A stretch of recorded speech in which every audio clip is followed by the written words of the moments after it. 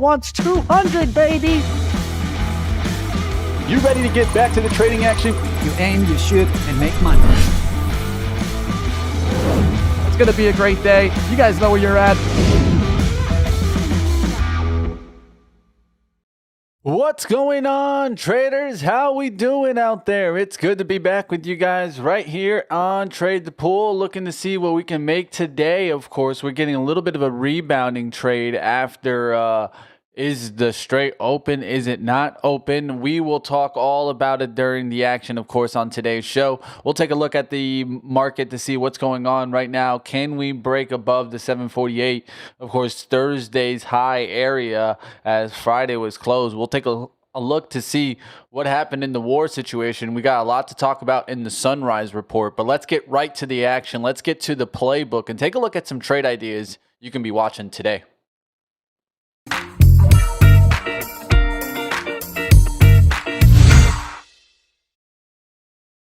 All right, first up, let's talk about AMRZ.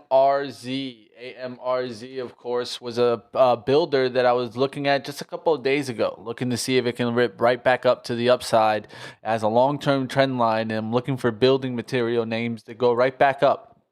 Areas to kind of keep an eye out that you can watch for are also like a carrier, right? CARR or TT, Train Technologies. Those are kind of your market leaders in this space, but I'm also looking at some kind of smaller plays to jump on that.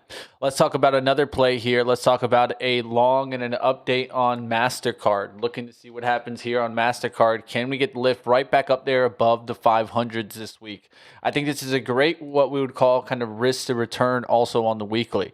You can see the weekly right there front and center, and it's right off the support. So if you could risk down towards the 486, 485 zone, you're only risking about 4 or 5 points for a potential move back above the 504 and breaking 510. So at least like a 20-point upside look. Let's see what happens on this setup. See if MasterCard can get on the move.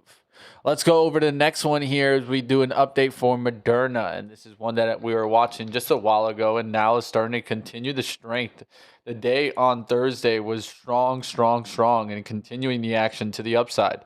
This was a stock that we were talking about before the open on Thursday, but now it has continued, and we'll play names off of this. And it's kind of interesting to see this, but Moderna is really making a hard comeback. So one name that I can also watch with this move is an NVAX. We'll look to see if this can get back above $10 today, and this could be a nice little lift with that, of course, stock. They both go side by side. The unstoppable standout, Moderna, has proven to be an absolute elite vehicle, pushing the 6406 in the pre-market. We'll see if it can continue pushing, and of course, the sector hasn't looked bad, right?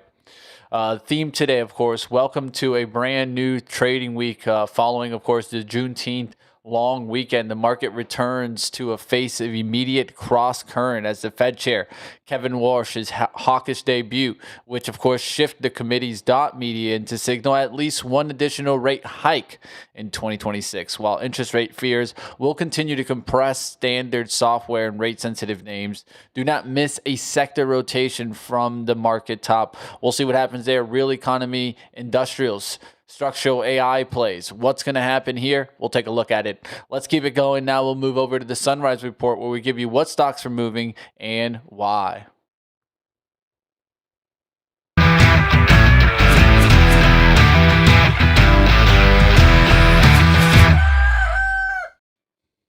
All right, traders, let's get to the action. Let's take a look here at what's going on. And looks like, of course, back from a long weekend.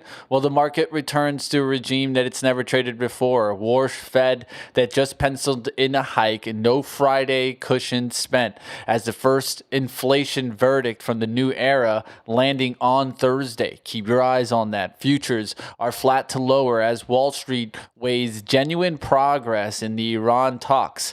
Weekend negotiations in Switzerland produced a roadmap to a final deal within 60 days. I thought the deal was done. I thought we signed the deal. Against a front-end yield curve, of course, sitting at a multi-month high. The peace dividend, of course, keeps oil pinned in the mid-70s, but it can't fully offset a bond marking now pricing in a September rate hike. The whole week, of course, funnels towards Thursday's May's PCE event, of course. As we get further and further away from the Fed guidance, these economic numbers will be facing more scrutiny. We'll be watching them closely here. The Fed's preferred inflation gauge is the first hard data to either validate or punctuate the hawkish dot plot. Today is a quiet, low docket session to see what's going on with positioning before that big test. We'll take a look at that action. Of course, the futures were kind of going sideways here. We'll take a look into the SPY here. The bond market, of course, kind of hanging out right now, but the equities may not be quiet. With the front, of course, the 2-year yield was roughly at 4.23, the highest since early 2025. The 10-year scaled right back above its 4.5 spot, the highest since June 12th, as traders digest the Fed that has flipped its dot towards a hike. And this is an unexpected turn, right? Now we need to see what happens with this, right? We'll continue to watch. Let's go to some dockets, of course. Let's go to the small things. Let's go to the stocks themselves. What is getting the move? Let's go to the first one here. APGE up 51%. Yes, you heard that right. It's an incredible liftoff as this stock is surged to roughly 136.50s pre-market after reports that AbbVie is closing in on a deal to acquire the inflammatory disease drug developer for nearly $11 billion. JP Morgan called the tie-up a solid fit, a clean biotech takeout premium, and the day's marquee signal stock move, entirely outside, of course, of the macro thesis. Let's get to SpaceX as we take a look there to SPCX. Some traders were thinking this was going to 400. Some were thinking this would go to the downside here. And boom, there it is. It's gone down there to the 170s and continuing to break to the downside. There it is. Will it break the IPO lows? Now that's what traders will be continuing to watch. We're right there. We're not too far off of it, right? The IPO opening price was 150. We're at 177. It could be happening today. All right, let's continue watching. We'll take a look at SpaceX. We'll watch to see what happens out there. It's down 3.7%, sliding to 178. Even after the pullback, it sits more than 31% above its 135 IPO price. That's really the price to watch in the long run. Moon Lake in Therapeutics. Let's go to that. That's MLTX. A lot of therapeutic stocks up today. It's a biotech Monday here as this jumps 18%, jumped to 22.75 after releasing a 52-week result of its phase 3 Vela program for its lead drug in I'm not even going to try to say that, right? So the late stage clinical data is doing what it does here, repricing the stock in a single gap. All right, we'll see what happens on some of these. There's also another biotech on the move there. There's Novocure, NVCR, getting hit down this time, though. This one's down 16% after it fell on its phase 3 trial data here. So it failed to meet its endpoint, and there you go. This is just a story of how it goes in the biotechs.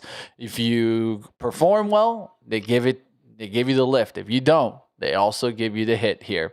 Chip names, of course, are going to be on the bid and on the watch. Micron this morning was up a little bit, of course. It reports on Wednesday this week. So we'll see what happens there. Micron continuing to push right back up there to the 190s. Can we get up to the 192, 193 spot here? I was watching it in the after hours at the 8 p.m. looking to see if maybe I would take the shot to the upside, but it really didn't give too much, right? It's up about $20.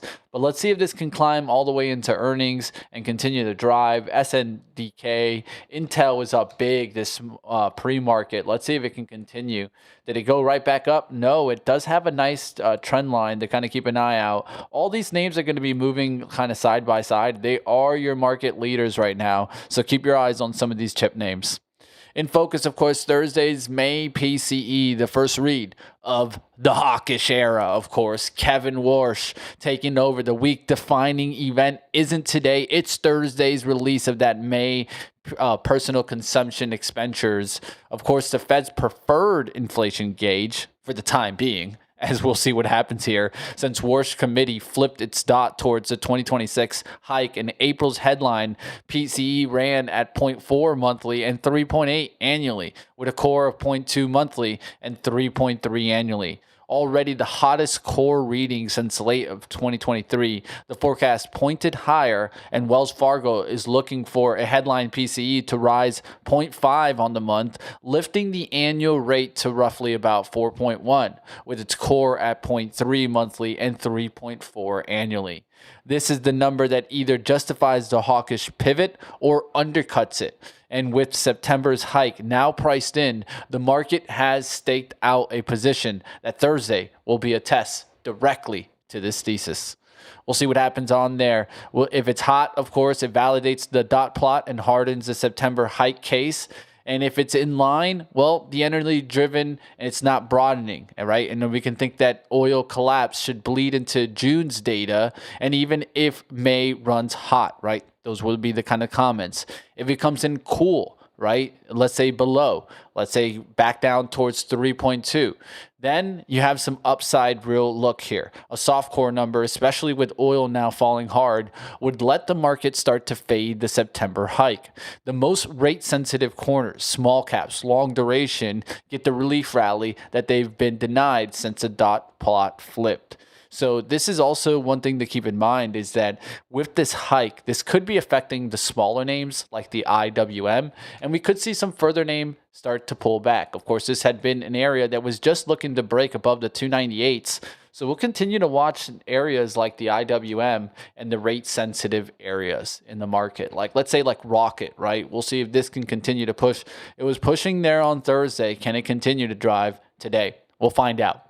All right, guys, we got a lot to talk about, of course, in the market. We'll take a look a little bit further into the calendar. But today is, of course, our beginning and kicking off of our one-on-one battles. Yes, you heard that right. Our P&L battles are kicking off, and you guys in the chat are in the lead. You guys are the ones participating. So stay tuned. Take a look into the description right now down below. Click that and sign up. If you guys want to go ahead here and battle with, of course, some of our champions. Let's see who's going to go ahead and take the prize, of course. In the description below, you guys will find that. Go ahead and sign up. And we're going to be taking the live on one battles right here from the chat. So go ahead, sign up right now. Don't miss out on your opportunity to come on and battle it out. Let's see who got it out there, who wants it, who's going to give the uppercut, get the 2%, and get some free accounts. Nothing wrong with getting some free accounts. How we doing out there, traders? It's good to be with you guys back in the chat. What's going on? It's good to see you guys out there. Let's say some hi to some friendly faces. Snowman, new hat, says Money Mitch. No, I've had this one. I actually got this one when we went to Toronto. Just rocking another hat, right? Nothing wrong with that, right?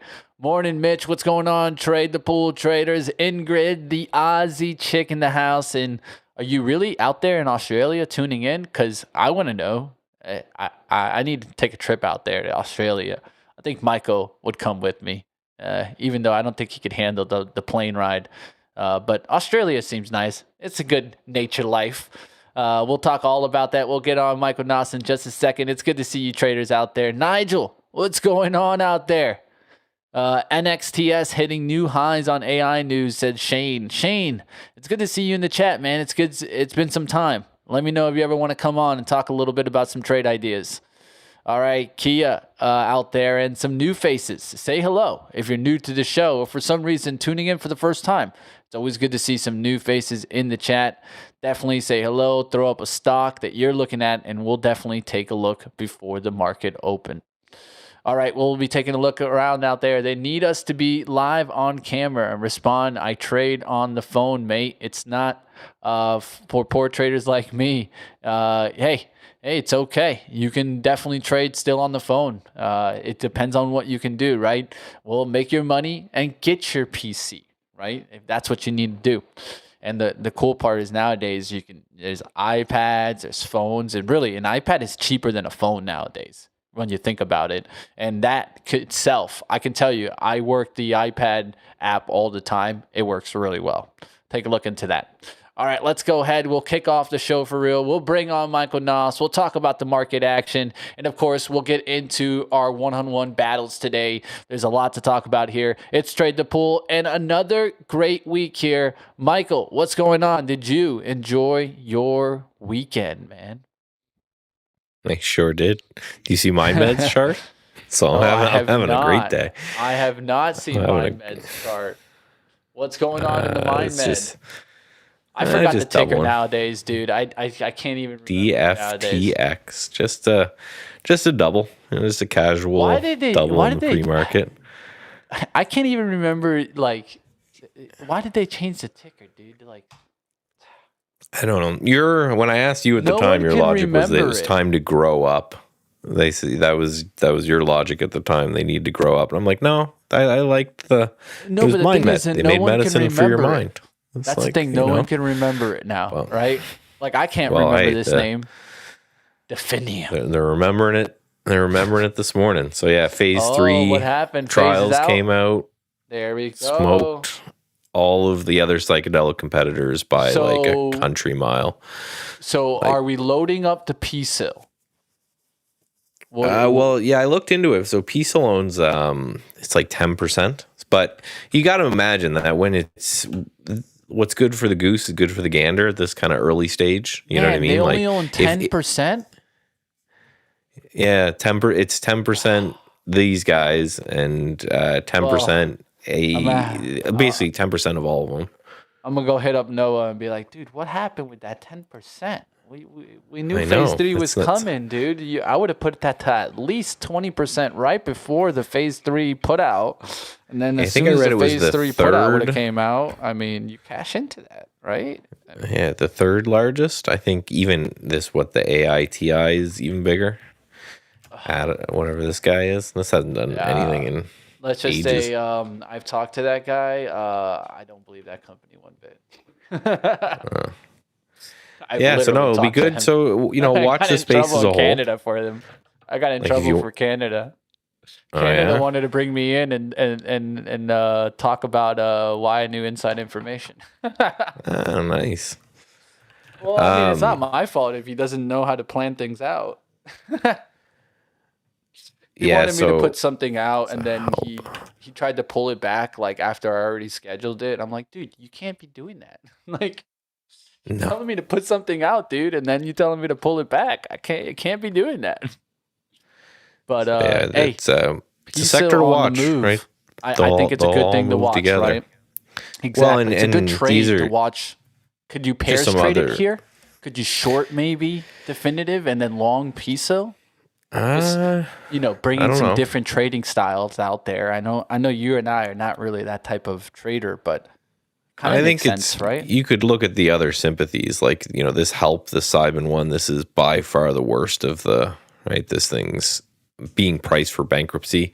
So I don't know, maybe it gets a little bit of a tick. I like this one if it gets the phase 3s and then all of a sudden gets bought out. It's the cheapest one. Yeah, it's market cap, these things are pretty low, right? Though this is only worth there you go. According to this, only worth $1 million. This company, like, I could buy this company, like all of it, for its market cap. It. So, but yeah, you can look. What's the other one? CYBN. This is the one that is probably, I think, the furthest along. CMPS. That's it. CMPS. That's the one that got the voucher. I think that was right here. So it got that voucher. That one's doing okay. And then AITI hasn't really moved. But yeah, it's all led by this one. And they just, not only did they smoke the endpoint, like the actual number that they needed to beat to say this is better than anything else in the market, but they also talked about how the average wait time was way less than they thought. People only needed to be in the office for, I think, 4 hours, as opposed to initially they were thinking 8. That was the amount of time it took them to, basically just not be wrecked on LSD, simply put, and be able to go home. Because, right, you obviously wouldn't want to take someone new to that and say, all right, go have fun. go have a blast. But yeah, so that's what I've been watching this morning. So I listened to their little call, doing great. As I've been talking for years now, I am irresponsibly long this name, so I'll take it. As for the market, yeah, well, as for the market, we're looking good here. We're popping up a little bit. I was really interested in like IBIT is having, so Bitcoin's having a really great weekend. If you know, we'll take a look at the kind of overnight chart, but they're still short. So let's go kind of like the everybody's wrong segment, or what are the wrong people doing? And they're all still short. I don't know why. But the Dow, they're about even. But here's the SP 500.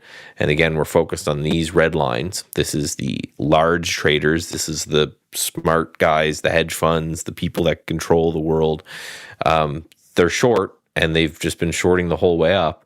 They haven't really changed their position too much last week. Again, we get these new charts once a week because that's just when they update, right? So the brokers report to the government, and the government puts the data together, and it spits it out on the weekend.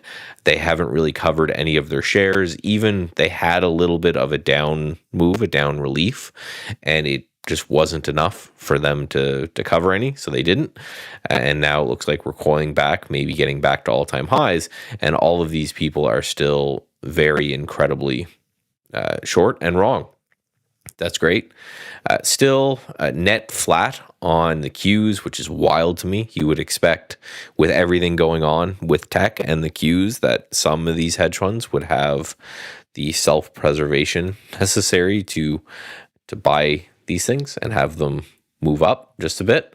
But no, they're still betting kind of even on that.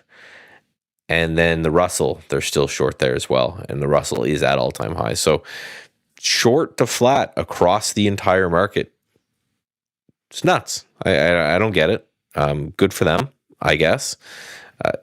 Glad it's not me. I'm glad I don't have my money in with these guys. One thing that was interesting when I wanted to look here at oil is that oil, they are still, they haven't sold, even though we had this massive breakdown. We had, some resolution. I don't know, is the war back on again? I haven't looked in the last 5 seconds. But we had a breakdown of some key resistance, or some support. Generally speaking, a lot of these large institutions, especially in this space, they're trend followers. So usually you see, right, a trend happen and the positioning move with the trend. That's why, again, it's shocking to me that they're short equities, because they're against the trend there, but they did not cover as any part of it. So there is no kind of let up here for being long crude, even though it's down nearly 50% from this high spike that we had, right? We got up to 120, we're at the 70s, so roughly give or take 50% there. And then I want to take a look here at currencies. I want to take a look here at the dollar and then Bitcoin, because the dollar is getting interesting, right? This is if we kind of go out just a little bit on this chart, it looks like we're challenging a potential breakout of this $100 area. Right? But the smart money is shorting against it, and the big guys are buying against it. Now, these aren't big positions, so I wouldn't consider these guys very long or very short, but they are a little bit long. And then the green line, which is the actual smart money out there, commercial hedgers, they're the ones that are actually shorting against this level. So we need to watch the dollar. I know the dollar is not that super interesting with stocks that are up 1,000% on the day, but for the overall kind of health of the economy, a dollar ripping is not good, because it means people have to reprice things faster. I always use the example to help people kind of get their brain around it of Apple, and just the fact that Apple, they sell computers everywhere, and all of their accounting would be in US dollars, but they sell computers up here in Canada. Well, they can't update the price on the website every day. That wouldn't be good practice, and it would kind of get people worried, I guess. If you're looking to buy a MacBook and every single day the price updates, that would be a hard purchasing decision to make. So they want to set the price once and then leave it. So if the dollar is moving dramatically, then it's very hard for them to know how much money they're actually going to make off these things. So just right, a erratic dollar is scary. The actual absolute price of the dollar doesn't really matter. It's movement. And you can look at this, you can see it a little bit in 2024, like or 2023 or so, when the market was selling, you can see the dollar was moving pretty dramatically. And if we go out again, right, this rip, I was just making jokes over and over again that people were buying AMC when the real meme stock was the dollar. This was 2022, right? This was when the bear market happened. You can see how much the dollar came up. And when the bear market ended, that's when the dollar kind of pulled back as well. So a stable dollar is what we see. And if we're getting this breakout, that's not what we're getting. We want that stable dollar, but that's not happening. So for me, when it comes to what I'm watching today, it's just Bitcoin's very interesting. Obviously, psychedelics I'll have an eye on. And just, are we going to challenge back at this all-time highs? Are we going to rip back up through here? Right, we are currently sitting right under Thursday's high, which is right here. So through that, maybe back through the gap, and maybe we start challenging all-time highs again.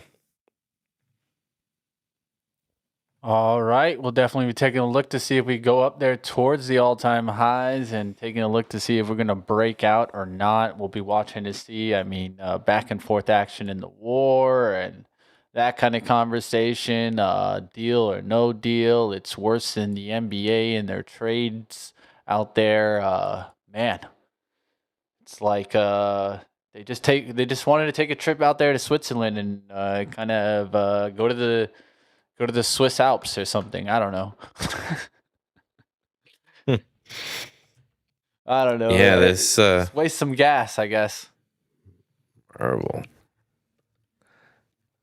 It's crazy because the people that were supposedly never agreeing to this deal are already going back to Iran. It's like, well, all right. Well, I guess they're coming right back in charge, so.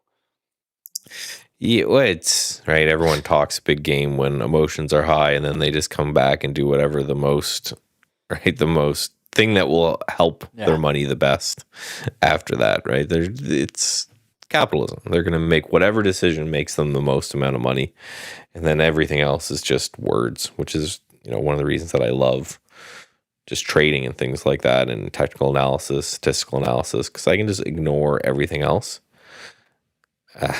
And just look at what the price and what the data says, because everybody is just saying things to make whatever bag it is that they want, and you can just kind of go from there. Rando's waking up to see MindMed here. Yeah. So far, let's not talk about it too much. Yeah, let's not jinx it. My target's 60. That's you ready to cash out? It's not at 60. it's a target 60. So you're gonna take it and run? Let's hope. If it gets to 60, I'll take out most. That's for sure. I'll take out that's what you got to do. Chunk. Earnings are coming up, right? You don't want to wait till then. That's July 27th. Yeah, earnings. Not earnings something really you want to wait for that. But you wouldn't want to wait for it, at least. If you can get it beforehand, take the money and run, right? That's what I would be thinking. And today's that day where you could get to like maybe 55, 50s. I do think it's potentially you can see that today on this name. So even right now in the pre-market, it doesn't look bad to maybe make another lift here towards 45 and 50s. Yeah, I've been holding since 5. I've been holding for like 3 years. So it's, one day up or down. Like doesn't $10 is about like 20%. So it doesn't look too bad. You're looking for another 40. Get it, Michael. Get it. Yeah, another 50% from here. That'd be 40, that'd be 50%, right? Then take that money and run, man. Nothing wrong with that. That's why you take some long-term investments, and why you also need to be looking into our swing accounts, right? You can be holding this name and cashing in and making an account just on this trade itself, right? So, yeah, I don't say we never give you anything, right? I don't know what the rules are with holding through phase 3 stuff, but usually they just kind of drop those out of the blue, so you can't really, you just got to deal with them as they come anyway. But someone's asking about Marvell And this was, and kind of probably what happened here. That was a sell imbalance. So at the end of we talked about this on Thursday, that we had, the witching, the triple witching or quadruple or 17 witches or whatever we're up to. And the idea is just that there's a whole bunch of options expiring. So at the end, at 10 minutes till the end of the day, the market makers put out and say, okay, we have a lot of people that are exercising options. So we need to either buy or sell a bunch of securities. And it came through and said, we need to sell a whole bunch of Marvell. Who's going to come buy it? And nobody said me. So that's it's not common that these sell imbalances move stocks that much, but when they do, it can sometimes be a pretty obvious tale, right? It's market makers going out there and saying, we need to buy a whole bunch of shares of a stock. And generally, when someone says that we need to buy a bunch, the price is gonna rip. In this case, they say we need to sell a bunch of shares of the stock, and the price starts tanking. And a very strong stock will have someone step up and say, wow, it's at a 10% discount of what it was just a few minutes ago. I'll take those and I'll buy them because I think the company is just going to rebound right back up. Didn't happen in Marvell's case, so that's what caused this little bit of a sell-off that happened here at the end of the day. So that imbalancing is something to keep an eye on. And then the question is it just kind of a little bit of a flash in the pan, or was that a breakout and then maybe a little bit of a sell down? And there's some problems under the hood, because a stock that's on fire like that should be able to cover that demand, I would think, really, really quickly, and it just didn't. So that's what happened there in our Marvell. We will see what happens there in Marvell. Of course, Marvell is going to be interesting to see what happens there. Micron, names like that, to see if they can continue to recover. Of course, Micron has earnings this week, so continue to watch those. Intel, another one that's watched this morning, as it had a nice little pop in the after hours and could be working its way back up, already doing it about a buck there as it starts to rise. We'll look to see what happens here in the SPY. Can we just continue to climb, continue to have the party? I guess we'll be watching for it, especially in the AI names. We'll see what happens in oil to see if we get a continued lift, or do we just take the gain or opportunity to go shorting again? I've talked about how any shorts or any pops on oil just seem to be like easy short opportunities. I feel like this morning we're getting another one. We'll see what happens towards the bell. Names like MPC, names like that, right? Are we going to see these names just come right back down? I think, if I look at plenty of these, they all look the same, where it's just like breaking some trends.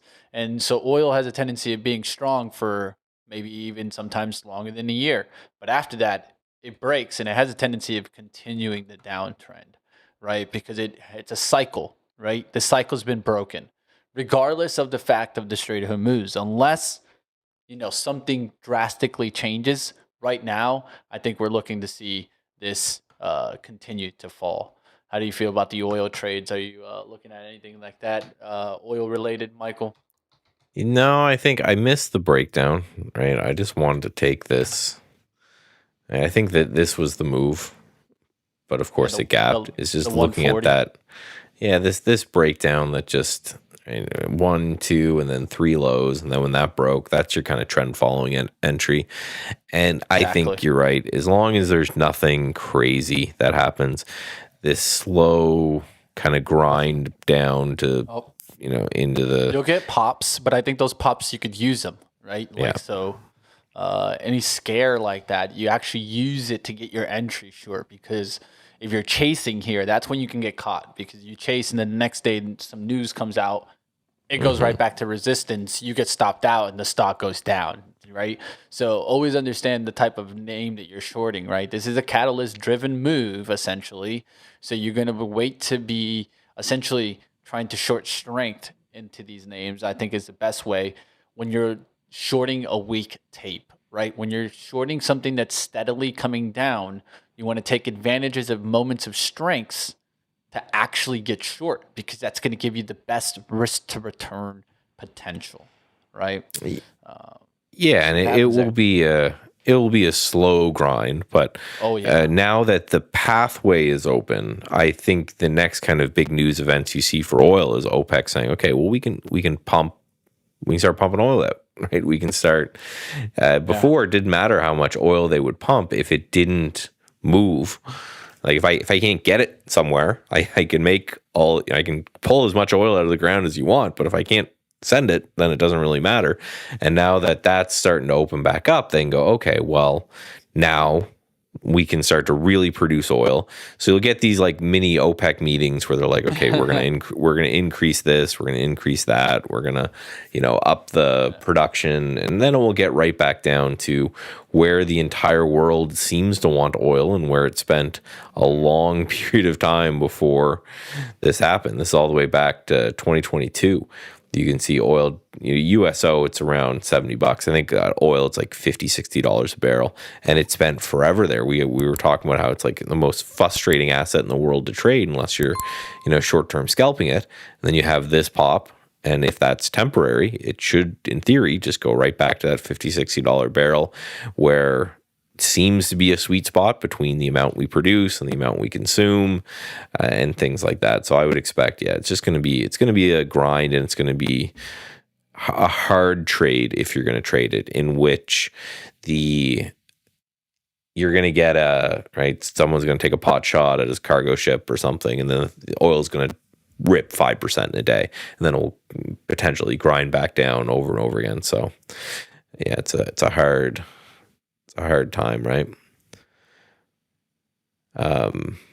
Saudi's leaving OPEC is interesting. That's, again, he's trying what Trump's trying to do. He's trying to like shake things up, but it's just so hard to, but he's just not doing the right moves there. Let's just be honest there, because the truth is what he wanted to accomplish by going over there to the Middle East was to lower prices, not to cause inflation, and handcuff himself as he appointed a new Fed chair for a reason. That was to cut rates, and now he has the complete opposite. He has someone in there that's trying to take over, and hasn't said a single dang thing about what Trump wants, right? So I don't know, man.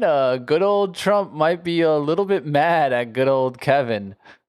So he might get it called down, because at the end of the day, this same thing happened with Jerome, if you guys remember, right? Trump was raw. Jerome Powell's coming in. Mm-hmm. I put him in. He's a great guy. He's the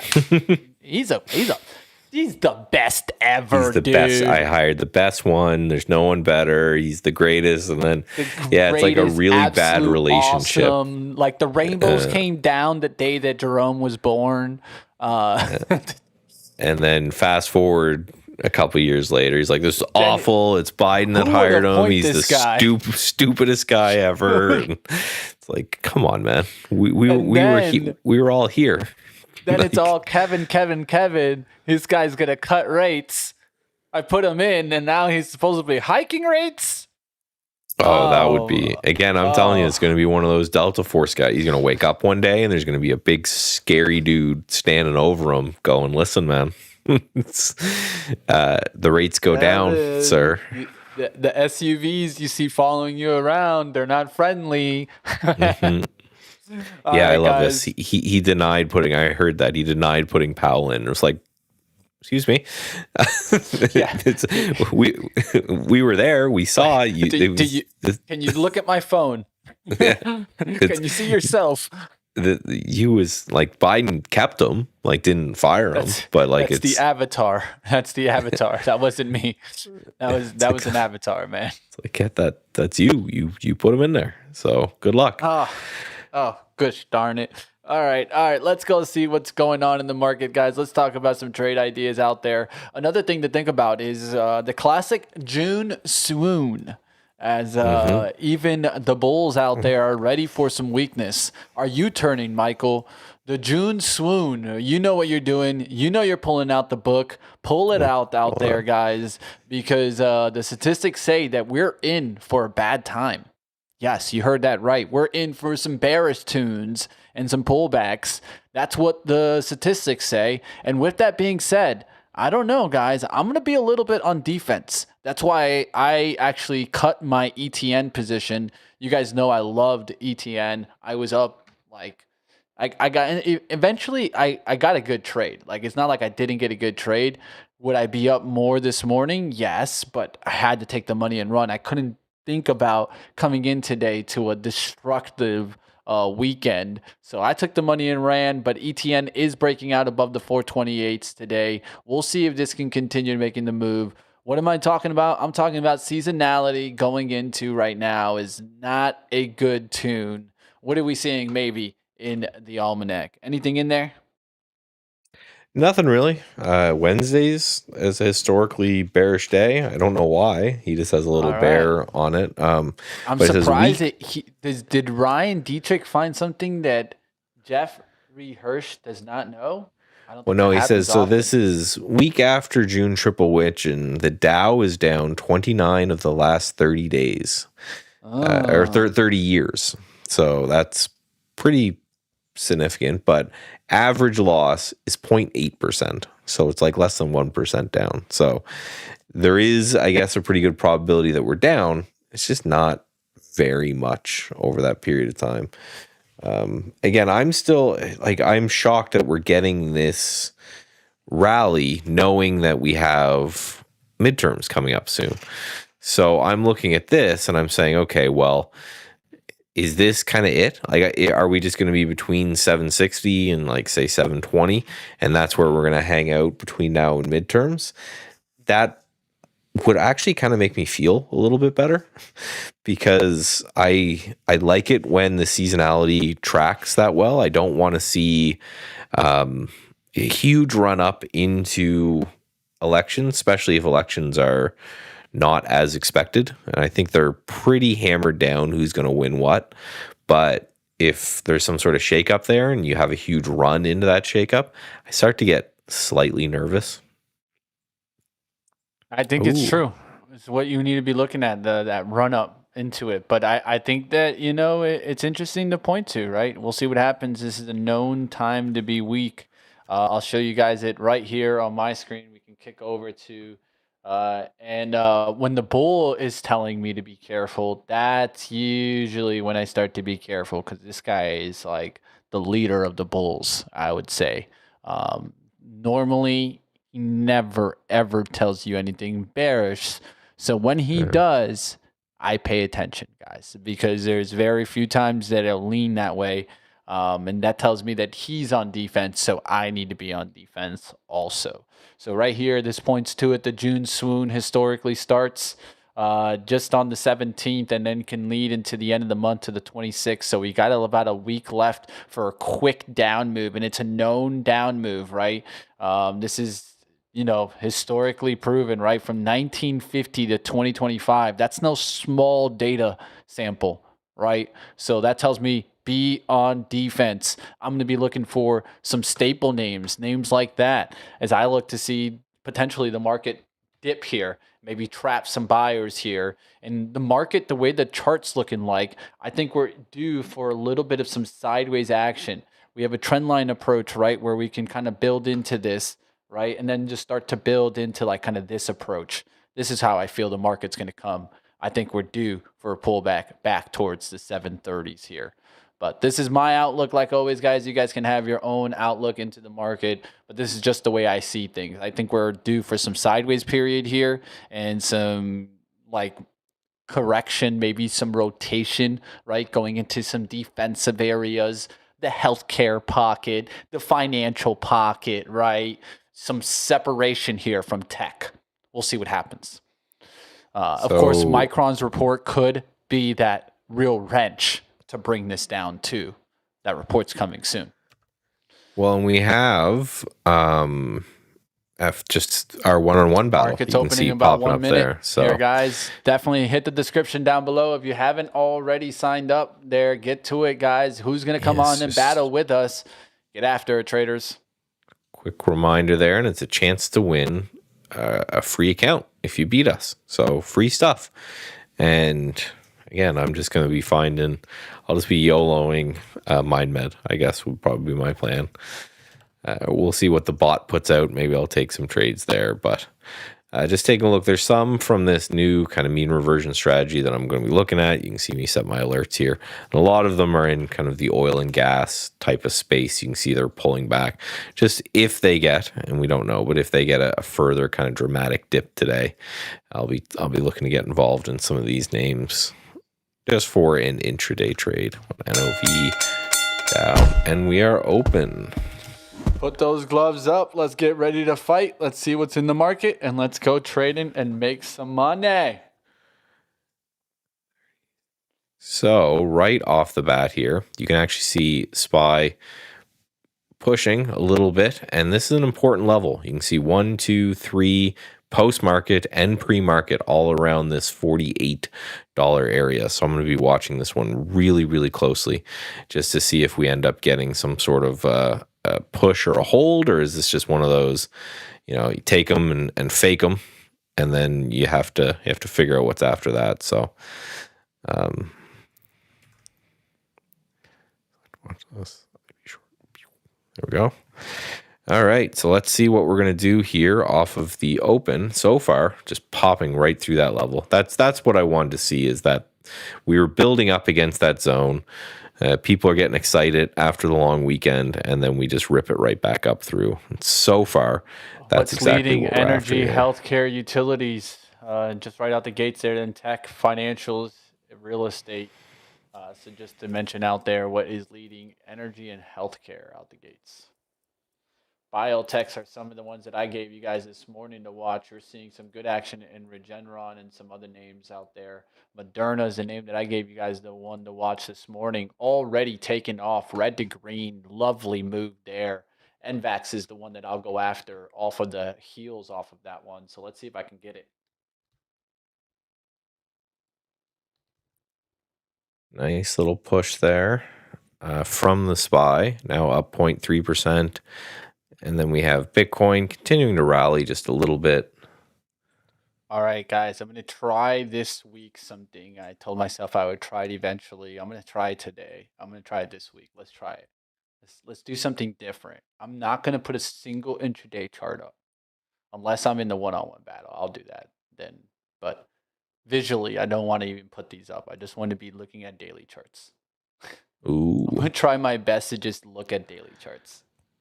I think you could do it. I think there'd be. It's hard. You could definitely, it's hard, right? Like it's hard to mentally not click on it, right? Like yes, just you gotta reprogram yourself just a bit to just act like it don't exist. Like there's no such thing. All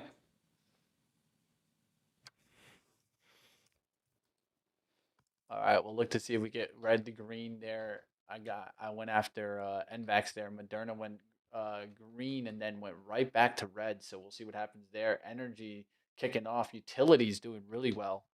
That's a big breakout in the XLU. That's a nice move there. NEE, CEG. You guys know how I feel about my power producers out there. AEP is another one. American Electric Power. Not a bad one. And there's an ETF out there that's combined utilities and independent power producers. I forgot the name right now, so I'm sorry that I don't know it, but that ETF is great. If you guys know it, maybe mention it in the chat. I know someone else told me it, but I forgot it right now. It's a really cool one, though. All right, looking to see if I can jump on some of these, like here. NRG. NRG will be a name that I would look at. I'm watching here. I'm looking for what's going on with the Mag 7. So everything else is doing well, but the MAGS, one of those guys is definitely having a bad day. I know Tesla was down, but it could be just SpaceX, right? Is that in the MAGS? Or no, yeah, so it could be Tesla. Yeah, because this one's still pulling back a bit. It's above yesterday's low. And what about NVIDIA? Meta. Oh, Meta had some. Meta and Google NVIDIA's getting ripping. the pounding. Yeah. Meta and Google getting pounded. That's your market down move. Look at the Qs coming down already, guys. Seeing that action coming in already. Being led by that Mag 7. Just be careful out there, traders. That's one thing I clearly see. So SOXS might be a trade for me here on the long side. Looking to see if we start to get some bearish action here. Marvell could be a nice short opportunity too. That thing is taking a beating right now. AVGO, a lot of names in the red there now for tech. Tech's about to go in the red. I might short SanDisk here off the top. So yeah, with the SPY actually holding up okay, showing that it's one of those, like the IWM is actually at new highs, breaking new all-time highs. So it's our tech is leading the down move, that's for sure.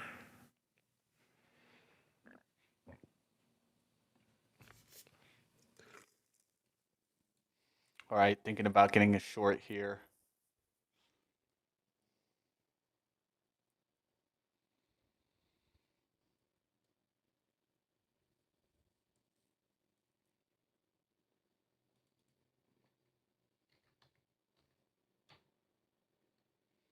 Stock sales fighting that 300. We'll see if it gets above it.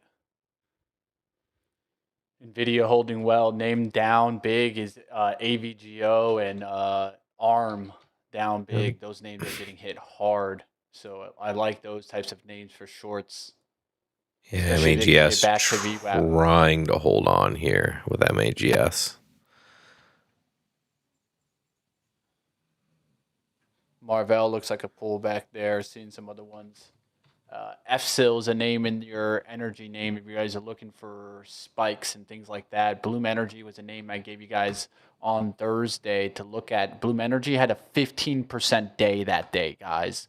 Don't say I don't give you guys anything. I literally gave you guys like 6 names that went over 10% on Thursday. So look at BE just taking off to the 340s. What a move there. IBIT, so Bitcoin continuing to break up, making a new high there. So getting some good action in the crypto front. I have so many trades. I bought so much stuff on when that Fed sell-off day. I'm just trying to work out of some of these to free up some capital. And I bought everything. Can't blame you, man. ETN just ripping there to 430s now. ETN continuing on its rip out. You guys know I gave you guys that stock right here all last week, and now it's to the 430s. Gave you guys that before 400, and now 430s. That's already a nice 6% gainer there on a nice standard diversified industrials, and you don't got to worry about disappearing anytime soon. AUR on the move here, guys. If you guys want a smaller one here, LiDAR play looks pretty good here. Starting to get a nice little move there, AUR. Yeah, Bitcoin looking very interesting here. And where's the IWM? IWM was kind of leading the charge, but MAGS, if you look at, IWM doing great. MAGS, MAGS, starting to rebound. So was looking really ugly in that first 5-minute candle, but it's starting to dig in here. So that might be something to keep an eye on if you're looking for some potential recovery across the market. We could see that one recover a little bit there as well. But yeah, I'm working out of like 1,000 positions here. You had that moment to buy that dip, and I did. And now long AUR. Yes, there's the SPY right back to highs. Q's back to highs there as well. So a little bit of a dip and rip off the open. Shake some people up.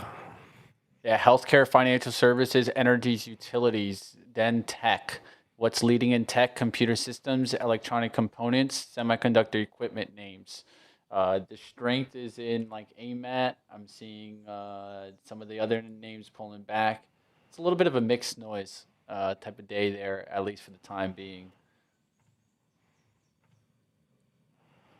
Green and AUR immediately out the gates there. I grabbed 400 shares already up there towards 640s. This looks really good. I might actually add to this on pullbacks. This looks like it just wants to take off here. Let's go ahead. Looks like we have some strength. I always like when I buy a position, right, and I get like like not a single penny on the pullback. Like it essentially just doesn't want to pull back. Could be a buy program on AUR. Let's see what happens. I'm taking the shot. And with that one, I'd look at like Ouster, right? I'd want to see Ouster maybe go towards the 50. So I'm just looking into the space and just trying to ride the momentum and LiDAR. There was a new LiDAR name I think that opened up. Forgot the ticker right now. A new IPO? Yeah, don't know. Sold puts on SPCX. Taxing. That's probably, if you're looking to get in based off the volatility numbers, it's probably a pretty good way to do it. You know, if it pulls back a bit, you're going to get a really good price when you adjust it for the, the volatility that you're selling there. It's probably a pretty good idea. Because, yeah, I bet it's probably just hanging out here. 3 positions on, guys. Looking to see what happens. Financial services, an area that definitely interests me, and SoFi is the name for me. It's pulling back. It had a pullback on Thursday. Looking to see if it can start to climb back here. Have to risk off the 17s here. I'm looking really for a break above 1850s and 19s in this week. So the question is, do I load off the low on the weeklies or do I wait for the daily break? Those are the types of things that I'm thinking about right now for SoFi.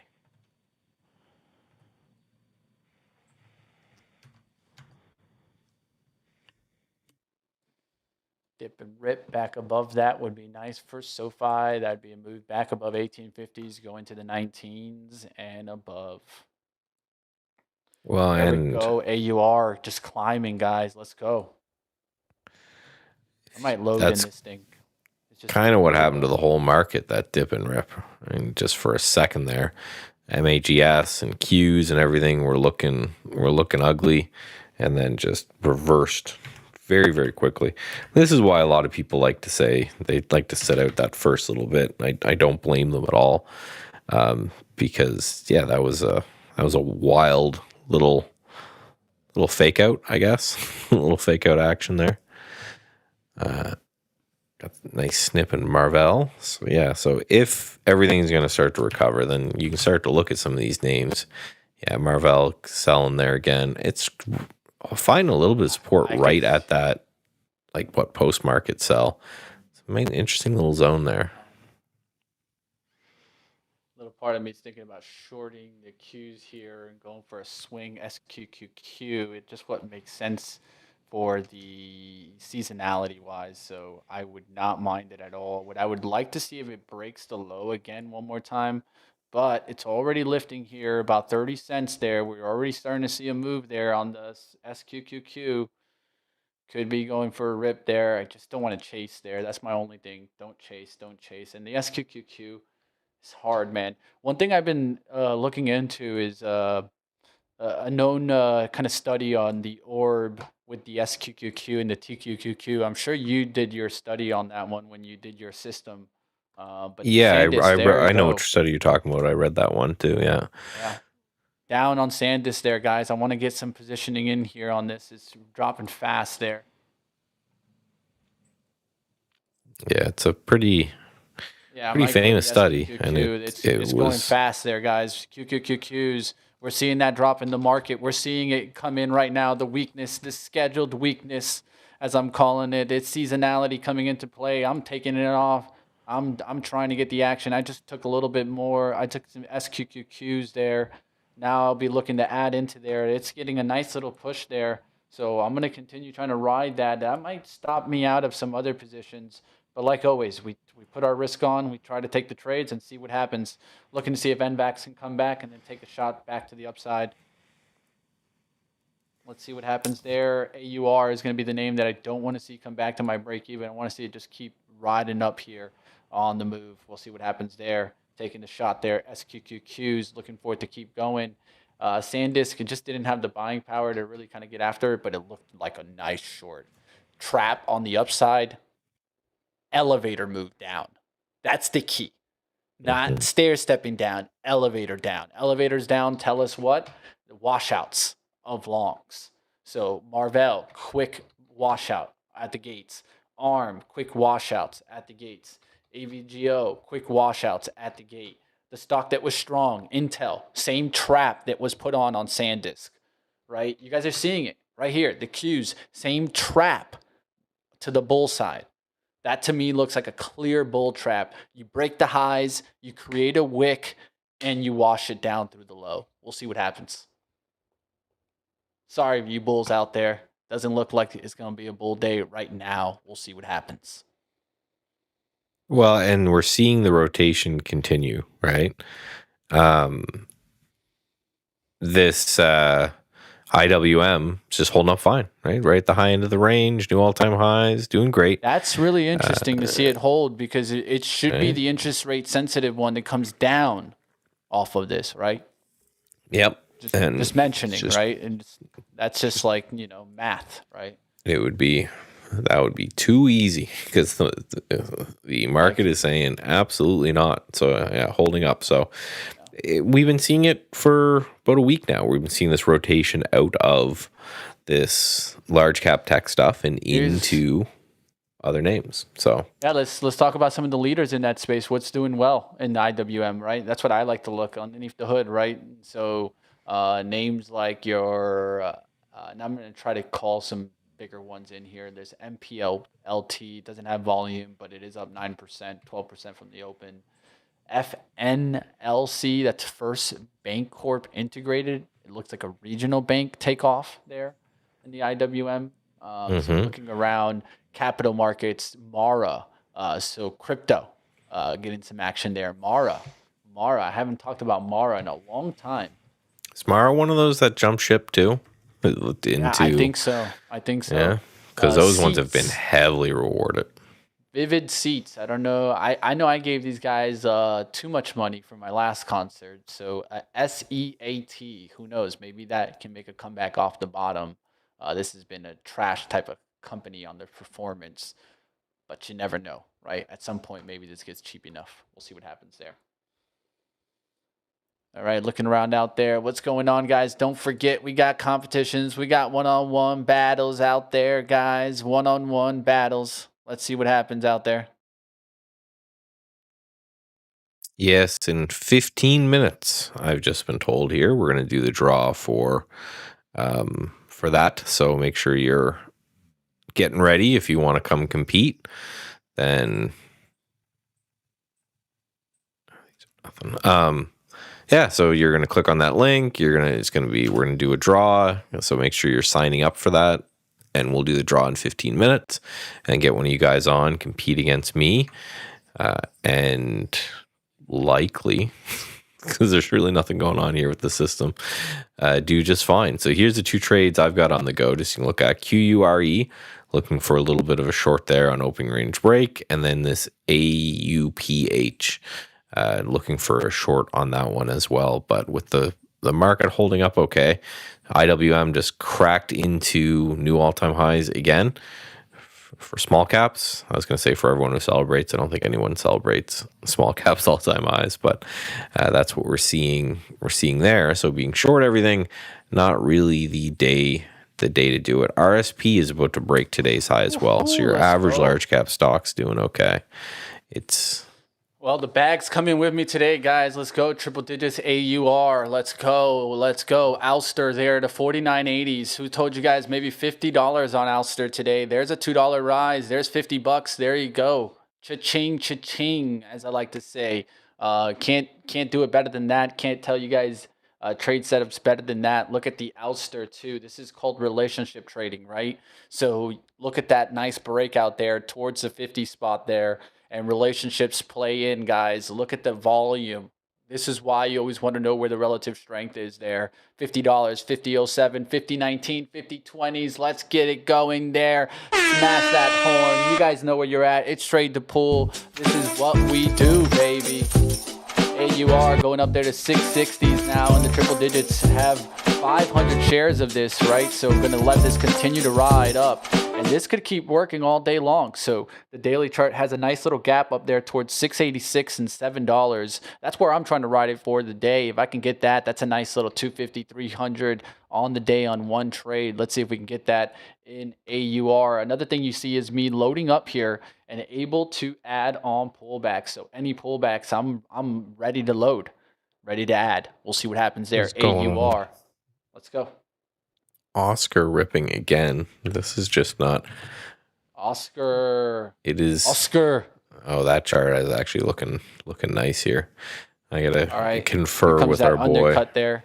We're getting this kind of range bounded move on the Qs. Just be careful out there, guys. You could get the undercuts, expanded range, continuing to play in and kind of chopping around for the first hour of the day. And I think that's what we've seen. Like you see this head and shoulders pattern, right?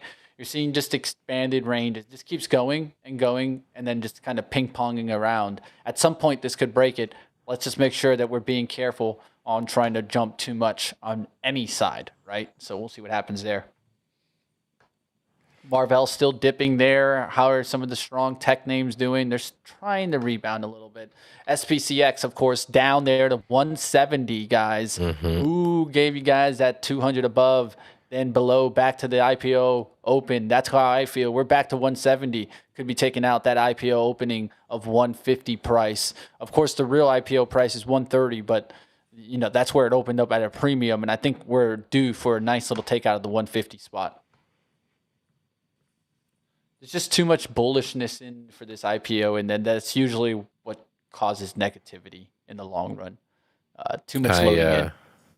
I joined you on that tack. I liked your idea there. So I just sold some 165 puts here. Just there you go. It's one of those. I've got my 200 shares. I figure I'll go up to 500 kind of max. So I sold a couple puts down there. So if I get it, great. If not, or we get a bounce from here instead, I'll probably cover for a decent little win, but just looking to get, just trading it on the pullback. So I've got that good average price anyway, and this just kind of continues to lower that price. Look at the Qs just ping-ponging, man. It's wild. It's just ping-pong action out there, guys. You're getting that next move down. It creates that low again. So I just put the risk off there, right? It could still undercut the 36 and, maybe it could come back, but now I know exactly where I want to kind of risk off a low around this area. Could go to the 36.95 if I wanted to. It's not going to make it too much of a difference. If it breaks that, then you're probably getting a breakout on the Qs anyways. So that type of mentality, right? You'll see we get that Qs breakout. The one stock that I'd keep an eye out is that Micron, right? Because it has earnings this week, right? That's going to affect a lot of stocks out there. Apple, the one that's holding in. Remember I told you guys with the news that came out, kind of you could see the twist right back into Apple after the earnings, and that's exactly what I think you saw. Institutions took this dip and were like, thank you. You guys can get scared about all this. We'll take it. Especially in a time right now, Michael, when you're going to get maybe June swoon. Doesn't it make sense to go with the value mega cap? Yeah, maybe. Value tech. It's usually Apple. Just to give you guys that idea. And I see that happen all the time. I just keep seeing the market kind of price in that. Tesla coming right back in here, guys, up 2% on the day. Apple, Microsoft doing well. That's another telling sign. Microsoft doing well. They're selling off the other ones. They're buying up the other ones. Whoa. Why the hell is Xbox? What the hell is this? So Roundhill came out with this ticker called Xbox that's in the mags. It's an ultra short duration, no dividend target. I don't know what the hell this is. Yeah, no. If you're getting that ticker, it should be like gaming companies. Like that'd be a good ETF for. Dude, you put Take-Two, like video game guys or something. Come on. Listen, Crow. Listen, you're not allowed to talk about MindMed in this chat. We've talked about this, buddy. I'm having a very good day.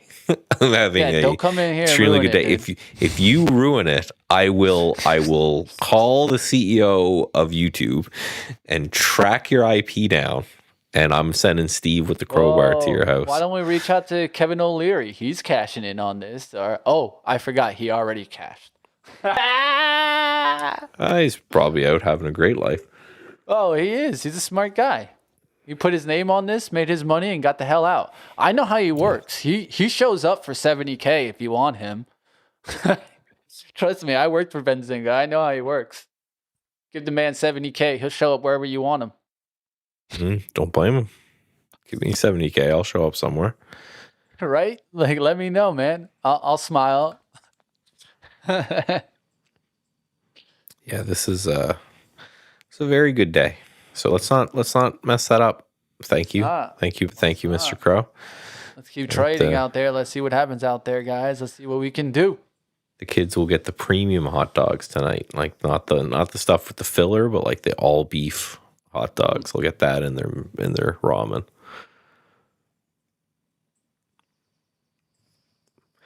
He did. So just one more thing, because I know Crows. Protein. I did. I had the call in my ear while I was working out this morning, and he did hint that their next phase 3 trial is going to be done soon, because this was the one for depression, but they've got another one on the go for anxiety, which anxiety is a much bigger market, even though it's in every psychology study just kind of says they're the same thing. If you got one, you're going to get the other kind of thing. But they're coming out with the anxiety one. It's supposed to be the end of next quarter. But he kind of hinted that it might be a little bit earlier. So I'll take it if we're going to continue to get 50% rips every time they renounce. So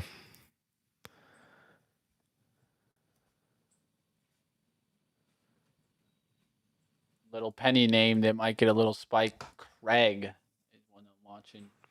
FLNC hanging in there up to 26, trying to break out with BE, of course. Looking into these leaders in independent power producing. You guys know I've been all on that trade, and I think today you might see a little pullback in TLN, so I'm not jumping too much in those. I took NRG as the one that had lag, so sometimes I look for the lag if I miss the trade. Right, I missed the trade. Well, look for the one that hasn't gone. There's no need to kind of reach for the one that's just too far gone. Right, so I went NRG. This is that trade here.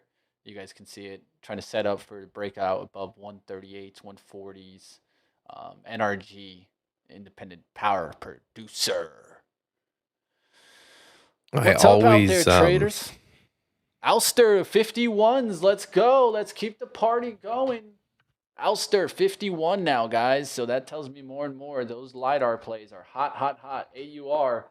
Let's keep the party alive. I'm looking for any breakdown, any pullback to add to the trade. Let's go. Well, yeah, I did read something about NVIDIA talking about humanoid robots this morning. So that will really juice the LiDAR thing, because I think that's still how they're going to move around as of now. Where did I see that news? That was from Bloomberg. Let's see if we see Mobileye get them moved in, like an everything type of move, right? So Mobileye could be a nice pick, as just like a in the dirt type of name. Jensen directly talking about humanoid robots being the next frontier of things. So that's probably why a lot of this stuff is going. Okay, so robots, you must think what also? Right, you must think like COHR, coherent. So, so you start to think opticals, right? So that's what I would tell you guys. And so this is why you need to know your themes. This is why I go through things, right? This is why I tell you guys things like LITE is one name that I look to see if maybe we can see a little bit of a turnaround there. But coherent is definitely one of those names already getting the lift, about $16 from that mention. Seeing Mobileye get the move there. I might take a shot there. Mobileye is just dipping into the space, right? So let me go ahead and do that. I'll take a little bit there. It's a smaller name there, but I'm seeing a lot of loading up. So if I'm seeing a lot of loading up, that means I will take the shot with it. Let's go for it. Oh, yeah. Hive ripping. So Hive is one of those ones I do know for sure. They jumped ship. We saw Mara making the move, so I like that Hive call out. I saw it in the chat earlier. I'm sorry I missed it, but I'll give you the shout out. I know where it's deserved, right? And so take a look at those names. I think those are not bad ones to look at. And whenever these move, I always look at Hut. I can't believe Hut's 128, man. It's wicked. Well, they were one of the first to just go. Like insane, big props to them. They were right, very early. They were like, they did it right. They're like screw Bitcoin, and then I think it's all about the how much, because a lot of them are still doing some Bitcoin mining, but I think what they're doing is they're getting their like really high end stuff to do AI, and then the lower end stuff does the Bitcoin stuff. So.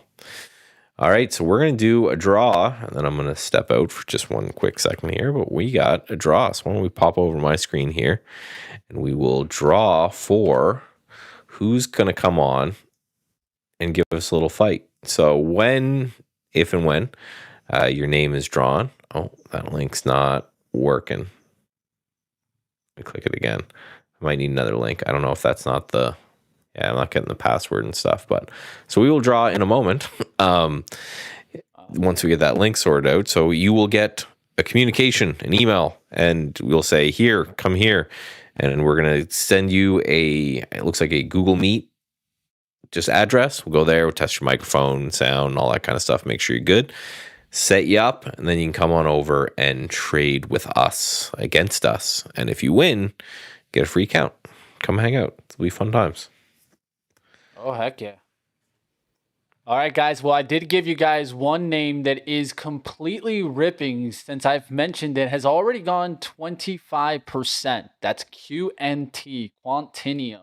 Told you guys the IPOs might shift over and start to create a frenzy. And QNT is definitely that quantum name that is doing just that. Gave you guys this name before the open on Thursday. So don't say that Money Mitch doesn't give you guys any gifts out there. That's a 25%er on QNT and Quantinium going to the moon, potentially. We'll see. Man, what a liftoff in this one. It's in the software space. It's in the right space for the day, as the tug of war is there. Fig is a clear example. Tug of war is starting to pull towards the software names, not the hardware names. But we'll see if technology can continue right now. Seeing that start to push their apps, also getting a lift there. I got to buy some IVG. I like this. So this line I had drawn from a while ago. You can see prior high. Yeah. We pull back to it. We found a little bit of support, and now we're nice, solid candle up. So as long as we hold this the end of today, I'm going to be piling back into my IVG play for that software. Yeah. I added, guys, I have 600 now of AUR and continuing to just see the I don't know what it is. It just looks to me like there's a buy program on, and I'm just jumping out and riding the ship. Let's go. We'll see what happens. They're up 3% on that one, and just riding on the other trades out there. See if they can hold on. All right, I have a link. So let me just grab. Let's go. Here. All right, we should be ready to go. All right, here's the live draw, guys, for the one-on-one. Get in after it. Smash the like. Let's go. Okay, we have 2.5 seconds of shake, and then we have one winner. So there's our 2.5 seconds of shake, and Chris H. Welcome, Chris H. Come hang out, have a good time. So you will get a communique, and then from that communication, you want to come and hang out and come trade against one of us. Have a fun time. I got to step out for just 1 second. I'll be right back, guys. All right, let's keep it going, guys. We'll see what happens out there. I'll control the screen, and we'll get after the trade action there and see what we can make, guys. So right now, AUR being my top position up there to 661. Continuing to rise out there. We'll see if we can continue to party out there. 635s right now, holding in let's see, that's my pullback, a buy there, down there. We get some pullback opportunity. Looking to see these names continue to make a move up there. Overall, on the day, you're seeing financial services now take lead. I told you guys, watch to see that continued capital rotation. MasterCard is the name that I'd give you guys, and a nice little pullback. We'll look to see if this can start to climb. I like this name here. I'm going to take a shot here. I don't mind it here. Let's see what buying power I can get here. It's probably not going to move the fastest, but it doesn't look bad here. I also like SoFi, right? You guys know I've mentioned that already. That was back when it was at 1740s. It got up there to the 18s, now giving you a pullback opportunity. We'll see what happens there as we're looking to see if SoFi can rip right back through the 1860s. And 19 is one name I'd definitely take a look at. Upstart, another one, right? Some lending names also on the rise out there. And this looks interesting here on the pullback. We'll see what happens on a name like Upstart on this pullback. What's going on out there? We'll get to the action. We're getting to the one-on-one competitions coming up soon, guys. Smash it up out there, guys. Let's keep going. All right, guys, looks like we will be doing another raffle here, guys, in just a second here. So let me get that pulled up here, and then we'll go ahead and get to that raffle. Let's go ahead. Let me pull it up, get this link up here, and then we'll kick things off into another earnings challenge raffle here. All right, let me get that set up here and put into the action there, guys. Are you guys ready?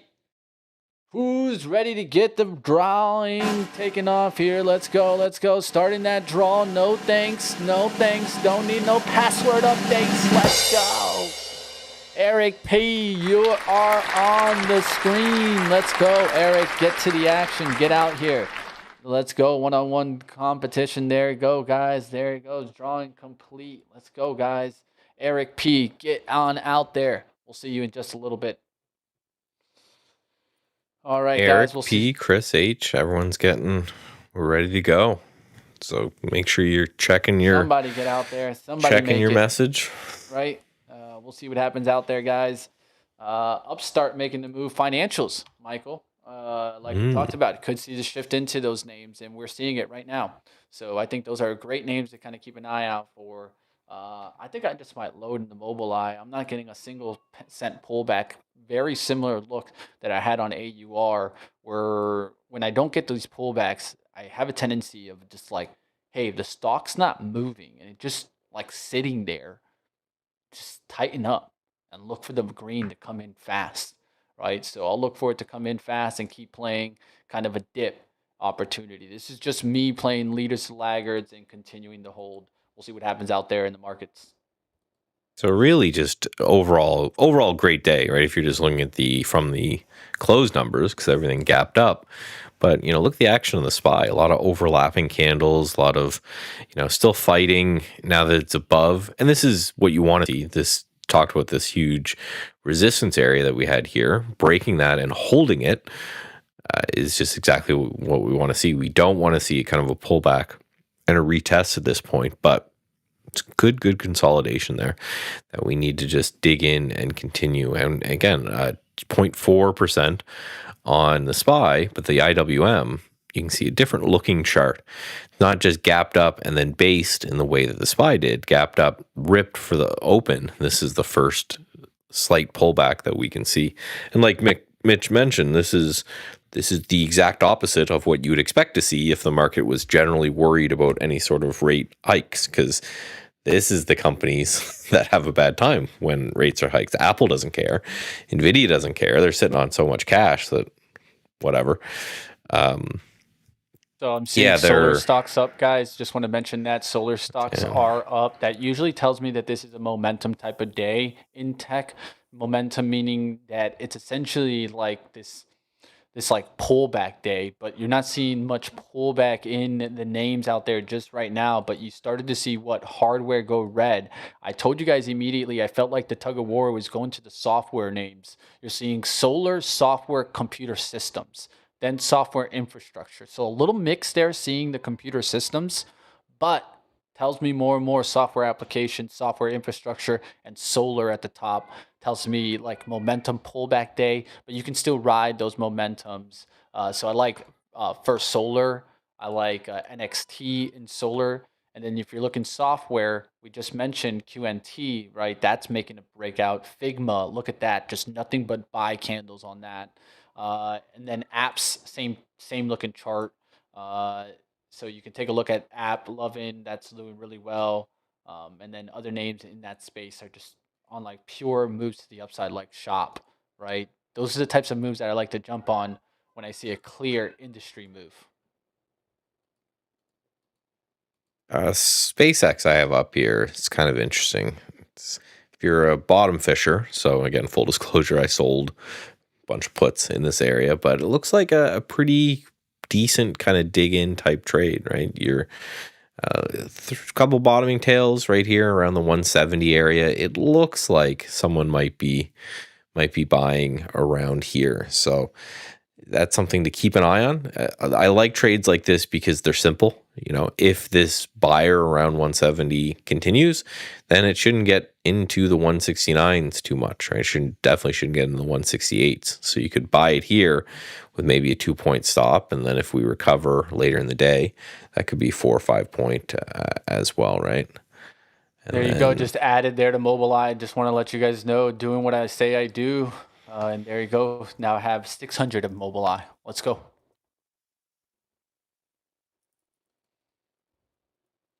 All right, guys, this should be a fun one. Let's keep going.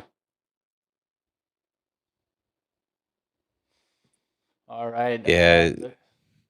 We talked about Crow talking about US Canada currency.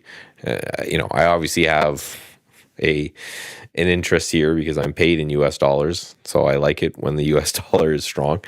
But that's going to have a lot to do with oil, right? Our dollar is gonna fall back quite a bit if oil continues to fall and the dollar continues to hold up. So if you're looking at the Canadian dollar, it's what we do. Gold, that's been pulling back. We do oil, that's been pulling back, and that's what it.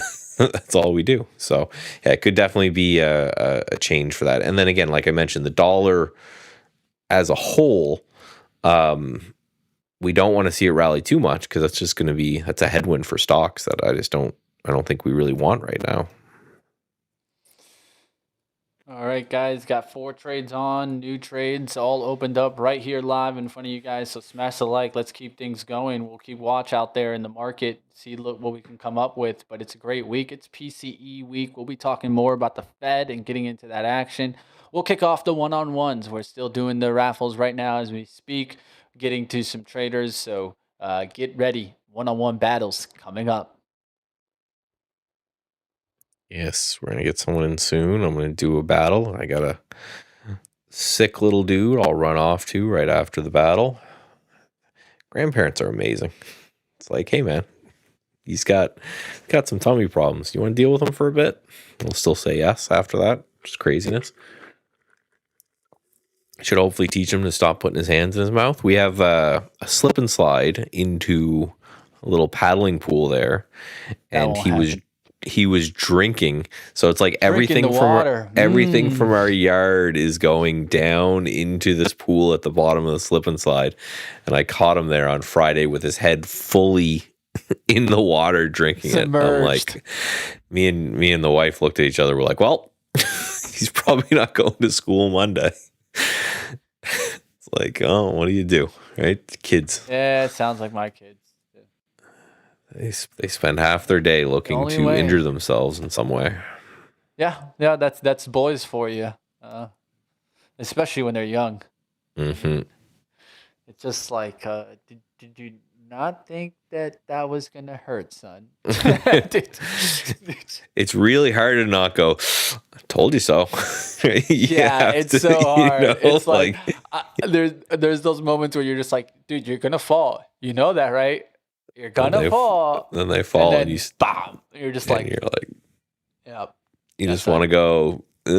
First, you got to wait, and then you got to do the whole. Okay, are you okay? That's how a trader is. Now that's why we don't do that thing.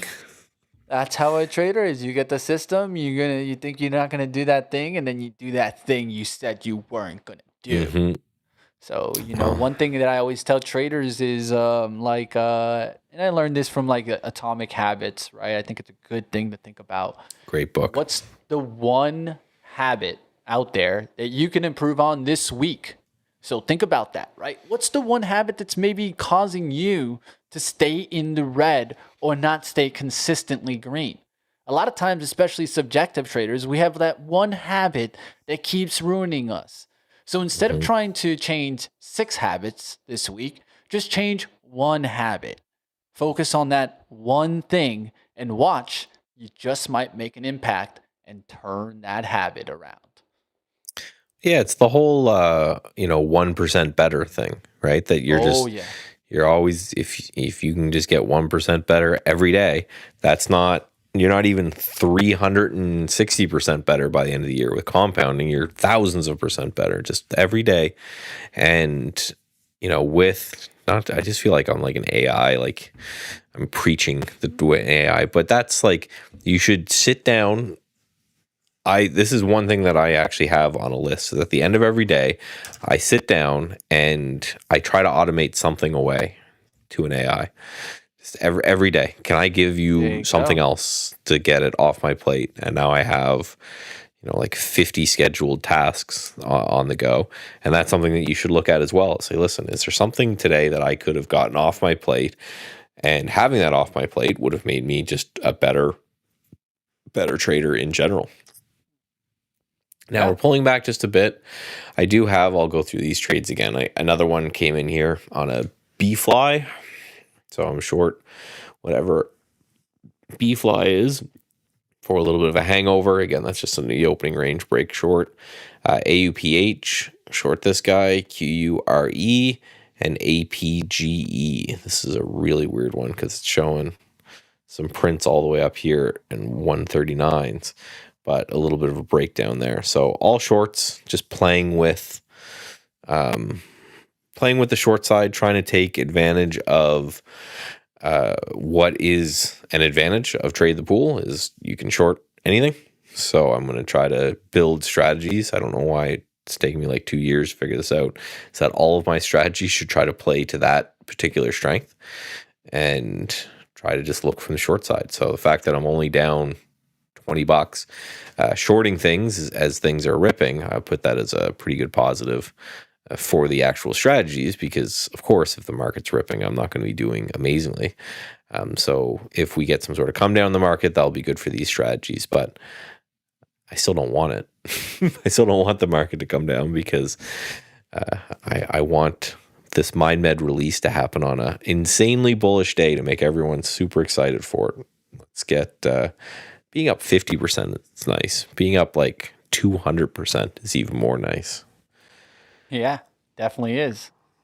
We'll see what happens out there, guys. I guess X is breaking. But I'm reading this on X, so maybe not. I'm just reading from Walter Bloomberg. Users report show problems with X on down detector. That's fine. Not a big deal. SpaceX mandated to banks to arrange 6 fixed income investor calls that will be held June 22nd. Isn't that today? Today is June 22nd. That's QQQ now starting to get going there, guys. I might cut some. I need to cut. Oh, they're offering bonds. That's probably why they're falling today. Potential offering by SpaceX of senior unsecured notes across 5 to 30 years, U.S. denominated 10 years expected to follow. So that's why they're getting hit a bit. They're raising money. You generally don't want them raising money. Starting to see that breakdown come in, guys. The Qs are starting to reject here. Now the question is, what do I come after?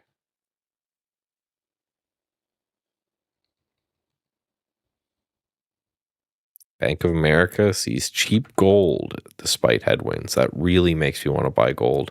I'm such a cynic. Like I just read this little tweet. I'm glad I didn't say it. I'm such a cynic because I just tweet it. It's just a headline. B of A expects cheap gold, and I'm like, I'm instantly in my brain. I'm like, it wasn't me, guys. I'm such a cynical little bastard. I'm just like, I should just buy. You got a little devil on your shoulder, as they say, Michael. Do I just buy gold here? Let's just say you got a little devil on your shoulder, The other guy, and the other guy likes to jump on the other side sometimes. He's like, what the hell? Like, go with the cynical approach. It's like, these guys are jerks. Let's actually go. Let's take a look. What's the gold positioning? So you go metals. And again, you can do this all on FinViz, not affiliated with it. But I just always feel like I should say these things. They gave me a free FinViz Elite just because I tweeted their stuff. Doesn't look like anything's crazy in positioning there. They sold a bit of gold, but FinViz is not a bad little service. Yeah, relatively good price, right? It's not. I love them for helping out the traders with the free resources. So, and that's what I was saying. Like, you get a lot there for free. You got to get, smacked in the face with ads a lot, but they got to make their money somehow. I don't really blame them for that. No, if anything, you got to give them some love. They have traders out that can't afford anything, right? Because that's, I would say, if it's the number one resource for free stuff out there.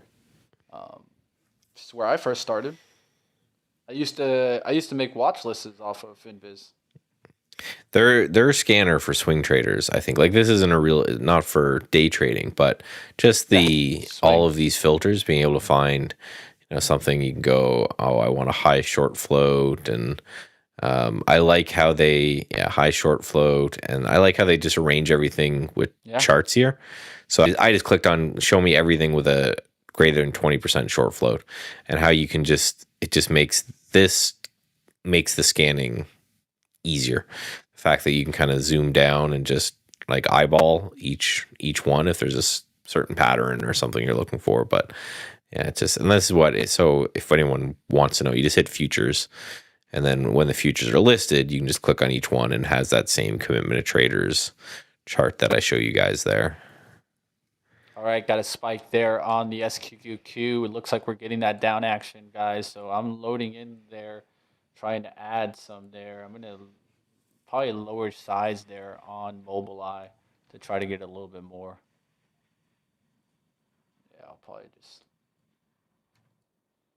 lower size on Mobileye to try to get a little bit more SQQQ here.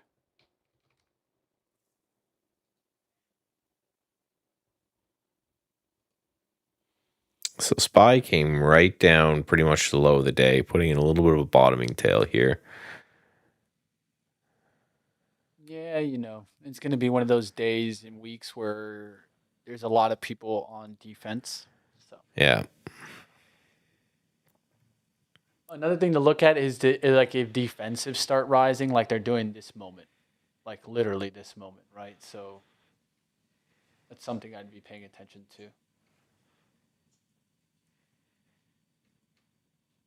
Grocery stores up today, ACI, Sprouts, right? Seeing that type of day. It's a Sow Good, SOWG. What's this thing? Jeez, that's a weird chart.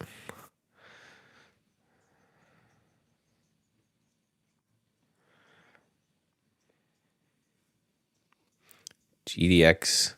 Yeah, but GDXU is gold miner juice. It's not gold.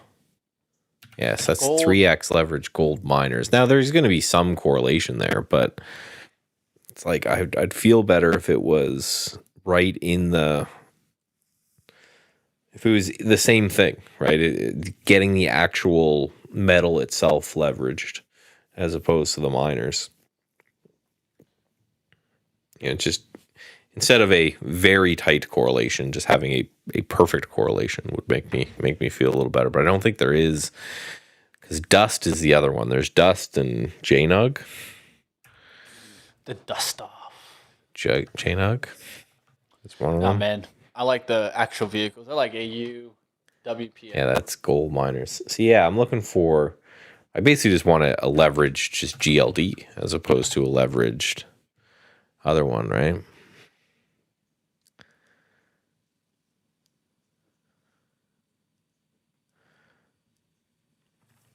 All right, man. I'm gonna take a quick second. I think I'm having some construction workers work on my new patio, so Nice. time to get to work, man.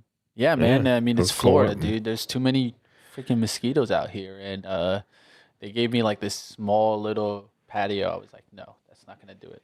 Like, you can get the housewife, but I need the backyard. Yeah, don't blame me there. I don't know about you, Michael, but like, especially at the end of the day, everything ends. I kind of have to go outside.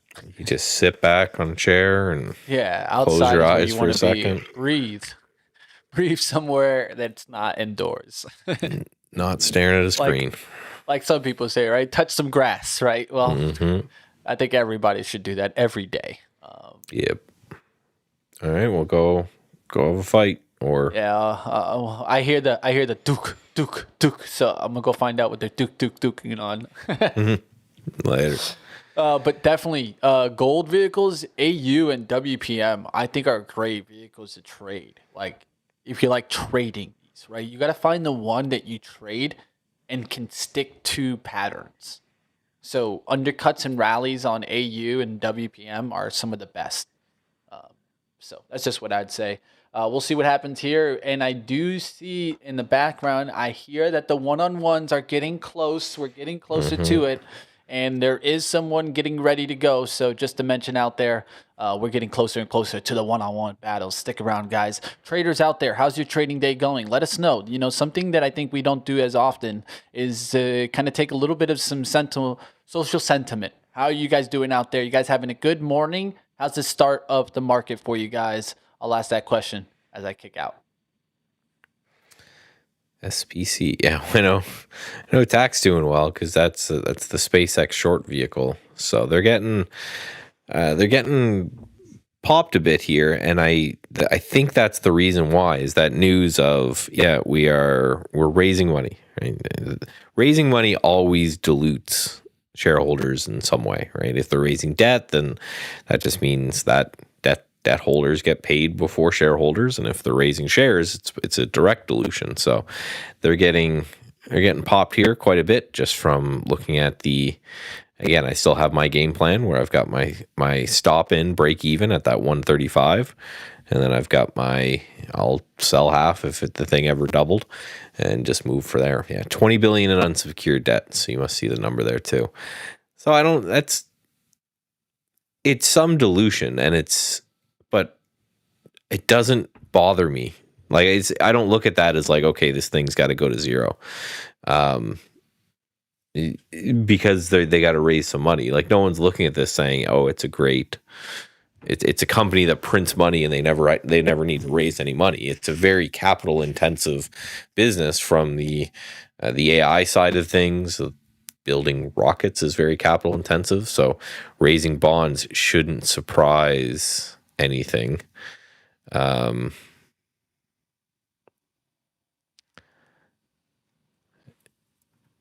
then there's Trump's tweeting about some reflecting pool. So I guess he's not mad about wars. So that's great.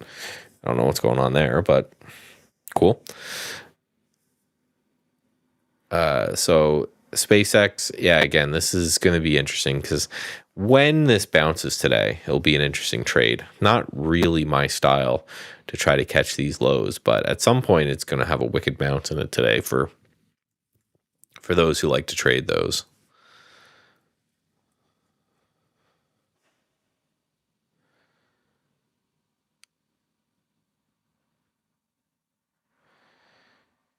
I'm just looking here to see if there's any new news coming through.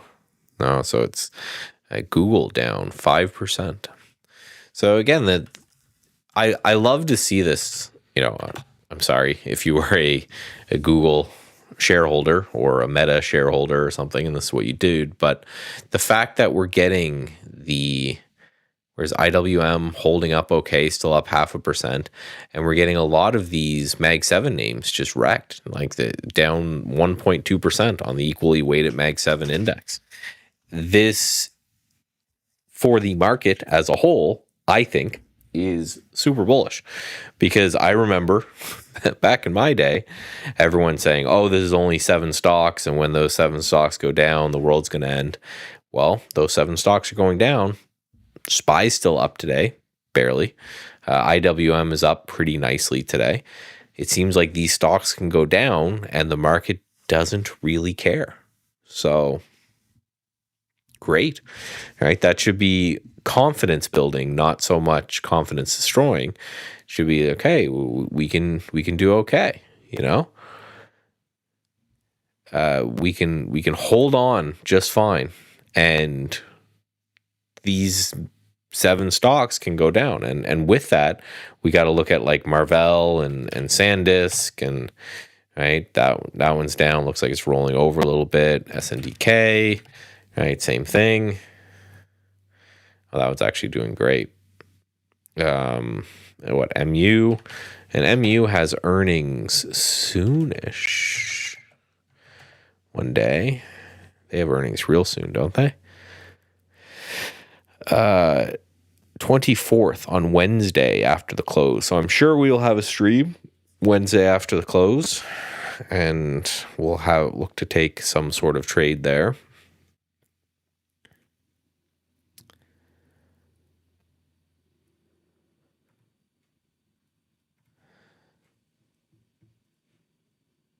All right. So yeah, IBIT, round trip on IBIT is not really what we want to see. That candle does not look great right now, but still a long time to go. Yeah, like Tax says, Wednesday for MU, that's going to be an important one to keep in mind. That's going to be a pretty big deal there. And just going through my list, right? Everything is holding on okay, except for some of these Mag 7 names. Like this, the SPCX is looking kind of gross. So we can, you know, take a look there and see if there's going to be some sort of a bounce. I'm not hurrying to add more just yet. In the 160s is where I sold my calls or my puts. So it's got, what, a week or so to bounce, or I'll buy some shares. I'll be okay if I buy some shares.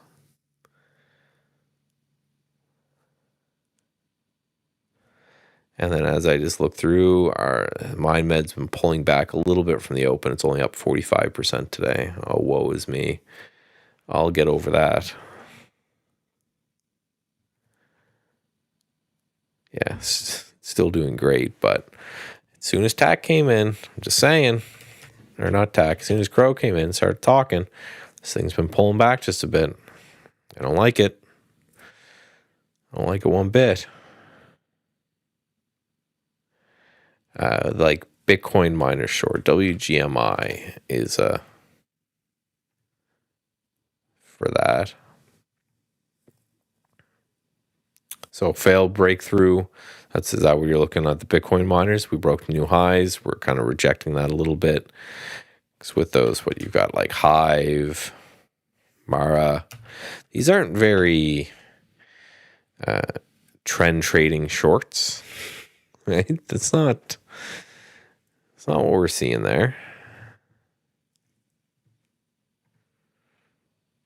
That's not very turtle of you.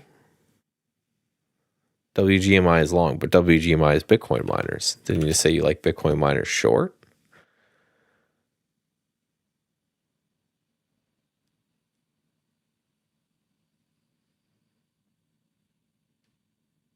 Yeah, I thought you said like Mara. Well, what is... Isn't it just going to hold it? WGMI Holdings.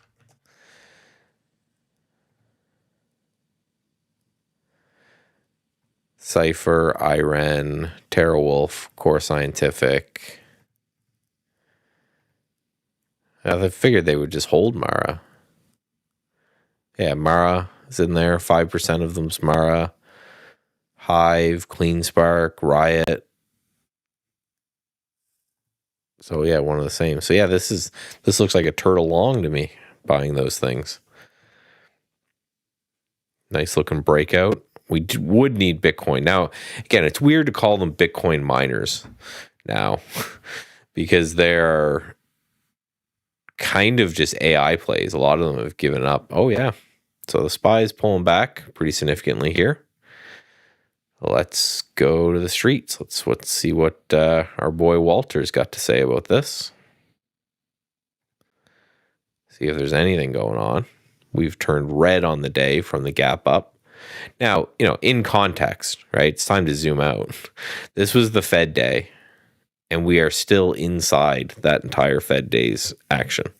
So we had this huge kind of waterfall sell-off on the Fed day, and we're just hanging out inside that, right? So yes, a down day, but in context, not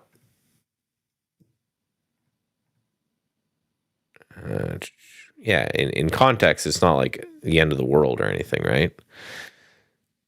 We're just inside yesterday's range, inside this kind of total range.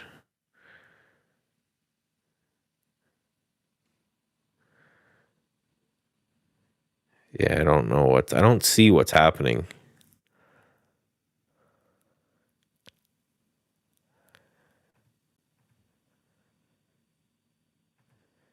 Yeah, I don't see any news that would cause potential sell-off here, but just seeing that Google's down. It's like, okay, great. Now the time to sell some more SpaceX puts. Isn't that we're getting a little capitulation, maybe?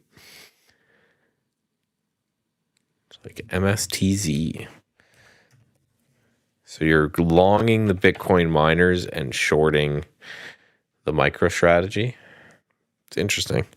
I just, if I go in, I take a look at like the overall Bitcoin chart. It's starting to look a little, and I'm not a huge Wyckoff guy, but it's starting to look a little bit Wyckoffy to me, right? So if we grab these, and then this one, and then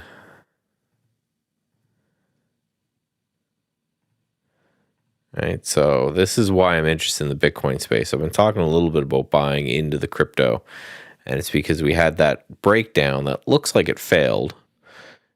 So if, there's a lot of ifs there, and if we end up holding this bounce and rebounding, then we could have that Bitcoin that sold off, potentially putting in a little bit of a bounce in through there. And right, you can always look at, so we go Wyckoff accumulation. And what up, man? Wyckoff, now you're talking my language. So we'll do this one. Hey, did you guys see that SQQQ move? Let's go! Down goes the Qs. All right, so take this chart and then just put it over here. Right, I don't know, this is looking pretty spot on to me. Right, you've got your downtrend. Right, you've got support formed. You got this little spring action. It looks like we're kind of right there right now. And again, you guys know that how much I like these things, just because if we get into the 57s, I'm wrong. Right? If we break this low and we hold a break of that low, I'm wrong. And it's time to go. I am just, we have this sell-off and then a bounce, and then I know right where I'm wrong. And if we're right, we end up getting to this high, then through this high. You're talking, we get back to 122. I'm buying it in the 67s. I'm essentially looking for a double, and I'm risking, what's this on a percentage basis? Well, it won't let me do that right now, but ruler. Yeah, I'm risking 10%, and if I'm right, I'm going to double my money. Like that's, you got to almost take those. Like someone's going to beat you up if you don't end up taking them. So you kind of have to do it. So we're getting this, that's what I'm looking at on the crypto space. Again, to me, it just looks like a low probability, right? The probability is that it's probably going to roll over and I'm wrong, but just such a high risk reward play. I'm like, well, I just have to do it. You know, I just kind of have to do that. I can't just not take that trade, right? Yeah, I can't blame you for going after it, taking some trades. If they're set, they're set. Right? You got to take the shot. AVTX, biotech going really strong today. I'm seeing the biotechs holding in there. Healthcare plans holding in. That'll make you happy, Michael. Clover Health continuing to hold. Alliance Health now almost 400. Crazy to think that we mentioned that one. That was the one that I picked at 310. So of course, probably didn't give you as much returns as Oscar did, but it did get up there to the 420s. 37%, not too bad. Oscar, right? I mean, Oscar nearly tripled. So yeah, I'm glad about that. Yeah, you went with the beta, right? The potential of the move, right? Well, I guess just to carry on our conversation, right? Ignore this, but re-look at this, right? You've got your support. You have a breakdown of support that recovers quickly. And then let's go back to our Wyckoff, right? Support, a break, and then it gets to the resistance and it chops around for a while. So the way I look at Oscar is it got back to that resistance, it chopped around for a while, then broke through. So this is just doing like perfectly, you know, just absolutely perfectly the way it should if these are these kind of bottoming type patterns. So now in the grand scheme of things, what I like about this one is looks to me just like a huge, there's your cup, there's your handle. We're missing some data here. Let's just go back here, get all the data. Do the weekly. So this is how I have this drawn out. At the prior all-time high there is like $40. So if we get back there, that's great. That will be a great trade considering I took OSCX. I took the DGen leverage play. So from the 20s, right, it's up to 108. So it's been a 5x ripper from here.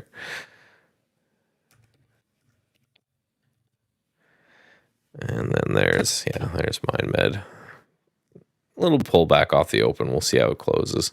Hopefully, it's around 60. I think we got someone in the back here, so I got to do this quick, or I gotta. I will take over to in a bounce. second. I'm just getting my platform ready here. Yeah, I'm doing this as well. So I think I'm in the right one here. I confirmed up here. Don't worry, you're not gonna have to do the battle, man. I'll do it for you. All right, cool. Well, once you're good to go, I'll go see how the little fart's doing. 101. Just setting up the account right now, and then we'll bring him on. You know what? Claude's not fast enough to help me out with the rap battle crow, so. Okay. My screen trade setup is set. Let me just make sure that I can get an order in before I bring him on. Same thing I think he should do is a little test order in the back. But hey, it's all dependent on. I just do one share, and I don't think he'll call you out for cheating. So.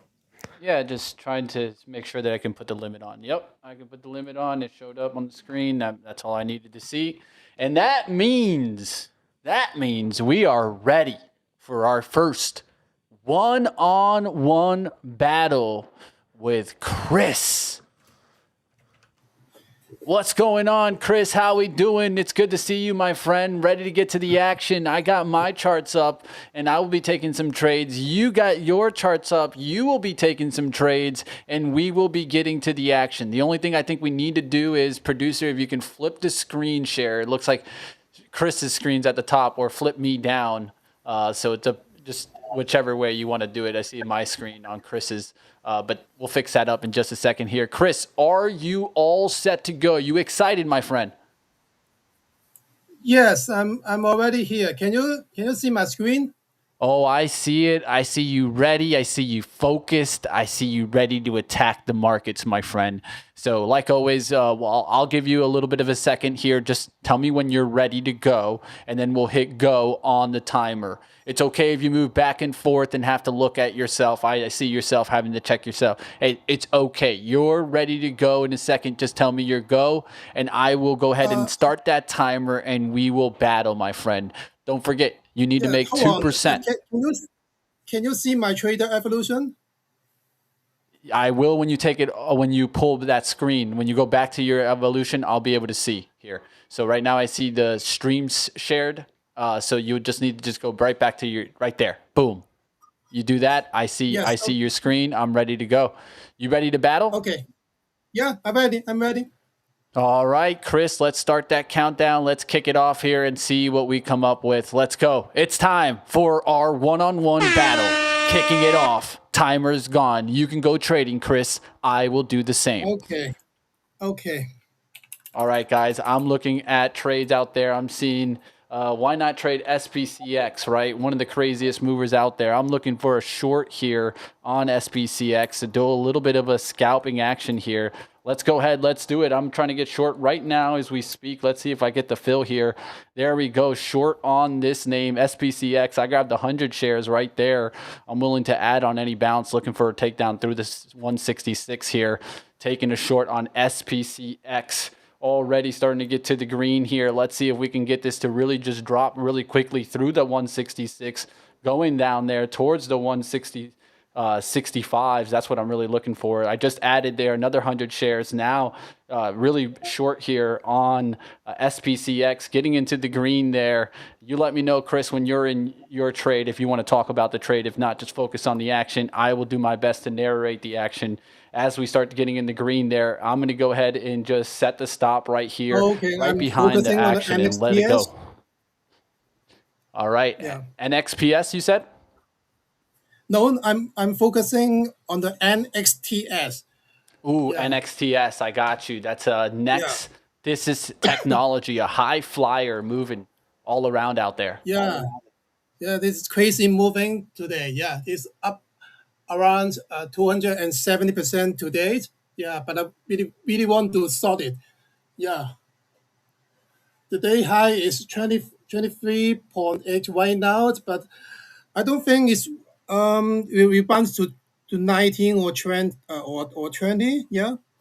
Just I need to make another sort again. Yeah.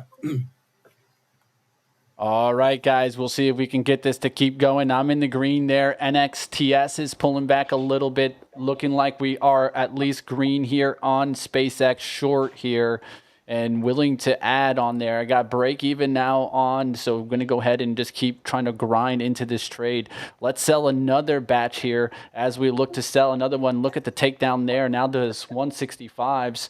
Starting to get up almost a full % here. So any bounce, I'll be able to add in on this trade and seeing the come down on SPCX. So short here and ready to get after it. Taking off that stop here as I'm up 127. Let's go ahead. Let's take a little bit of an ad here and look for the takedown. There's the ad for another takedown move. What are you doing on NXTS? Daily limit. Oh, you hit the daily limit. There you go. Chris, you have lost, my friend. But guess what? You have won in experience, my friend. Looks like you got a max hit there, guys. So I'm going to go ahead and cash in and celebrate the competition. Let's see if I cash. You know what, Chris? I'm going to at least give you the opportunity here to see if I cash.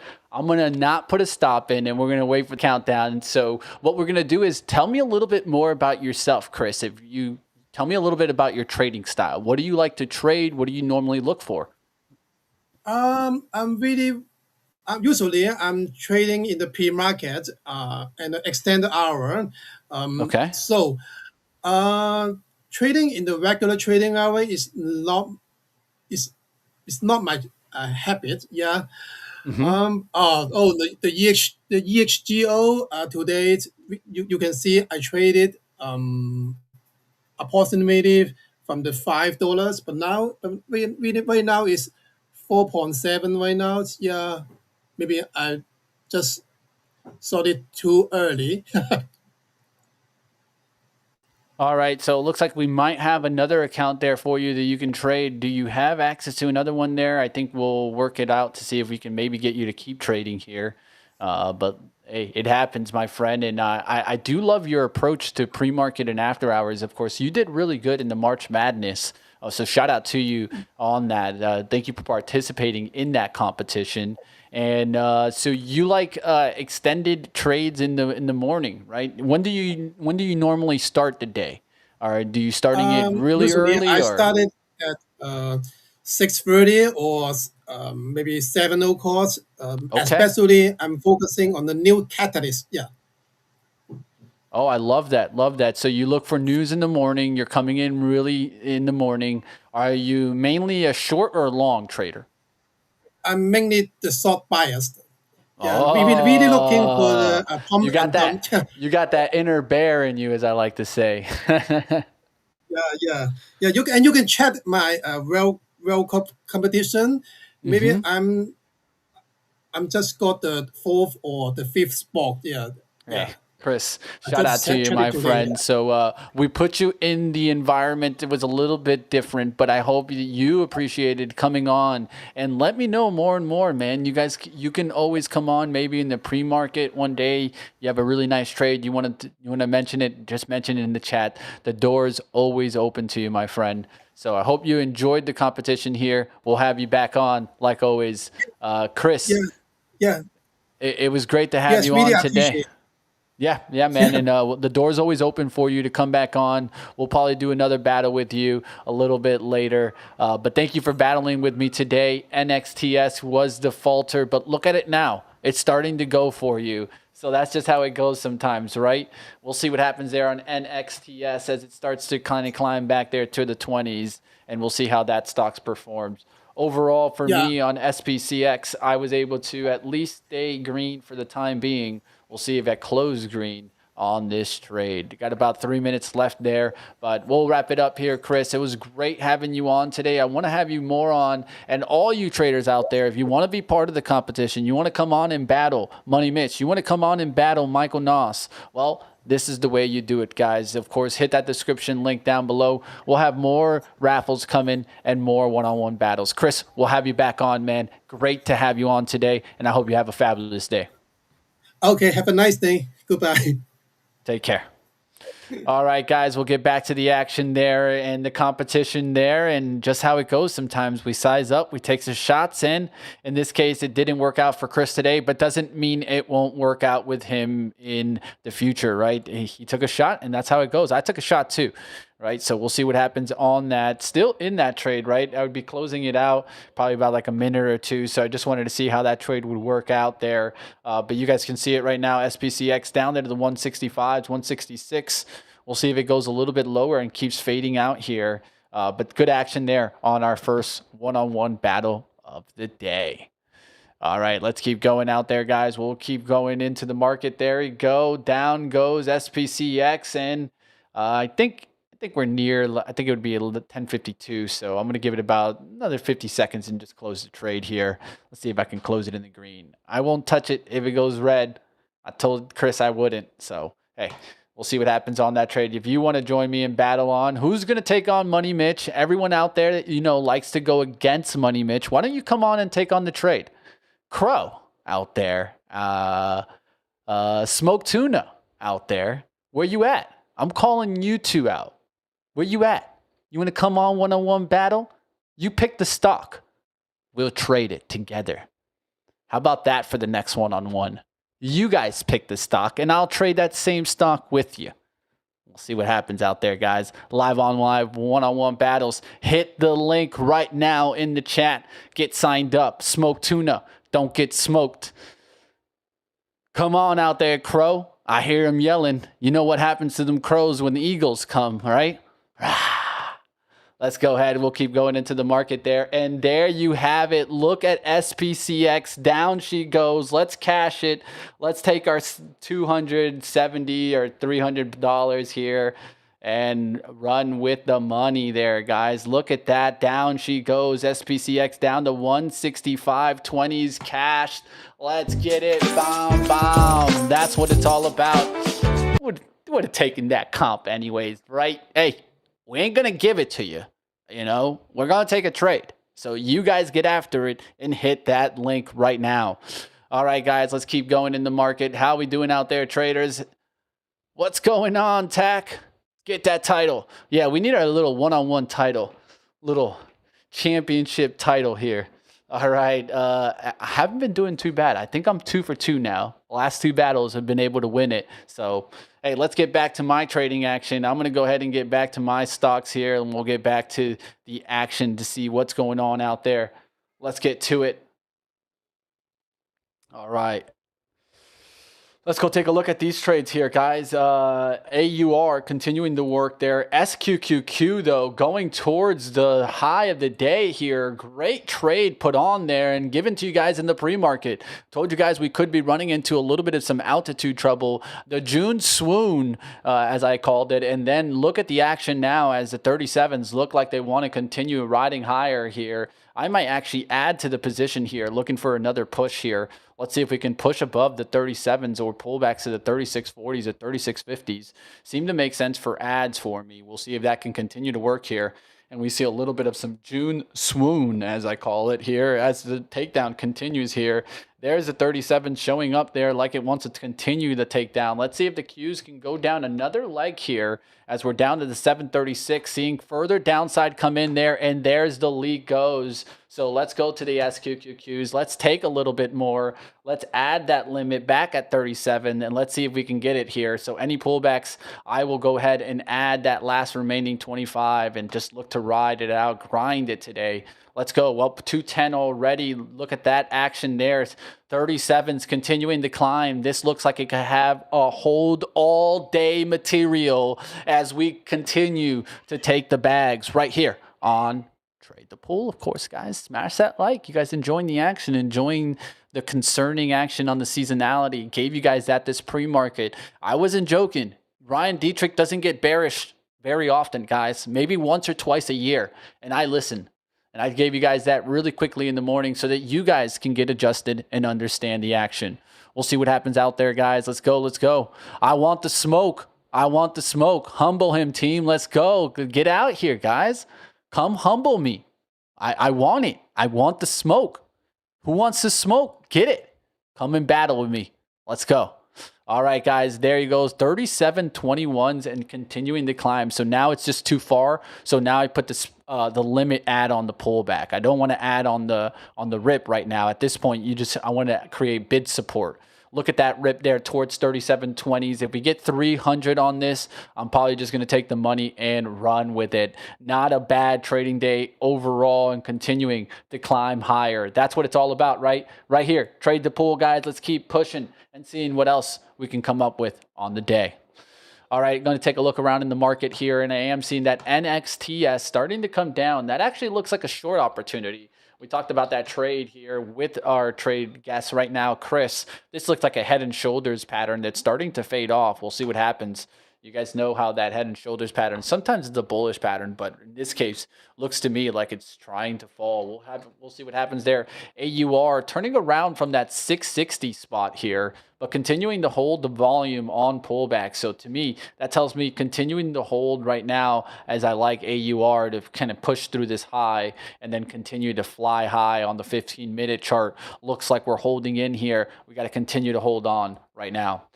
Going to that Mobileye, might be cutting this position. It might be cutting me at the 835s. We'll look to see if I get cut out on that position. All right, guys out there, let's keep pushing. Let's keep seeing what else is out there. Just want to confirm to see if we're doing another one. But, hey, it's been a good day today overall. It's 10:57. About to wrap it up and get over to the 11 hour. So I hope you guys enjoyed our one-on-one battle today. And will be more battles going on throughout. So definitely keep clicking that link and keep getting after it. The smoke. Who wants it? You know it, Nigel. I'll take it whenever. Let's just say that much, guys. I ain't afraid to take on a little competition. All right, guys, we've been seeing that run there. The SQQs getting up there to the 737, 33s now on that pullback. So now I'm looking for about a 50% retracement back down and then trying to get the ad. I'm going to put it around 3650s for any ads there and looking for the continued breakout back above the 3740s, going towards the 38s today would be kind of more that cashing ability. At 38s, I would already be up close to $400. Let's see what happens on that trade. Opened up live in front of you guys right here. That's what it's all about. Also took a red trade on this trade and now in the deep green. It's okay to lose. It's not okay to stay wrong. All right, let's keep going out there in the market, guys. We'll see what happens. I did see COHR get a nice dip buy around the 400. I've been watching that name today as a name that could have a nice action with the mentions that were made by Jensen Hung. That moved up there to 417s, holding the 400 right now on the pullback. We'll look to see if that can kind of hold on here. You can see the volume coming in there. That's someone thinking the same thing as me. They see that 400. They buy in on that push. So we'll look to see what happens on that one. 1058, can this recover back to 420s?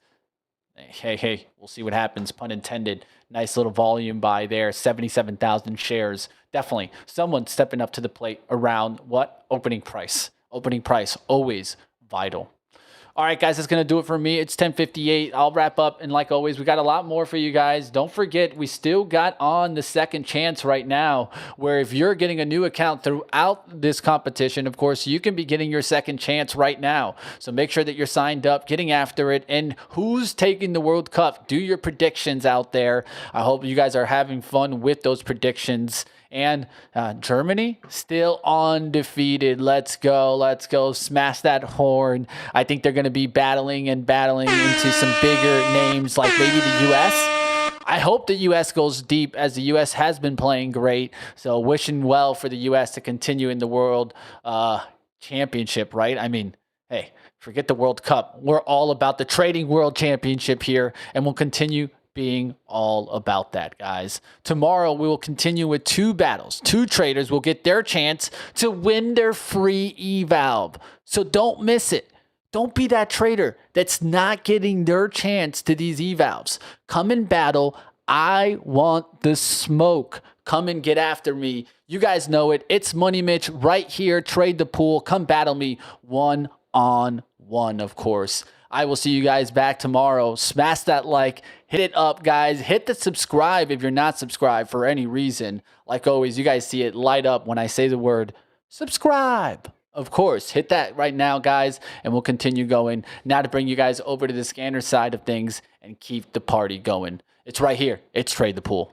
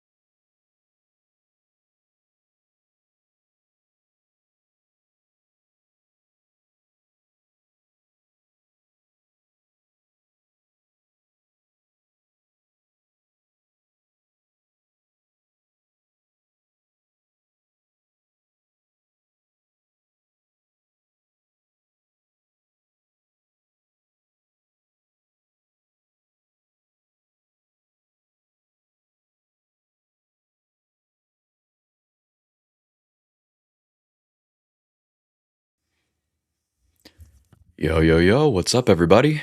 It is Steve Tileman live with Trade the Pool. We are going to be getting into our first little lunch recap of the week here.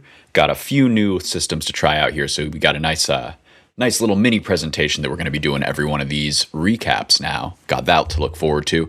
We'll have Josh Smith hopping in any moment, but for now, let's take a peek around the horn here, see what's going on with SPY. We will start with an hourly chart. First thing to note, overnight, we ramped really nicely into the open, found a mean seller off of the kind of pivot that we'll talk about in just a second, this 750 level. Nice, easy round number to remember. Makes sense why the sellers came in here, but pretty gnarly sell. Now we're in this no man's land. Are we going to hold these nice 3 hourly bottom wicks that we've made so far? We're testing that pivot just about right now. They're at 744.50 to 745, let's call it. So that's our real congestion zone here. We're going to need to fight our way up and out of this to get some traction. If we do, we can entertain the possibility of a nice higher low here and the possibility of a much bigger W.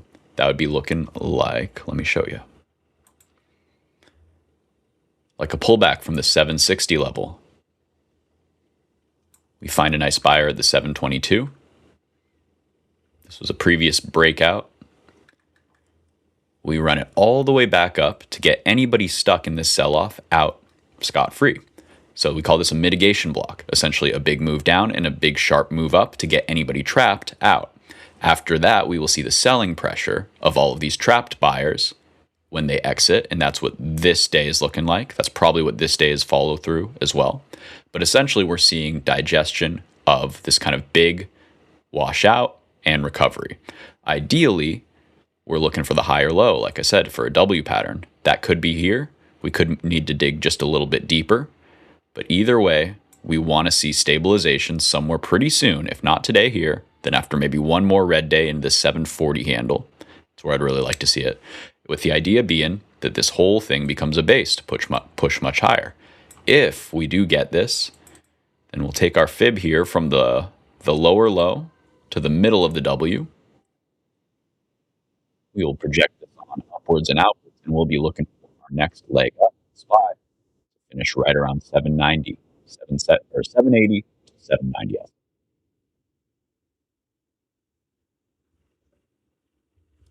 Let's see, sorry, I hear a little bit of audio in the background. I want to make sure nothing's coming through on my side here. But yeah, guys, I think that we have a potential really nice long swing setup getting on our hands here. It's just a matter of when we catch. Oh, who's that? Come on in. Who's that?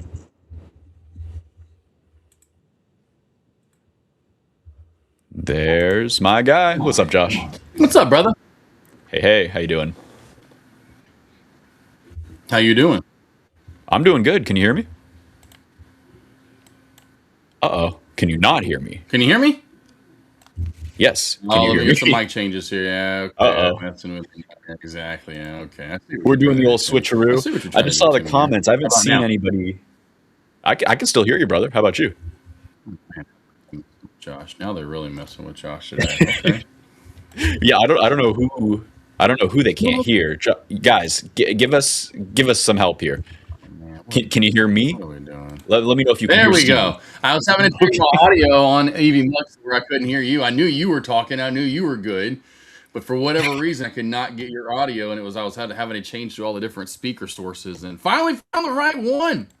There we go. Hey, it's just whack-a-mole. Joe's over here like, I can hear you both. You sound great. What are we doing? So I love it. Keeping it sharp. Pops hears both of us. I think we're good. Yeah, I couldn't hear you. Now I hear you loud and clear, my man. So how's the day been?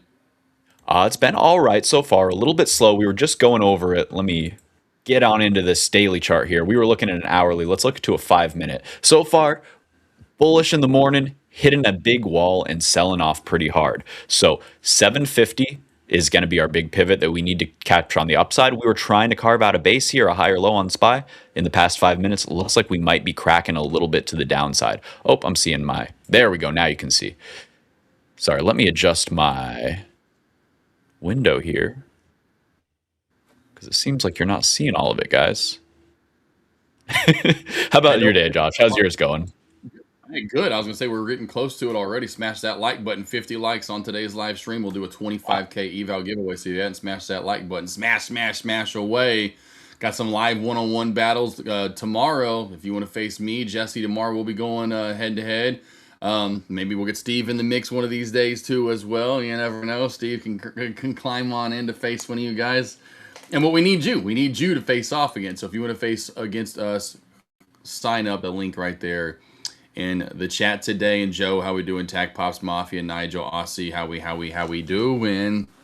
And so yeah, I'm thinking we're about to crack and go to new lows here. I mean, we've been knocking down low, and really we've been knocking on that channel above it. But every time we do that, and we come back to what is low of day versus, I just feel like we're going to crack and go. I just feel we're going to crack and we're going. I just feel it. Now, that doesn't mean it's going to happen, but we're not looking pretty right now. That's for sure. Absolutely. Josh, do you think we could flip to your screen when you do have it ready, just for a second? Because I want to get this a little more refined so you guys can see my time axis on the right here in my volume profile. So let me know when you can pull that up. Until then, we will work with what we have here. But in general, I think you're right. And we have a little presentation here. Once I have my full screen, I'll show you this. But Josh, I got a little whipped something up for us that I want to show you. You're good. Hold on. Yeah, I'll get mine sharing here. Hold on one sec. I'll get mine going and rocking, brother. Oh, I hear a ghost in the background. Who's this? Alejandra's here. Okay. Hello. Sorry. Is Ayush around? I guess you. Well, no, I thought Ayush was here to maybe add you in. I didn't know. I'm over here trying to get stuff pulled up. We're all over the place. I thought you were the ghost of Eevee Mux because we're having some gremlins in the machine today. How you doing, Alejandro? Now, if I would have heard that dog bark, then I would have known exactly who it was. Because I would have said, "Let's ring the doorbell." She's barking right now. Yeah, it's 'cause I did the doorbell. I'm so sorry. It wasn't even Josh. Usually it is. It was you? It was me. It was an unmalicious doorbell. I just wanted to let the people know. Yeah. Ella, come here. She's hilarious.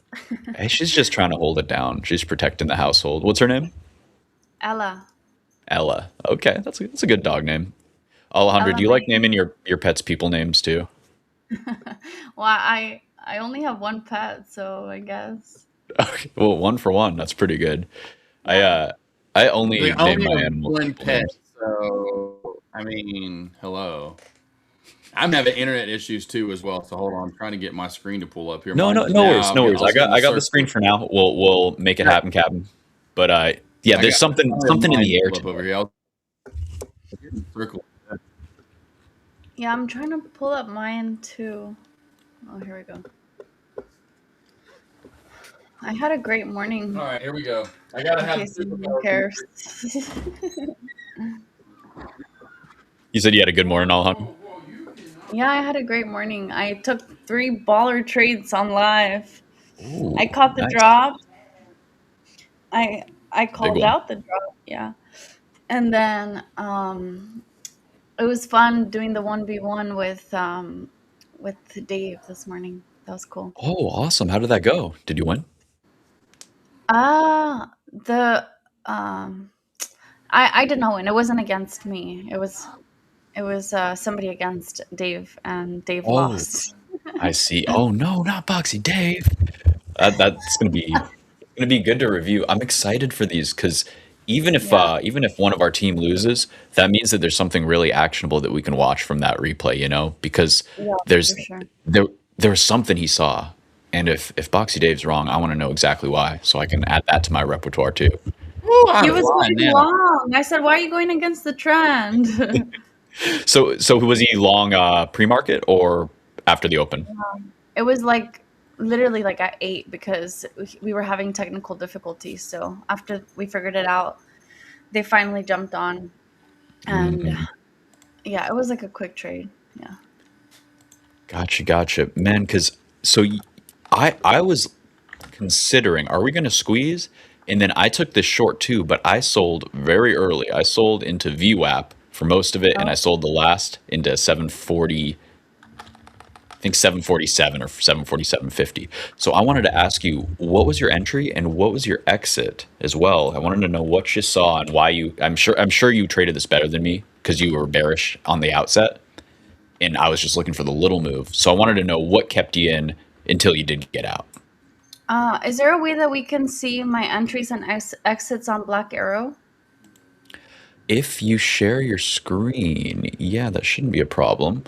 Let me know if you can get that working. You'll be going to your pro scenes on the left side. Find an Alejandra. We should have one in there for you. Oh, in this room, maybe we haven't set that up yet. Yeah, I don't think we've set it up yet. We need to get that set up. I thought it would be up by now, but I will start yelling at people saying, "You better get it up for Alejandra."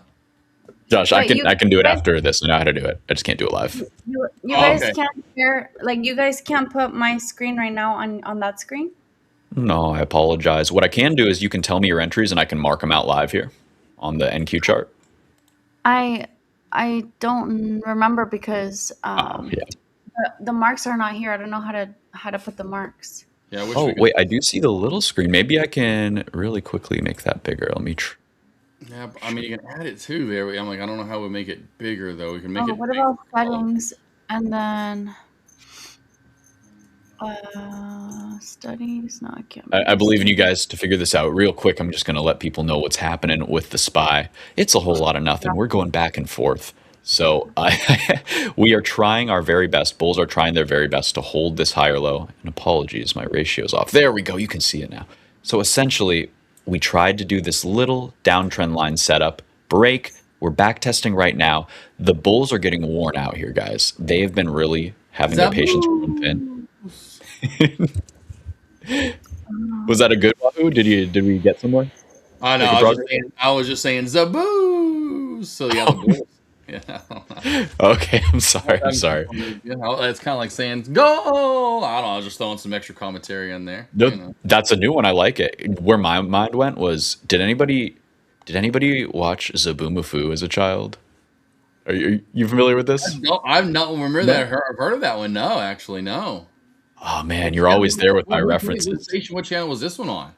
So this was going to be, I believe, like, it wasn't NPR, but it was something like that. You know, it was like one of those children's programming ones, I believe. All I know it was a lemur. He talked. We had a good time. I believe it was like Jeff Corwin. It was like American Steve Irwin meets kind of Sesame Street or something. It was a banger. Highly recommend it. I bet if I saw like a piece of it, you know, like if I played it, I'm like, oh, I remember that, you know, like because there were just so many cartoons back. Well, there still are now, but you know.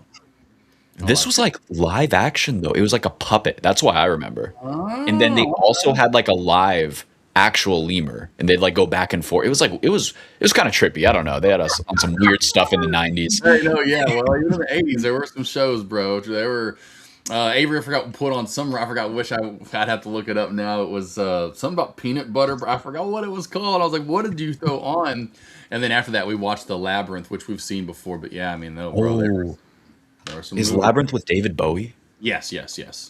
That is a trip. That is like an acid trip in a movie right there. Yeah, that one. Yeah, exactly right. That one was incredible. Back to what I was saying with the spies thing. We're just doing the channel though. Speaking of channel plays, we'll just real quickly. I do want to show you this because I don't think it's done yet, but it could be soon. That's NXTS. Speaking of, right, we're in this nice little consolidation zone, but we're looking a little weak here. But we have been consolidating overall. Thought maybe we're going to form a little inverse head and shoulders. You can see there's shoulder 1, there's head, there's shoulder maybe 2 coming. I don't know that it's coming. We're coming back down to the head here, which is 1350. We'll have a couple more rounds of support, one at 1250 and one at 1150. But I've went over this over the past few weeks, and especially with you guys here on the live stream, what we saw, say, last couple of Mondays ago, INHD, right? So if we go back to INHD, we'll just go to a 4-hour time frame on as well, because it's been a couple of weeks ago now. Gee golly, if you go back to the 4-hour time frame, you don't see anything else that's done here recently. We'll go to the 15 to show a little bit of chart. Oh, that's right, because it's T12. Duh, Josh, at T12. So a couple of Mondays ago, this went Banana Joe's from 1 to 65.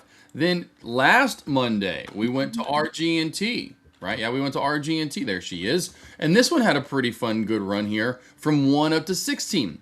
These were in market, so they made huge moves in market. Well, today we have another big mover. That's why I was telling traders in my lobby, well, you move a lot in pre-market, you probably won't move as much in market. Now, we still got some good movement in market on the way up today. So you can see in market, we can see well, let's go back so we can see this a little bit more cleaner. We did run from 11 all the way up to 22-ish or so, 23. So we made some good moves yet again today. So Monday's been our big runner. Now, what are we seeing, though?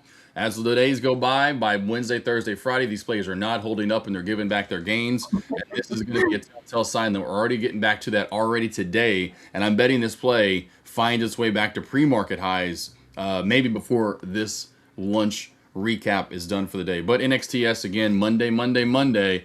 So my point being, guys, next Monday, anticipate yet another runner. I bet we get it. I like Guys, it. Yeah, these my dog is yelling at me to take her out to go pee really quick, so I'll be back. All right. You heard the boss. You heard the boss. All right, we got WM in the chat. Can't stop watching. MU, let's go. How's it doing here? I mean, I'm glad that you're excited by this price action. For me, it's just trading sideways in a range. I do think it's bullish. I do think we're going higher. I mean, if you're a swing trader, of course, you can't stop watching. What a beautiful. We're at 1,200. I mean, Josh, this is far and beyond where I was expecting, and I was being called crazy. I was thinking 1,000 might be the top. Here we are, 20% higher. I said 12. I had a feeling this would see 1,250. I really think it's going to 1,500, and I think SanDisk is going to 2,500. So now over those levels, then I'll start to go, wow, we really are starting to get up there. And I mean, we already are. But I think at that point, then I'm never going to be surprised. I've seen plays do crazy stuff, but that will be that's my expectation. So if we get to say 2,000 on MU, and one guy on one of our after hour stream that one day, remember he said 4K on SND for SNDK. So we'll see if SanDisk gets to 4K. MU though, I knew 1,000 was in check. I had a feeling on that entry, back to what we talked about back on my Cinco de Mayo call out. And then 1,250 possibly, but it was 875, 1,000, then 1,250, and then maybe 1,500. Then other than that, then we're good to go. I mean, look at ARM. I mean, ARM as well. AMD. I mean, look at the moves they're continuing to make. So yeah, there's a lot of just continuation on these large caps, and exactly. Let's see, the witch on the broom was what was that? On the broom. But yeah, it was witching, the quad witching. Yes, exactly. Triple. Yes. How many earnings witches? are Wednesday. It's gonna be so MU earnings. Yeah, MU. I said but MU earnings are Wednesday. I know I'll be there. I'll see if Jesse and maybe Alejandro, anyone else wants to join for that. So more beautiful faces on the stream, but it will be a fun one. Yeah, I'm very excited. And Josh, just to recap, because you can't call tops on these. You can't call tops. So I was saying 1K, that was pushing it on the way up when we were squeezing. Then we did the healthy pullback to the moving average. As I always say, I'm never smarter than these bad boys. I wait for this to respond. It does. Bada bing, bada boom. We are now up at the 2.61 target. This is usually where I say things get stretched. But why? Why should it have to? Those were the old fibs from this breakout that we were targeting. Okay, but since then we've reloaded. So now I can redraw my fibs from our new little range extension here. Let me reverse these.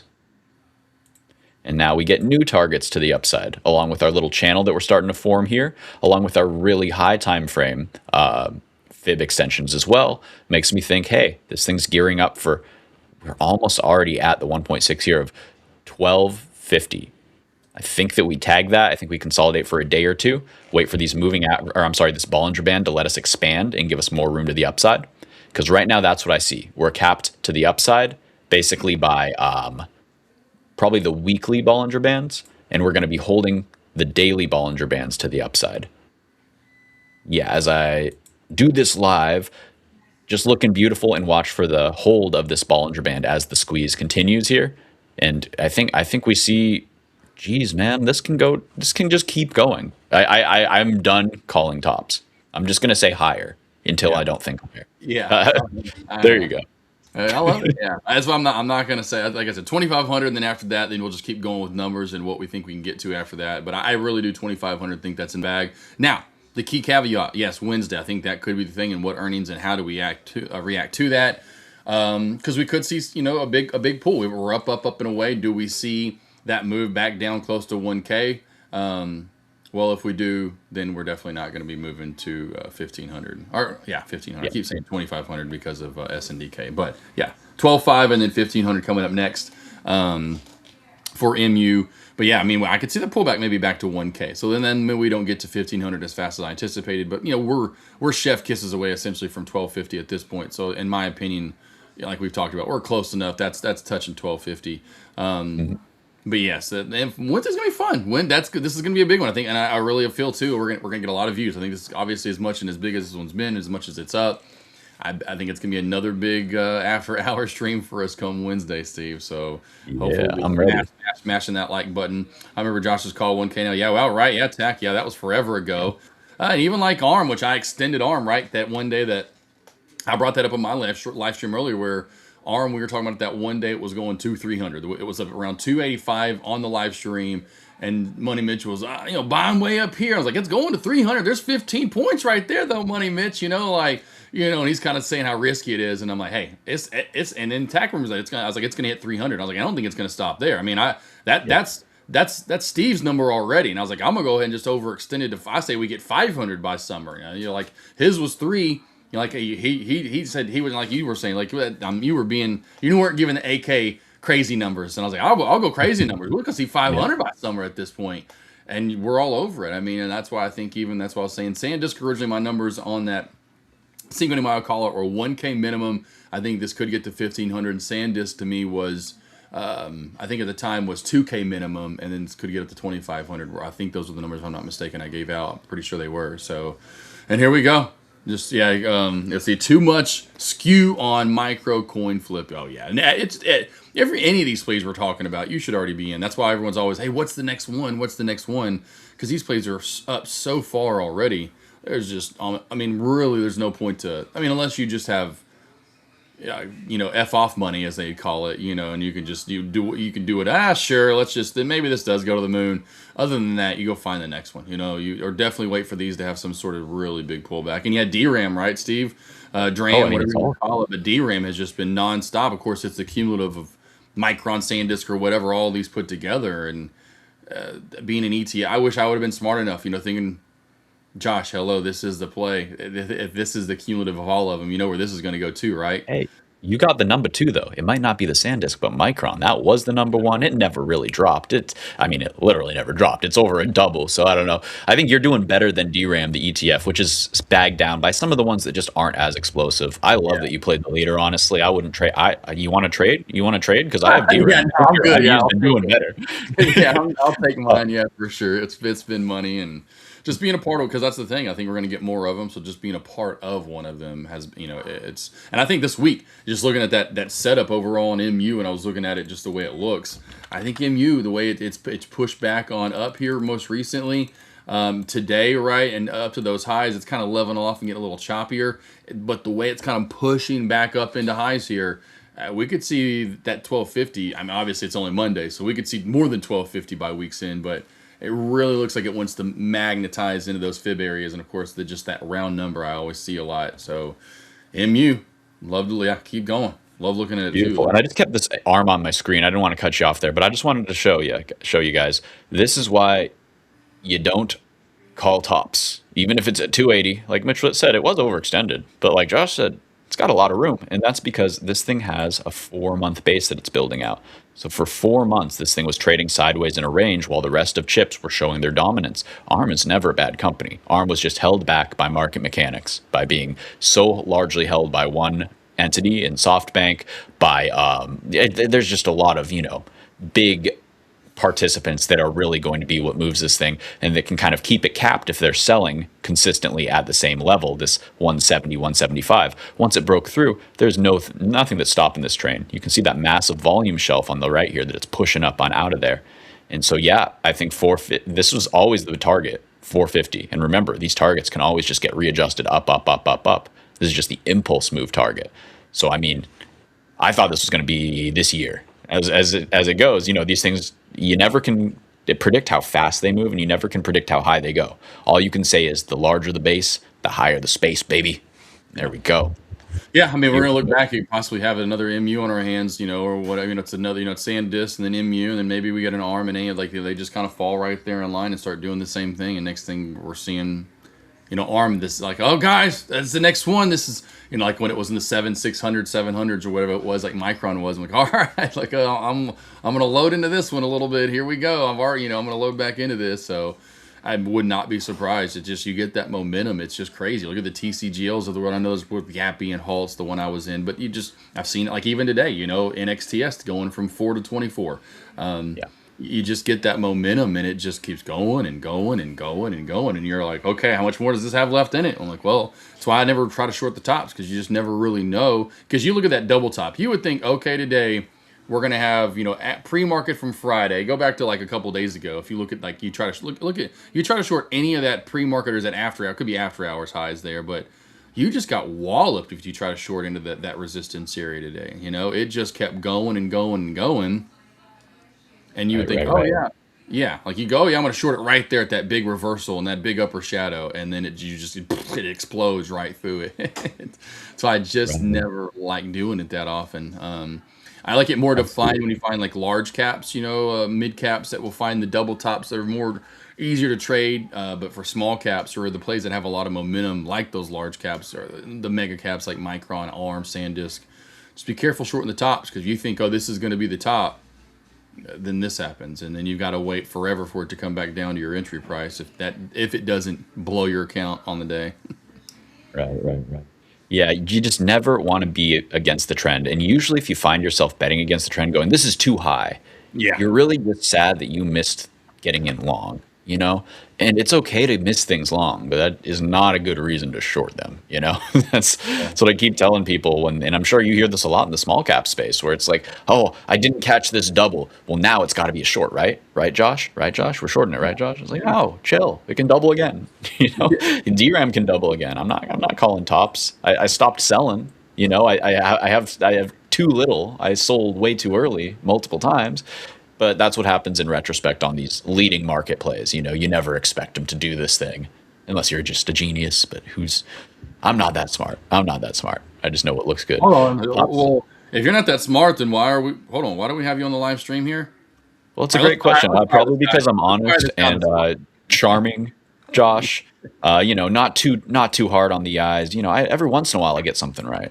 And I think that's where the bar is. You are amazing, my friend. You are amazing. So what's crazy, just speaking of this, because I just want to get back to the World Cup, predict the World Cup matches. Don't forget about that. We're still doing that. We can predict the World Cup matches. I know it's almost over with, at least for us, and the Trading World Championship and that first round before we enter the knockout stage, and those are the matches that you can vote on, not the knockout round, but the matches leading up to it, essentially group stage, right?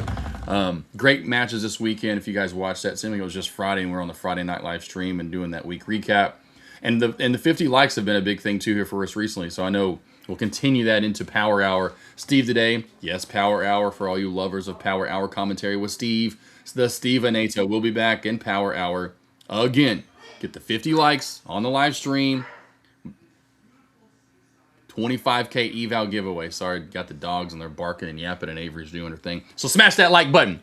Whether you like this live stream, maybe you hate this live stream. Ooh, what? I got a 25K eval? Hold on, what'd you say to me? So, yes, 50 likes on today's live stream. Steve, we'll be doing a 25K eval giveaway later. And Steve's going to get hyped. Steve's going to come back with a tank top. And have you ever seen Steve's guns?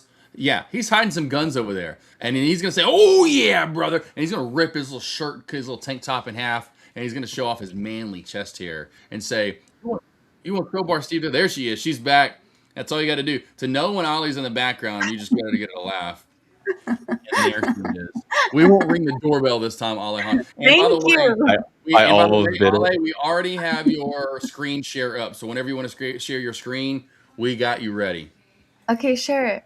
Okay, boom, share it. Boom, you asked for it, you get it then. Boom. I left the short running on gold. You what? Oh. I left the short running on gold.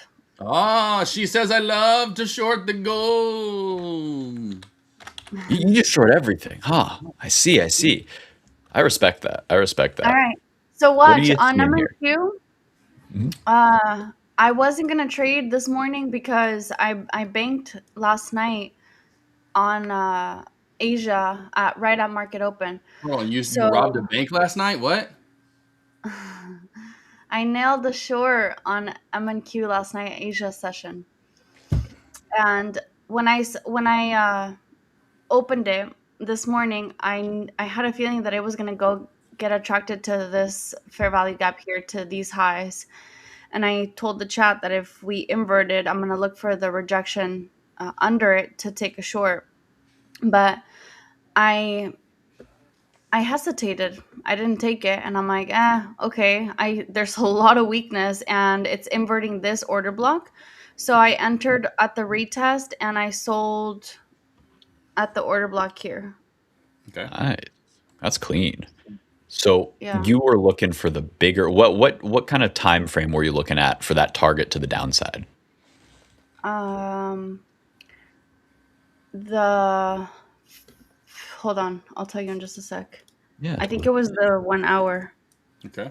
1 hour. Okay, nice. Yeah, I'm just looking right now, and yeah, I see. Basically, that was. I see the from like Sunday, like the 20 and 21 hours. Those kind of order blocks. That Yeah. overnight level. Yeah, I like that a lot. Okay, very nice. Yeah, I sold so early, Alejandra. I was in very cleanly, like within a few I minutes of the heard. high. Yeah. I was out We're, half we're it. gonna keep going. We're gonna keep going down lower to the 300s as soon as we break this level here. It does look weak, doesn't it? It just cannot find juice off of this. I was thinking that it's the right level for a bounce. We just aren't seeing the bounce. Juice. Here we go. No juice. No, it's probably gonna come down and take this sell side liquidity down here, and probably even maybe I don't know if today or not, but if we go to the 15-minute time frame, I could see. I can't see the gap fill here, but I know there's still a gap that needs to be filled on my Thinkorswim. If you have Thinkorswim, right? Yeah, I do. Let's see. What are you? Well, for me on SPX, there's an hourly gap down to 7,432. So ES, that would be. Yeah, 7433. I have it. What would that be on ES? Yeah.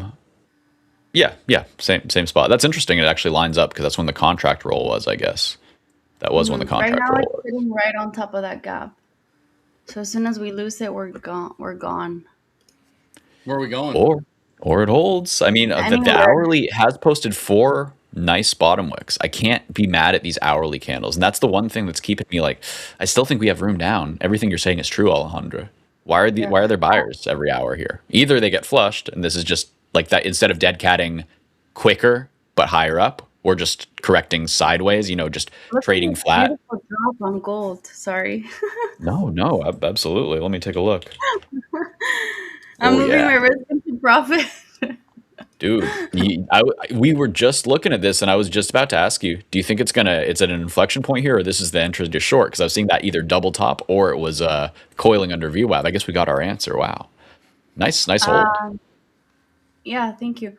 Where did I enter? I entered right here, right as I got on the screen with you guys, and then I wanted to hold it for just this low down here.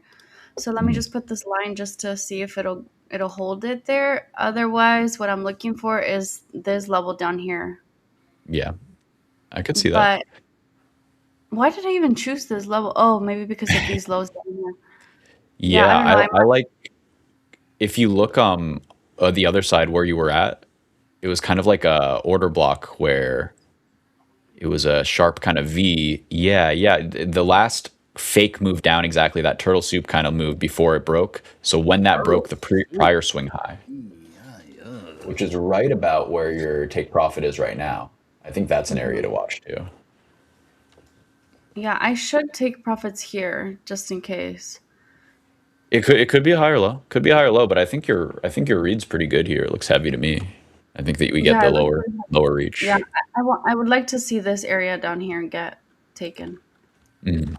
Are you in one or I can't see how many contracts you're in. Oh, look at this nice head and shoulder too, though. Do you see this? That's what I'm saying. It's got good structure. Well, bad structure, but good for you. Yeah. Are you guys flat or are you in anything? I'm flat. I'm in my swings, but I'm pretty tired today. I caught the short, and then I'm just like, man, my contracts, I sold them for 50% on average. Some a little earlier, some a little longer. They went to 5 bag, so I'm just chilling. I don't want to make do a dumb thing because I'm like, saw money go without me, I'm over here Googling if turtle soup actually had turtles in it, and it does, and I'm really stressed out right now. So That's what. Why do you think we call it that, Josh? Come on now. I honestly thought it was one of those things that it was just like turtle soup because it had like, I don't know, like some peas and carrots, and I don't know, it's like vegetable soup but different. I don't know, man. But No. That makes sense. You know those turtle? What is it? There's like a kind of like brittle toffee type thing that's called like peanut butter turtles or something. Yeah. There's no turtles in that. You know what I'm saying? Yeah, I thought it was like, I was like, because I've heard it for years, and I was like, maybe so. Okay, it makes sense. And it has like a Louisiana thing, which like frog legs is big here in the South, and I just can't eat a frog. But some people like them. You know, and if that's your thing, people go eat squirrel and they like it. Listen, I'm just a classic beef, pork, chicken, turkey, fish guy. Okay, you give me those, and I'm good to go. Nothing too crazy, nothing too wild. I feel that. I've had squirrels, like it tasted like rabbit. It was like very gamey. It was like, okay, it's fine, you know, whatever. Frogs actually tasted like chicken. They were pretty dang good. Yeah, can do that. Hey, depends on how they're cooked in the seasoning. Yeah, I will say fleece frog legs. Yeah, for sure. yeah, the legs. Yeah, are definitely. Well, I don't know what else you'd eat in a frog. Honestly, maybe I don't know. There could be more going on there, but frog eyes. You eat frog eyes, man? I'm like, yeah, but I don't know. But yeah, no, frog legs. Yeah, very not bad, not too bad. Now again, am I ever going to order it again? Now that I'm older, no. I would much rather just give me some oysters, some shrimp, something. I don't know. When I'm going for appetizers, when I see, I'm just thinking. When or gumbo, when I'm thinking if there were frog legs on the menu, what else would be on that appetizer menu, right? So what about some fried okra, something like that? Down, done. Yeah, throw it in there. Loaded sweet potato fries, down. Throw them in there. Some nachos. Throw them in there. Alejandra taking pictures over there, saying, "Come join the live stream." So Alejandra, first off. How is it now getting up? You got to get up all day, every day now. You're getting the opening bell now, becoming the streaming machine over there. How's that been going for you? You know what? I thought it was going to be harder than I thought because, like last night, I only slept 4 hours, and I don't know. Maybe because I'm excited to make money. That's probably why it's not affecting me. And I take breaks in between, so like I'll take like 20-30 minute naps, and then I'll sleep like 2 to 3 hours sometimes after the gym. First I'll go to the gym, and then burn out all my energy, and then come home, take a shower, eat, and then knock out, and then I do it all over again at night, and then I do it all over again the next day. Well, that's actually pretty similar to me. I'm right there with you. It works until it doesn't, and then I need burnout for a day or two sometimes. But yeah. But on the weekends I'll sleep in until whenever. Yeah. But those like signs that say eat, sleep, trade, gym, repeat. Like that's literally like I'm not kidding. I'm like that every single day. Pop Sophia, I was asking how they can watch me trade live. So I trade live on Trade the Pool at 10 Pacific time, but I trade from 6 a.m. to 8 a.m. on Fivers. So maybe we could drop a link on the chat somehow. Yeah, well, and your link you can always drop in there too as well. You can put your link in chat if you want to on the EV Mux. So you just go to the EV Mux. And on the left-hand side where it says comments, you just go right on over there, honey sugar, and you just put it in there and say, Alejandra's Discord. Alejandra, anyway, whatever you want to put in there. And then, boom, they can follow you. Pop says, how can we watch Alejandra trade? Because he wants to get mesmerized watching you with those braids and those glasses on every day. That's not what he said. I think he did. I think, yeah. You just didn't read in between the lines there in the letters. I did. Just kidding. Shaw, pre-made ramen soup from Chow. Love some ramen, man. Robin's great. Avery makes some good ramen. This is so good. Texas Squirrel, no. Nice muffaletta. Yeah, muffaletta's good. I don't know how to put it on the chat. A good I got it. I'm putting it up right now. Here's the Fivers Futures one. Thank you, yeah, Steve. And then I don't have your other one. Follow my IG. It's Alejandra Trades, and I post everything on my stories or my... Literally her name, Ad Trades. Yeah. And if we're And I always tell my team on my Discord, like when I'm going live, so you guys could join the free community and get all the notifications on there as well. Do you still doing some TikToks? Yeah, I'm still doing TikToks, just not last week as much as I wanted to, just because I had fitness classes and then the holiday and then Father's Day. So, like, I have a class tonight, so I was thinking of hosting my Discord class earlier, because I have to drive to the city and I'm gonna be back hella late. Yeah, Busy but girl now. if you're up at like 8:30 or 9 p.m., join my TikTok tonight. Love It'll be it. fun. Good job. I will say though, you being on that West Coast, it's definitely you gotta fit that schedule in. You know, it's definitely more of a schedule fitter versus it seems like more of the Central Time or definitely East Coast. Seems like East Coast kind of has it the easiest as far as kind of when they want to trade and then making a day of it versus you guys. You got to get up early if you want to trade the bell. It depends on it just depends on where you want to trade. So kudos to you guys out there on the West Coast for for not only as much streaming as you're doing, but the successful. Steve, what about you? Like, how you been feeling stream? I mean, you don't stream that early, huh? I do a few early ones. I do Wednesdays at 6, our time 6. Okay. Filling in here and there at like 6 for like Mitch here and there. So I'm getting used to it more and more. I've been in building mode. I'm still like reticent to really start trading heavy again. I've just been trading small and it's been working, and I've been having a lot of time to work on, well, not a lot, but my free time has been just being absorbed with building things to help make the trading even easier, make me have to spend less time in the market and just make my time more efficient there. So although I am salty that I missed a massive trade today, I did get a nice easy win, which if I do this every day, it's easy, low stress, not a lot of time in the market. So that's where my head's at mostly. In general, I like waking up early as long as I don't overtrade. Because if I just take 1 or 2 trades, I can have the mental power to be sharp.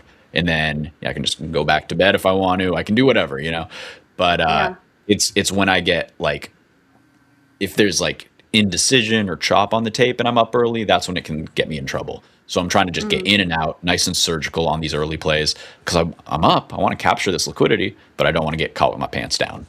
So that's what I've been up to. I see. So Steve, bring Alejandro on Trader TV. I think that's gonna be all up to Trader TV. So I'm sure eventually down the line we need to start getting. We need to reach out to them honestly and What's get Trader TV? That's so funny. I'm just like everyone's like I was like that for the longest time, Alejandro. Like because we're so busy. It was like I don't watch other live streams, but it's a rather heavily watched live streaming. They really don't do like we're doing. They don't really do like a lot of trades. It's more like talking and going over stuff all day long. Some night Steve, are they live Monday through Thursday, or are they live on Friday as well? I believe Monday through Friday. And, they have certain times where they tend to trade more. Usually by the time that we're going on there, they're not actively trading because it's like, low liquidity in the afternoon kind of thing.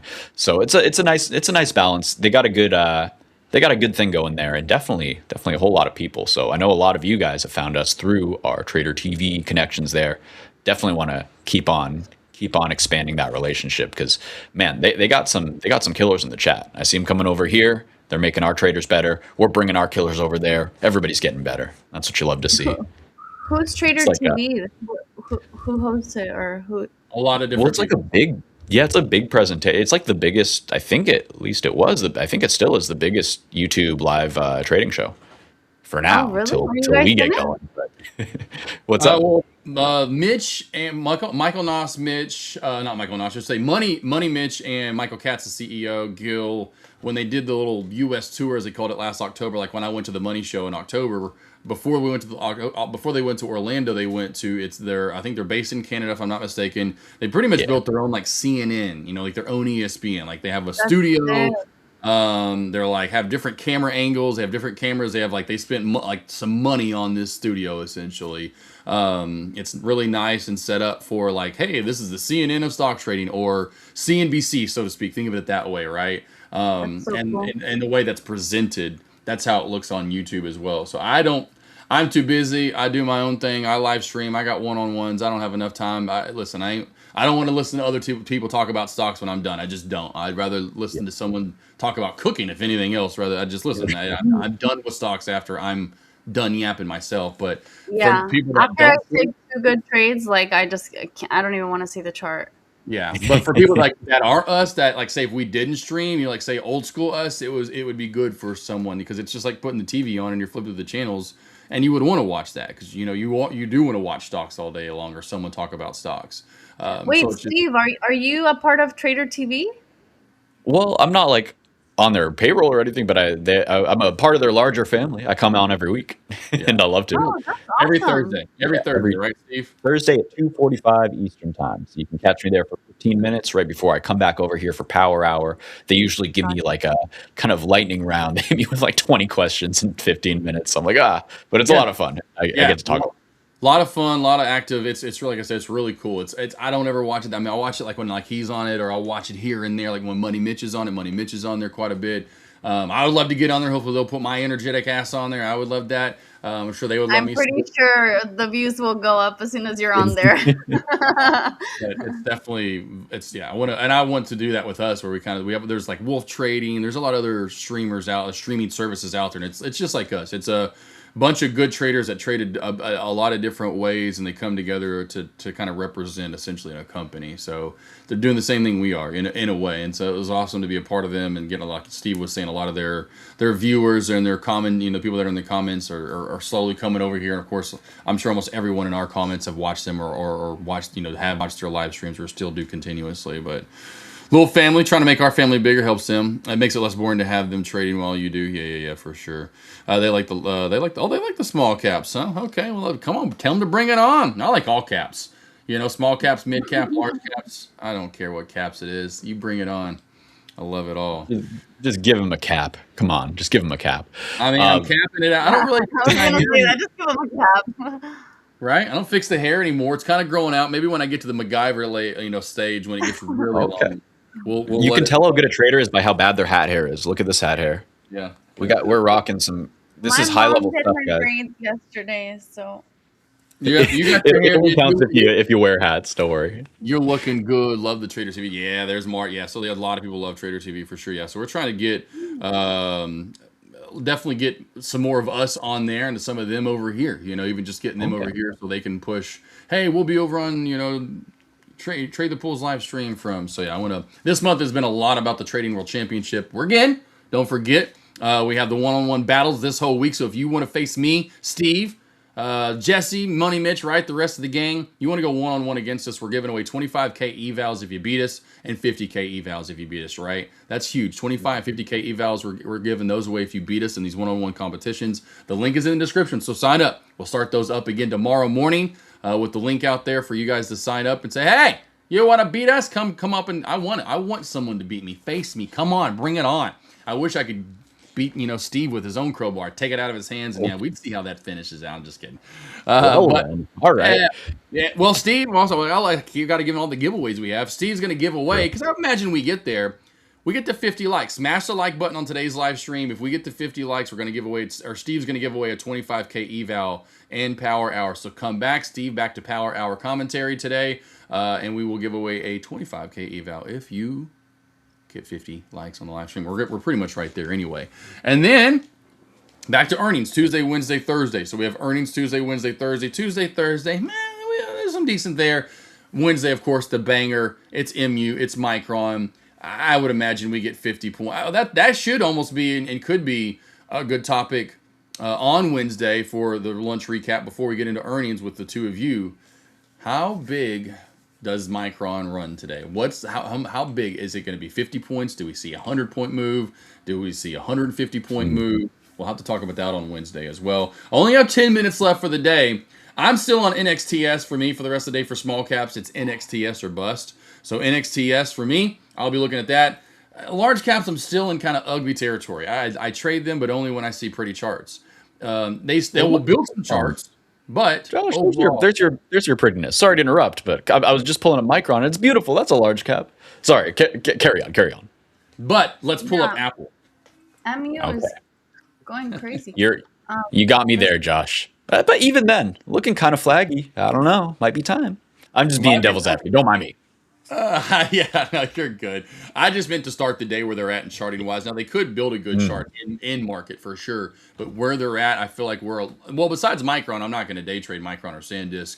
I think there's a couple ARM, AMD. There's a few others that have a potential push. Intel's another one we talk about, but the run of the mill. Let's go to Google. Let's go to Meta. Let's go to Microsoft. Let's go to Tesla. Ugly, fugly, mugly. In the middle of nowheresville. I would rather, wipe my butt with sandpaper than trade those. So that's Let's not do that. That's all. Josh, if we have a few minutes, I did get my little around the horn infographic loaded up. We could take a quick peek. Awesome. I'll whip it on over here. Shaboom. All right. Here's what we got, guys. This is a little, I just want to get these little info sheets going a few times a week to give us a nice little snapshot of where we're at. Because it's all fun and games to ramble and yap like I love to do, but sometimes I can miss something here or there. So just having this kind of central little node to check back in on, I think it'll keep me honest and get us, make sure we're watching the right things at the right times throughout the week. So just to lead off, we got our major indices. We are right around 744.25, maybe 744.50 by now, up about 1/3%. So pretty muted headline number here, but the day's range tells a better story. So we opened, we really topped out essentially where we opened, and we haven't really gotten going. We're trying to hold this bid, but there are just not any real aggressive buyers here.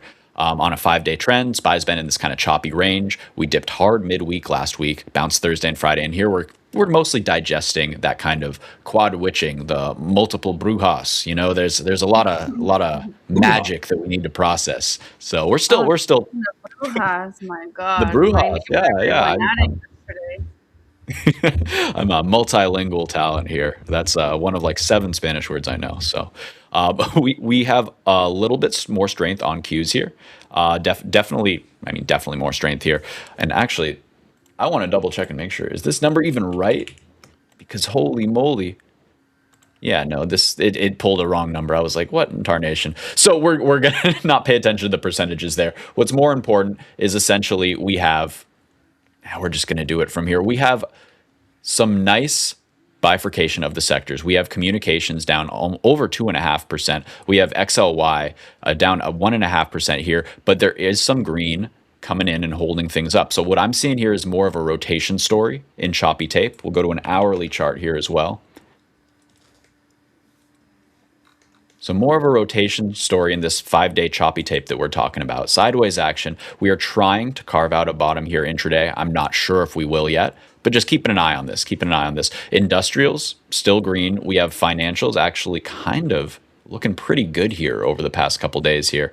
And so oh, nice. This is kind of playing out, this old line here. So we're starting to kind of see the money kind of coming out of things that aren't semis. Semis still quite strong, I must say.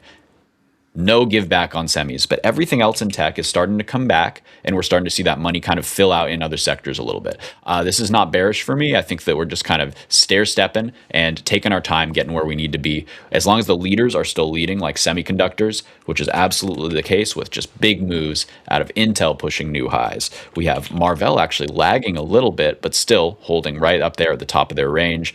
Big moves in Credo, one of our favorites in the space, finally breaking out today. And I'm not seeing that much weakness when I look around the sector. I'm seeing sideways consolidative action, and on some names, really solid moves here. VIAV, AAOI, others in the photonic space starting to set up here.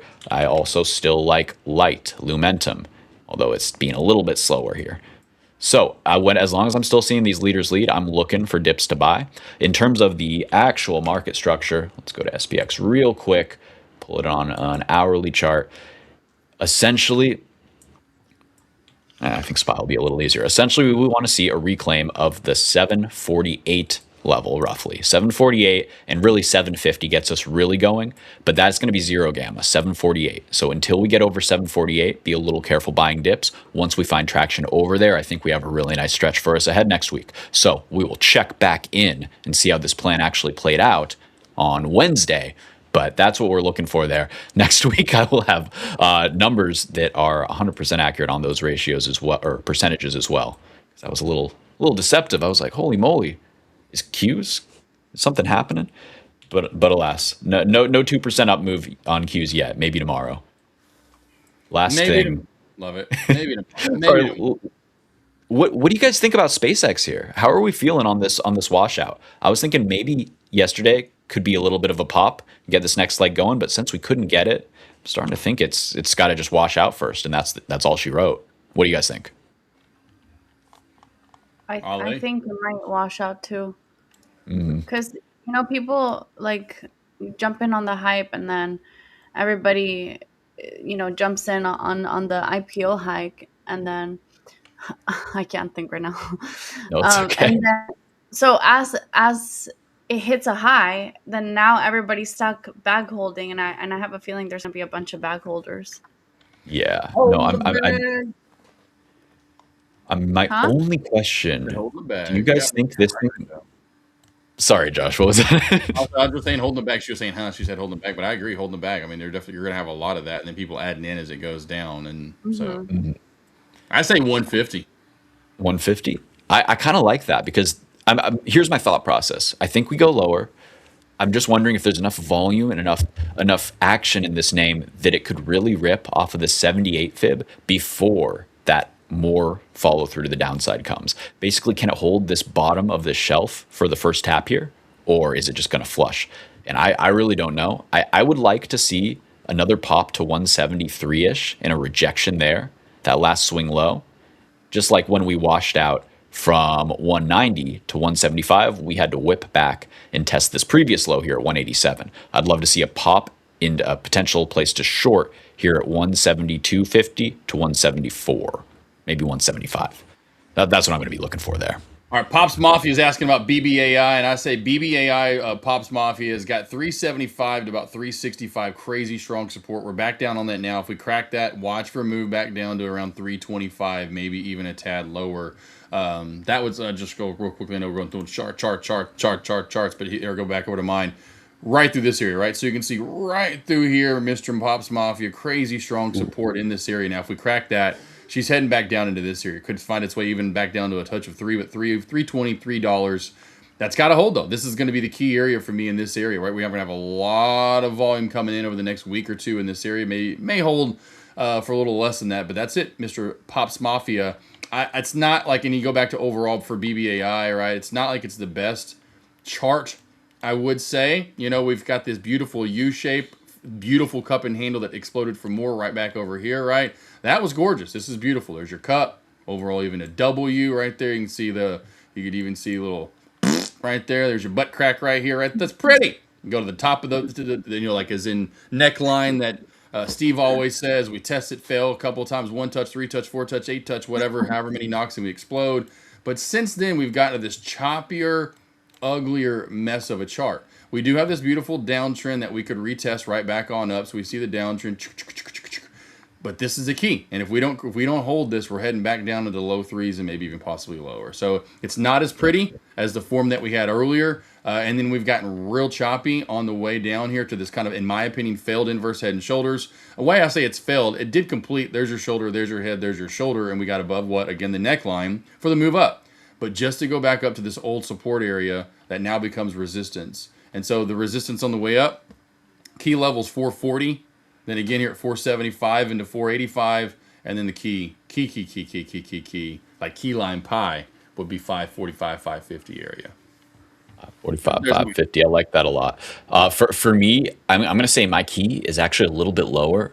For me, it's the 4 to 420. Let's go 420. So if we can reclaim the 420, then I think this thing can blaze it on up back to I think 6 to 750 is a safe kind of area to target. We've got a nice big volume shelf and a point of control right at that 402 actually, 402 up to that 420 handle. So that's the key level to reclaim. Until then, I think this is not looking so hot, and it looks like I think you called it. You said it's just kind of a mess now.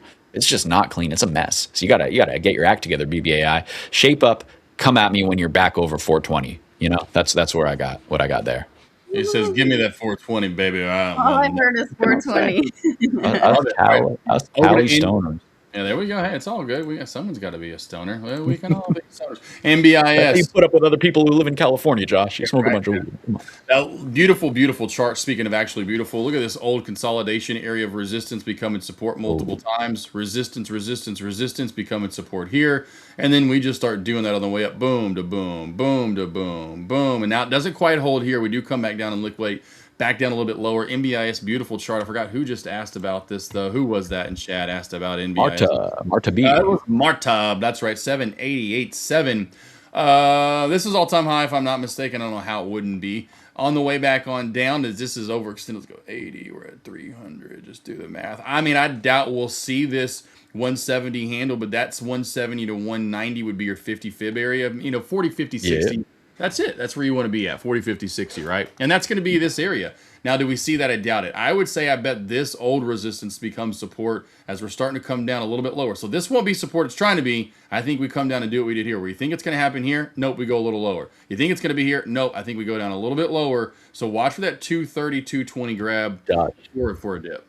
Josh, are you hacking my mainframe right now? What's going on, brother? Because you just sniped my I've got kids in my head. They just live in my brain at this point. Dude, you just sniped. You could pull up my screen if you want. You just sniped my proprietary system, which I don't just give out willy nilly. You somehow managed to derive the exact two levels that it's dictating for the really deep, the where I'd love to buy it, but like you said, I really doubt we get there. 167.38. But I always round up to the nearest big round handle. So I would say 170, that's the dip buy level there for loading the boat up, backing up the truck and just dumping money in this thing. But 230, 250, that's where I really think we would dip and catch if we do see a pullback. So I don't know what's in that thermos there, but you should keep drinking it. And I only know that. Hey, every Sunday I get the crystal ball from Thanos. This just goes back to Thanos and of course Endgame, and I just always, took on, like when I started shorting, took on the dark side, of things. Like, all right, I'll be the bad guy. Everyone wants to be a good guy, I'll be the bad guy. And so I always jokingly said I get the crystal ball from Thanos on Sunday night. And so it's Monday, so I should see it really, really clear and good. She knows, Alejandra knows, she knows that's why, hey, the chartician over here. It's just, I did like everything you're doing, Steve. I love it. I did all that stuff at first, and then I don't know why they just started programming into my brain. I'm like, oh, this will be it. This is where it'll be at. And so he gets the downloads now. Yeah, damn. Exactly. Yeah, I just uploaded into the brain, and then I love it. Love it. Because what you're using is perfect. I mean, that's what you got to think about, and that's what I always did at first. What are the best of the best, and what are the majority of users trading? Well, the fibs, or volume profile, or volume to go with it. MACD. I mean, I can just go through the main, RSI. Some use that. But you just find what works best for you, and then you just plug that into your chart and just do it day in, day out. And then you're like, oh, wow. Look at where it bounced at, or oh, look where it reversed at, or oh, look where it broke out to and it failed at, whatever. You just, oh wow, and then it just becomes, it's just like the same thing over and over and over. Absolutely. I mean, it really is. It becomes like just Zen mode, because you just wake up and it's another day at the office, and some days it's the really great days, and some days it's you're kind of in the weeds, you're in the thick of it, right? Some days, as Airplane Jane says, you're stuck in the muck, you're stuck in these moving averages, like we saw today. We're negotiating. We are monitoring situations. We are negotiating trend lines and horizontal supports and yada yada yada. It's an area where a lot of traders have a lot of lines on their screen. This 9 moving average, this 21-day moving average, this kind of area where you can see we're stuck in between two big nodes. So it's going to be choppy and sloppy here. But in general, these are the areas you look to kind of plant your flag, as long as, and for your overall bias to play out. So I'm overall bullish. I think this is probably a decent place to look for longs. Am I going to, put my whole port on, short dated leverage long? No. But I'm just saying this is an area of interest. If we fail here, then we see if we hold this point of control. Otherwise, we can come on down to the next low volume node. Not really predicting this. That's why I'm looking for this to hold. But this is the area that we watch here. So just I don't know what my point was, but just watch closely in this kind of area of congestion as we trade it, and then we'll get that day in the office where we get the big trend day, the big money day, as we like to say. So love it. Always the ebb and flow. Well, we're flying through that. I would love for it to come down to the second blue-gray box that you have. That would be really nice, because then we could either, continue to see like a healthy movement, which makes it easier for us to make money. Yep. when it just holds and keeps going higher, it's like, what are we gonna play in breakouts? Like, it's not fun. Yeah, exactly. Play the breakouts. That's that easy. Just buy the dip. What I will say is, like, look at this torturous, like, I don't know what this one's doing over here, but look at this, like, it's a battle between this could be a head and shoulders, these yellow ones. This could be an inverted head and shoulder, these blue ones. Who's going to win the battle? Right now, I have 3 zones. This is our middle zone. This is the bottom of the monthly range, and this is the top of the monthly range. So, Alejandro, not unheard of to hear it go back, or to have it go back to the bottom of the monthly range. But we have 10 days left, even less, like 8 days left. And For what? I think it's like, what's that? Oh, for the month to end? Yeah. Till this candle prints, till we lock in this big old bullish bottom wick. I think if we do, we push higher. Yeah, for sure. All Yeah, right, it I'll might pass take a little it time. along. Maybe it comes back to the neckline of the monthly, and then it rejects again really big down to like 73.50 or something. We get a little drop. Yeah, I mean, there's plenty of downside to be had in like the formation of a bullish monthly bottom wick. So we can both make money on the way up. But I don't know. That's just what I'm kind of seeing. That being said, like, there's reasons why people have some trepidation here. I think it was such a big OPEX, the quad witching. So what happened there was, over the past quarter, we had a lot of put expiry building up. All that put gamma dragging us lower. If it's a magnet lower, if we start pushing lower, if we're stuck in negative gamma, those act as accelerant targets to the downside. But we didn't really push that low. We had enough good news to keep us elevated through this period where there was this heavy negative magnet. Now we're through that window. Now that magnet has been reverted. So the tape is much cleaner. The structure is much clearer. Now it's a matter of, where does the new magnet start to form? I'd like to see it start accumulating upward. And we'd like to see that with a nice strong bottom wick today. Not really seeing anything too impressive, but we've got some time. And if we do get this nice bottom wick on the daily, on the weekly, then I think we can really start to ramp. But like I said, it's kind of like a refresh the page and wait and see at this point. Our last question here, real quickly. When does Pops Movie ask, when does Marvell join the S&P, and how will that affect it? Good question. Actually, I'm actually not sure. Let me double check on that. Yeah, we're so flat right now with SPY, SPX next move. Yeah, trade with what's up, Paddle? How we doing? Patel. I'm saying down. We are flat over the last almost 2 hours now, 3 hours now, right? 1, 2, 3 hours now. Jiminy crickets. One little pop up to 746 over, but other than that, really just stuck at the 744s here. I would imagine we do make a move by Steve, of course. Don't forget, 50 likes on today's live stream. Smash that like button. 50 likes on today's live stream. Steve will be giving away a 25K eval coming up in Power Hour. And about an hour from now, 50 minutes from now, he'll be back to round out the day for you. Did you get a number yet, Steve? Or a date, I should say. Sorry, a day for what now? On Marvell. I didn't know if you Googled that on Marvell. Yeah, so it is today. I'm Googling whether it's before market open or after market close. I've yet to see a conclusive result there, but I'm still loading. So I'll have that for you in just a second. But at the very least, tune in on Power Hour. We'll know that for sure. 100%. I think it'll be positive, honestly, as Marvell joins S&P. I think it's only What's more Marvell? MRVO. What is it? Well, they make movies. They make Spider-Man and Matt. I'm messing with you. I'm sorry. I can't with you guys. This is why we're going to be learning fundamentals together. You're going to teach me your ICT magic about how things just do the things without any trend lines on your charts. And then I'll be able to hold my shorts longer, and then I'll teach you a little bit about Marvell, and then we'll trade the semis. We'll be buying new breakouts together, because you'll be like, I know what this is, and I'm bullish on it. No, I don't like breakouts. What if I told you that there was a fabless semiconductor company that designs high performance integrated circuits and software solutions for data infrastructure? What if I could tell you that, unlike consumer chip makers, they focus on back-end technology that powers cloud computing, artificial intelligence, and 5G networks?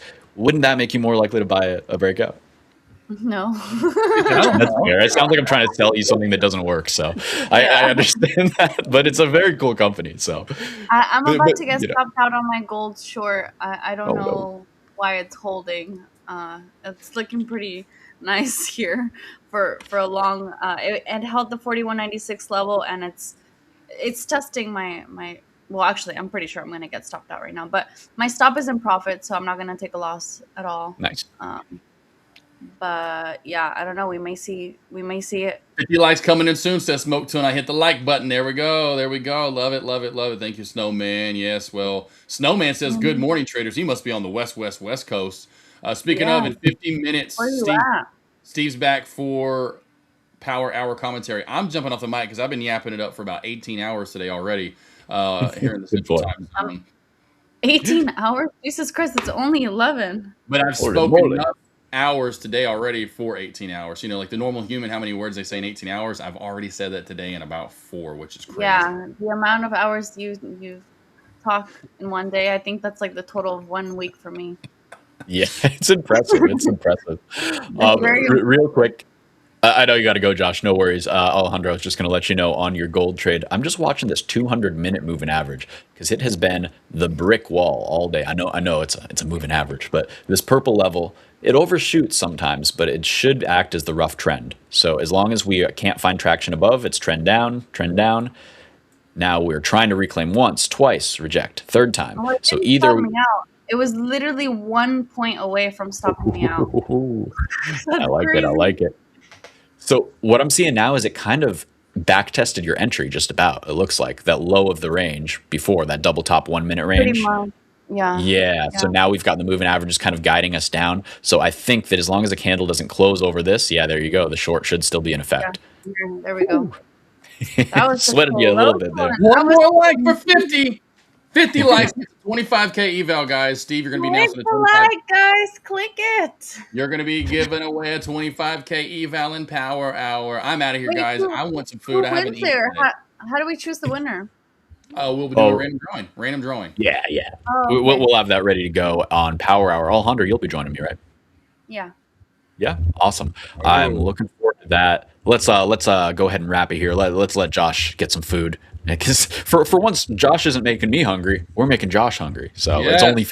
I want my food and I need it now. Alakazam, alakazam. They'll be back in about 47 minutes, ma'am. And on that, we'll see you soon, traders. Trade safe out there.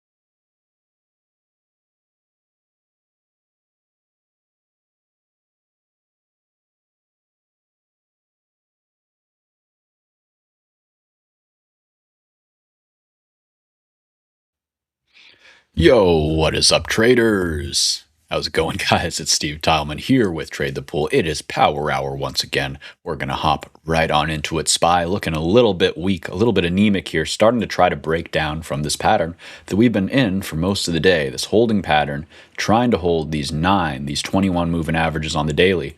We'll show you that as well. Hello, Snowman. Good to see you in here. How's your day been? Hive, let's talk about that. Yeah, we can definitely check out Hive. Seeing some strength in the Bitcoin mining sectors for sure. Let's start at a daily. Fun chart, fun name. Traded this one quite a while ago. Got a cat jumping in the window. We got things moving, guys. We got things happening. So first thing I see is a big W pattern. Second thing I see is a really wide base, really big base. So we need to go to a weekly. All right.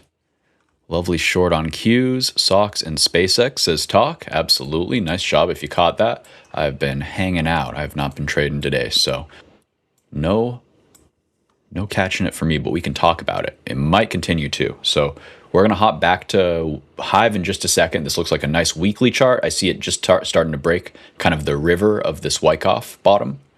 Really do like the chart, but I don't think it's going to move on us in the next 5 minutes like SPY might. So I'm going to start there.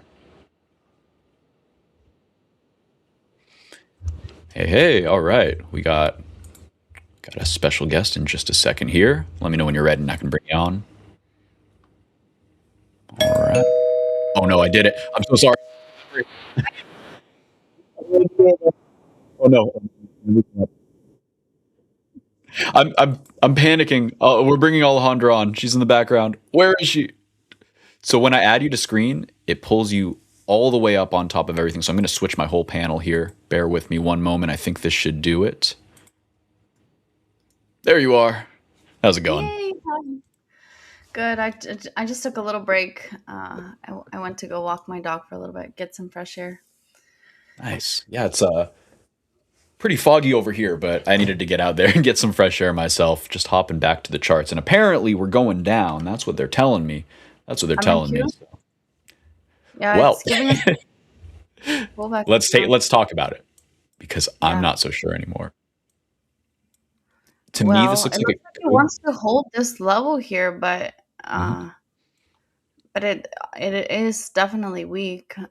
So let's see if it gets rejected at 600s for continuation to the downside. But right, absolutely. So what I am seeing is on my left little panel here.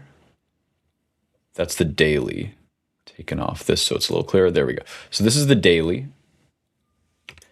And we are trying our best to defend this level. It's very important, this blue level, this 9-day moving average on SPX.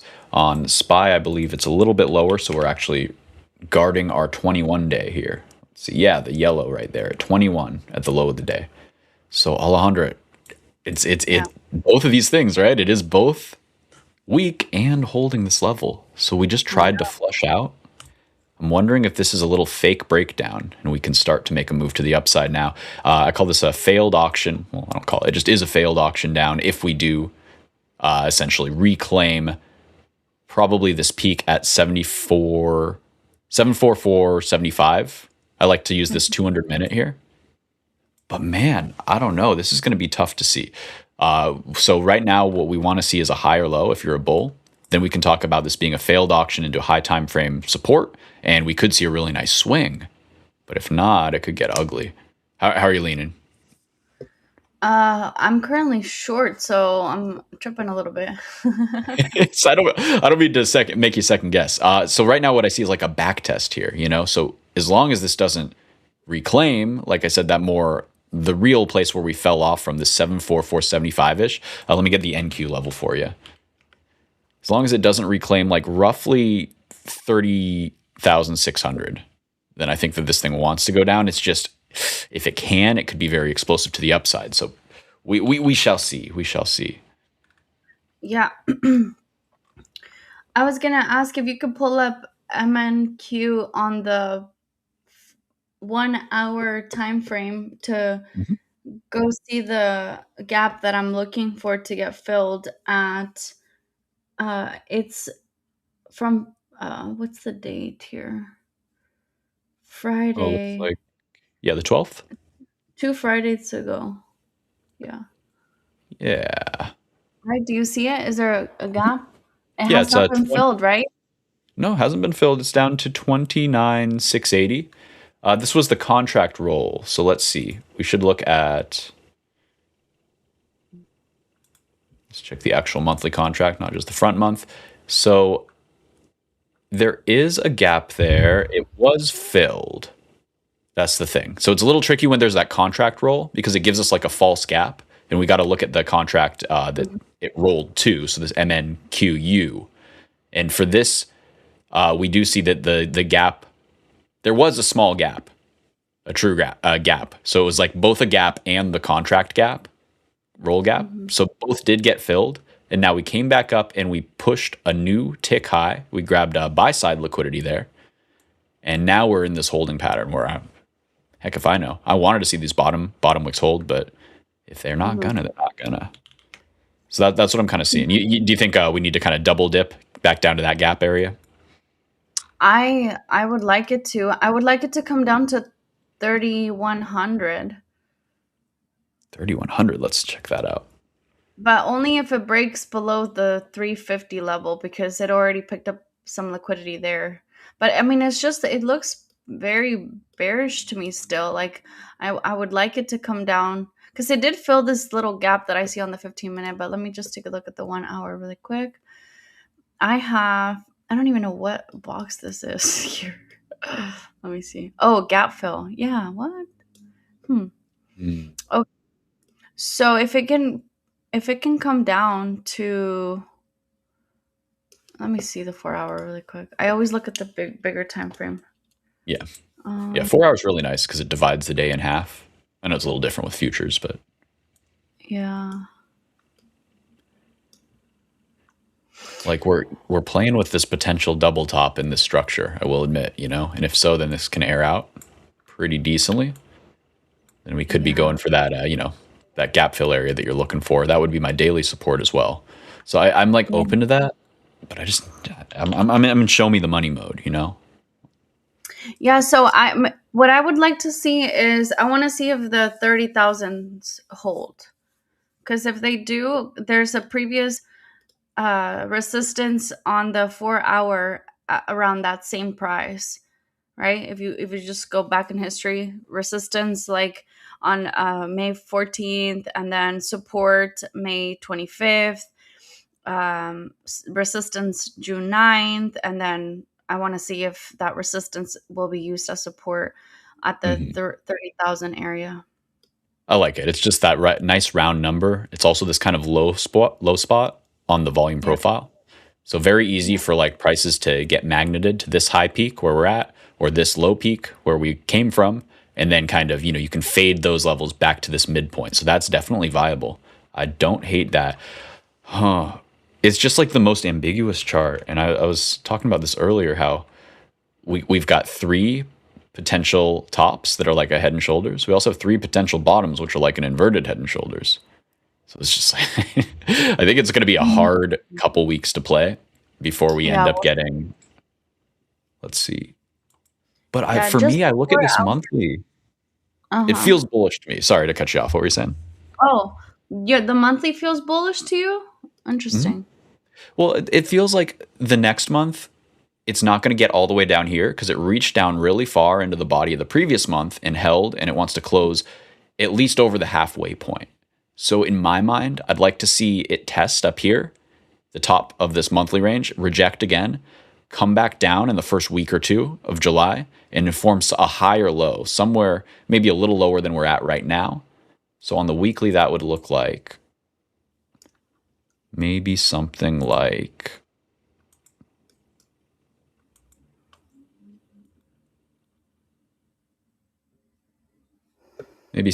that. So I think we need one more pullback.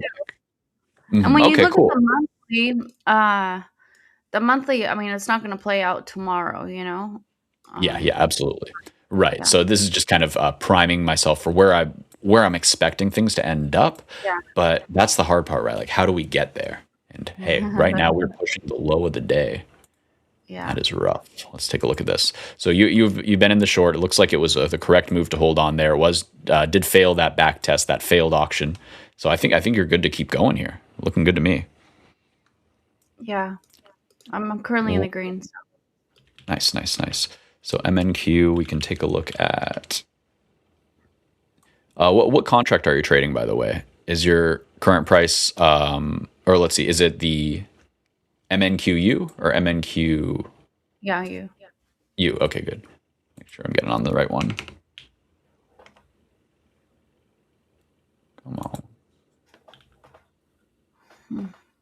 I'm just aiming for the previous lows here, 400, 410. I like that.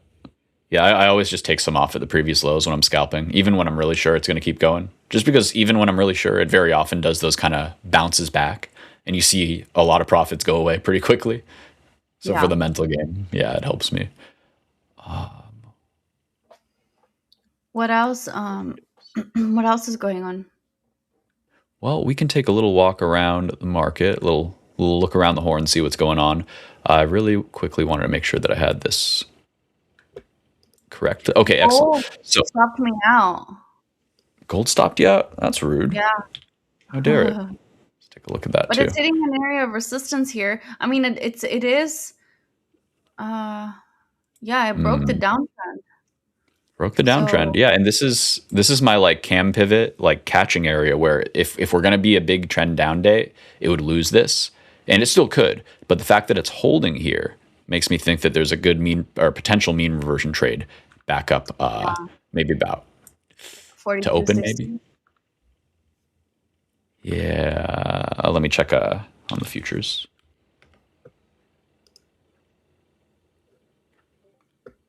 You said 42.60? I could see that. Yeah, that seems good to me. Yeah, basically back to test yesterday's close and those previous lows. I've got kind of a zone. Or even 43. 43, 30, 43, 34. Yeah, I would say that there's kind of a zone. Like basically if it can reclaim yesterday's lows, then it can juice up to that level. And that's, yeah, I like 43.30, 43.60, 43.50.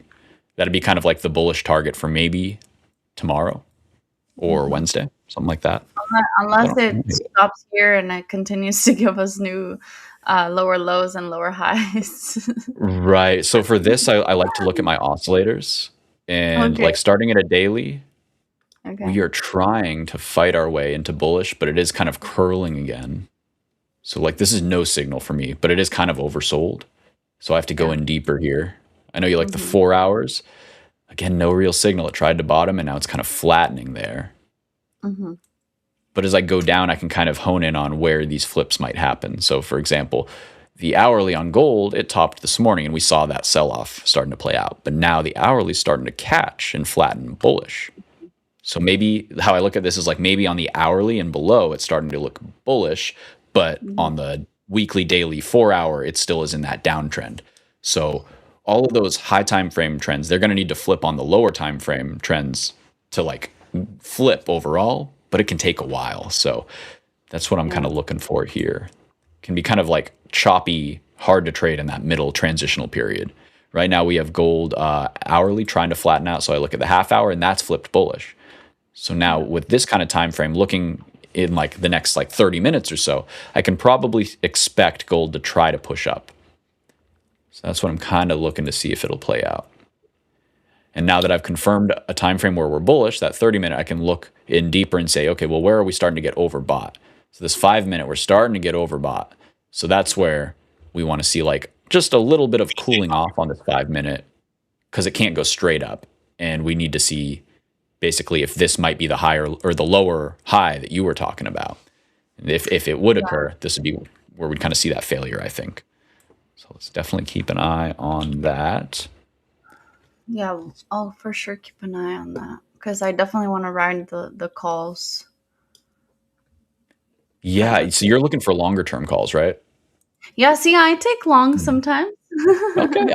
Well, I like that when you are looking for longs, you're looking for more time on them too, so they don't have to work like right this second, you know. Oh yeah. Well, because I like to trade ranges, right? Not just like a little push or whatnot. That makes sense. No, ranges are so, it makes more sense, right? Because it's like, oh, we're in this neat and tidy defined thing, and I have my like bearing points along the way, and it's like it's an enclosed thing where it's kind of the digestion of a previous move, I would say, like the move that formed the range. So interesting that you tend to do well with those kind of mean reversion type setups, or and a little tougher when you're playing like range extensions. That does make sense though, because it's like more of a leap of faith when you're trading outside of a range. It's like, I don't know why is it even up here. Hamid, hello.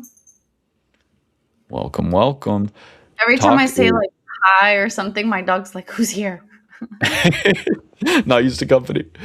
Oh man, if my dog was down here, he'd be freaking out at the doorbell. You too. Yes. Yeah, no. The thing is, my dog is scary sounding though, so I always feel bad because like the poor mailman, he's just doing his job, and I have this giant German Shepherd who gets up on the couch and it's like, it's like, I don't know, it's so loud that I even like jump sometimes when he catches me off guard, and he just looks like a werewolf, so I feel so bad. But he just thinks that there's like an op every day outside of his house just messing with him, so I kind of understand his side of it too. But man, yeah, we got to keep him away from this doorbell sound, otherwise it'd be a nightmare. I'm trying to find this area of interest on gold because I feel like we were pulled down to something, and I just don't know if it was enough. Do you have any opinion on like what we were reaching for down here in terms of like liquidity or anything in particular? For like a longer time frame, or yeah, I'm trying to kind of like scope out this bottom that we're talking about, this potential higher low, and I'm like, did that first low go deep enough? That's my question. Here, I have to look at it on a different. Let me see. MCL. Oh, MCL was not dropping how I wanted to drop. It's okay. MCL. Right, yeah. You're in oil too. You're all over the place. I got a lot to keep up on. You guys are all over the place. You trade everything. I don't know about that. I just set alerts and wait for things to ding in my ear. Okay, so my 4 hour on gold is saying that it wants to be bullish. So it's holding this. It looks like a 4 hour bullish fair value gap on the 4 hour, but it's just tapping into it. So if it can hold this level, then we can, like I said, see the 4300s.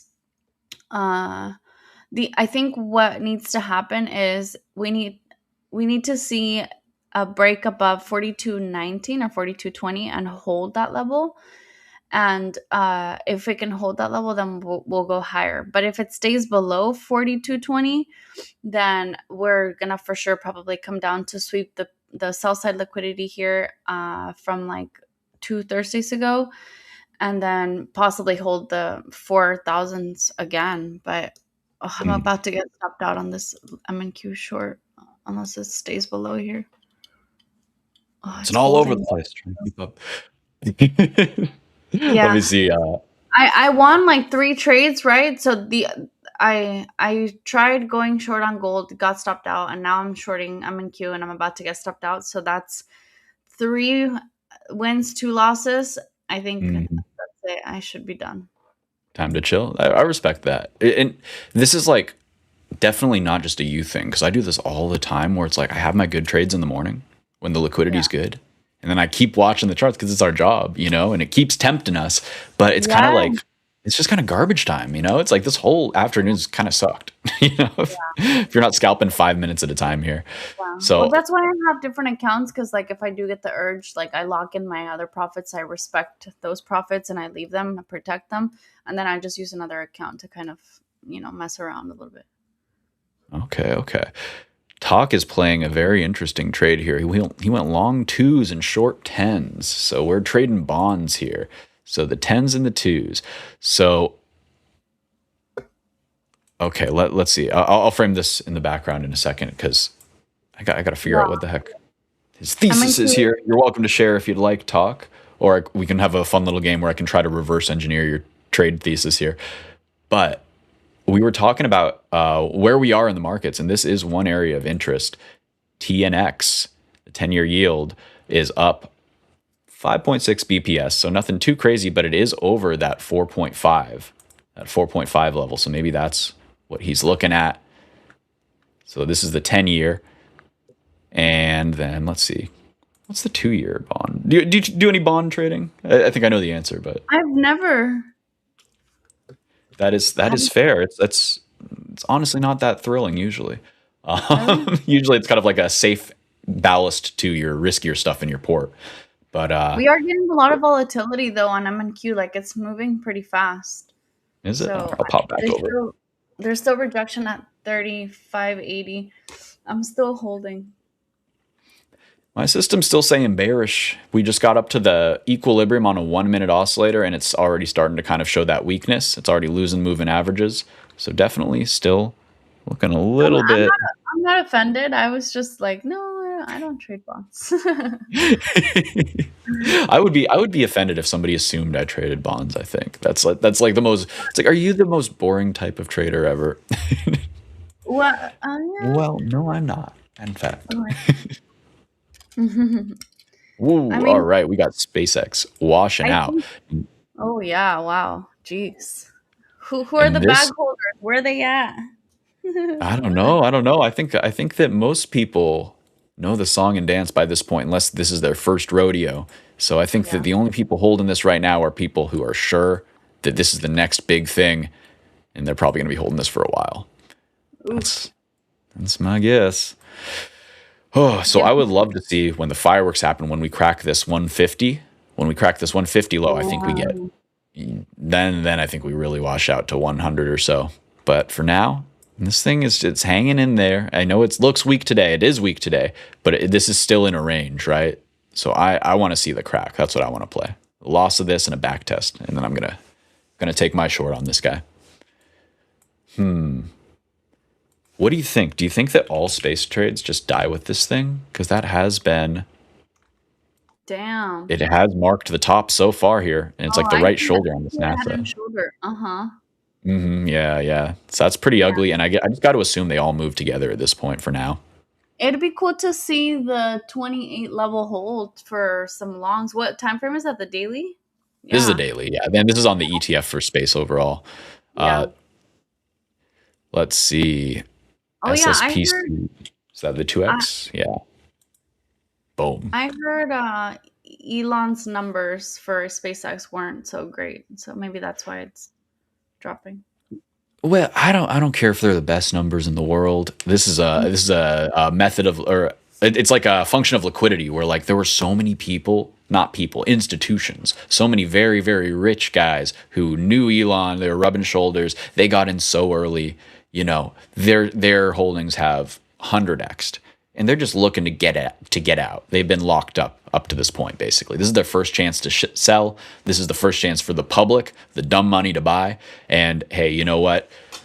I don't even care how good the numbers are. I remember how good the numbers were for I don't know, Robinhood and Coin. I mean, maybe they weren't amazing. Now I don't remember, but I've seen some really good numbers on IPOs, just getting hammered just the same as any other one.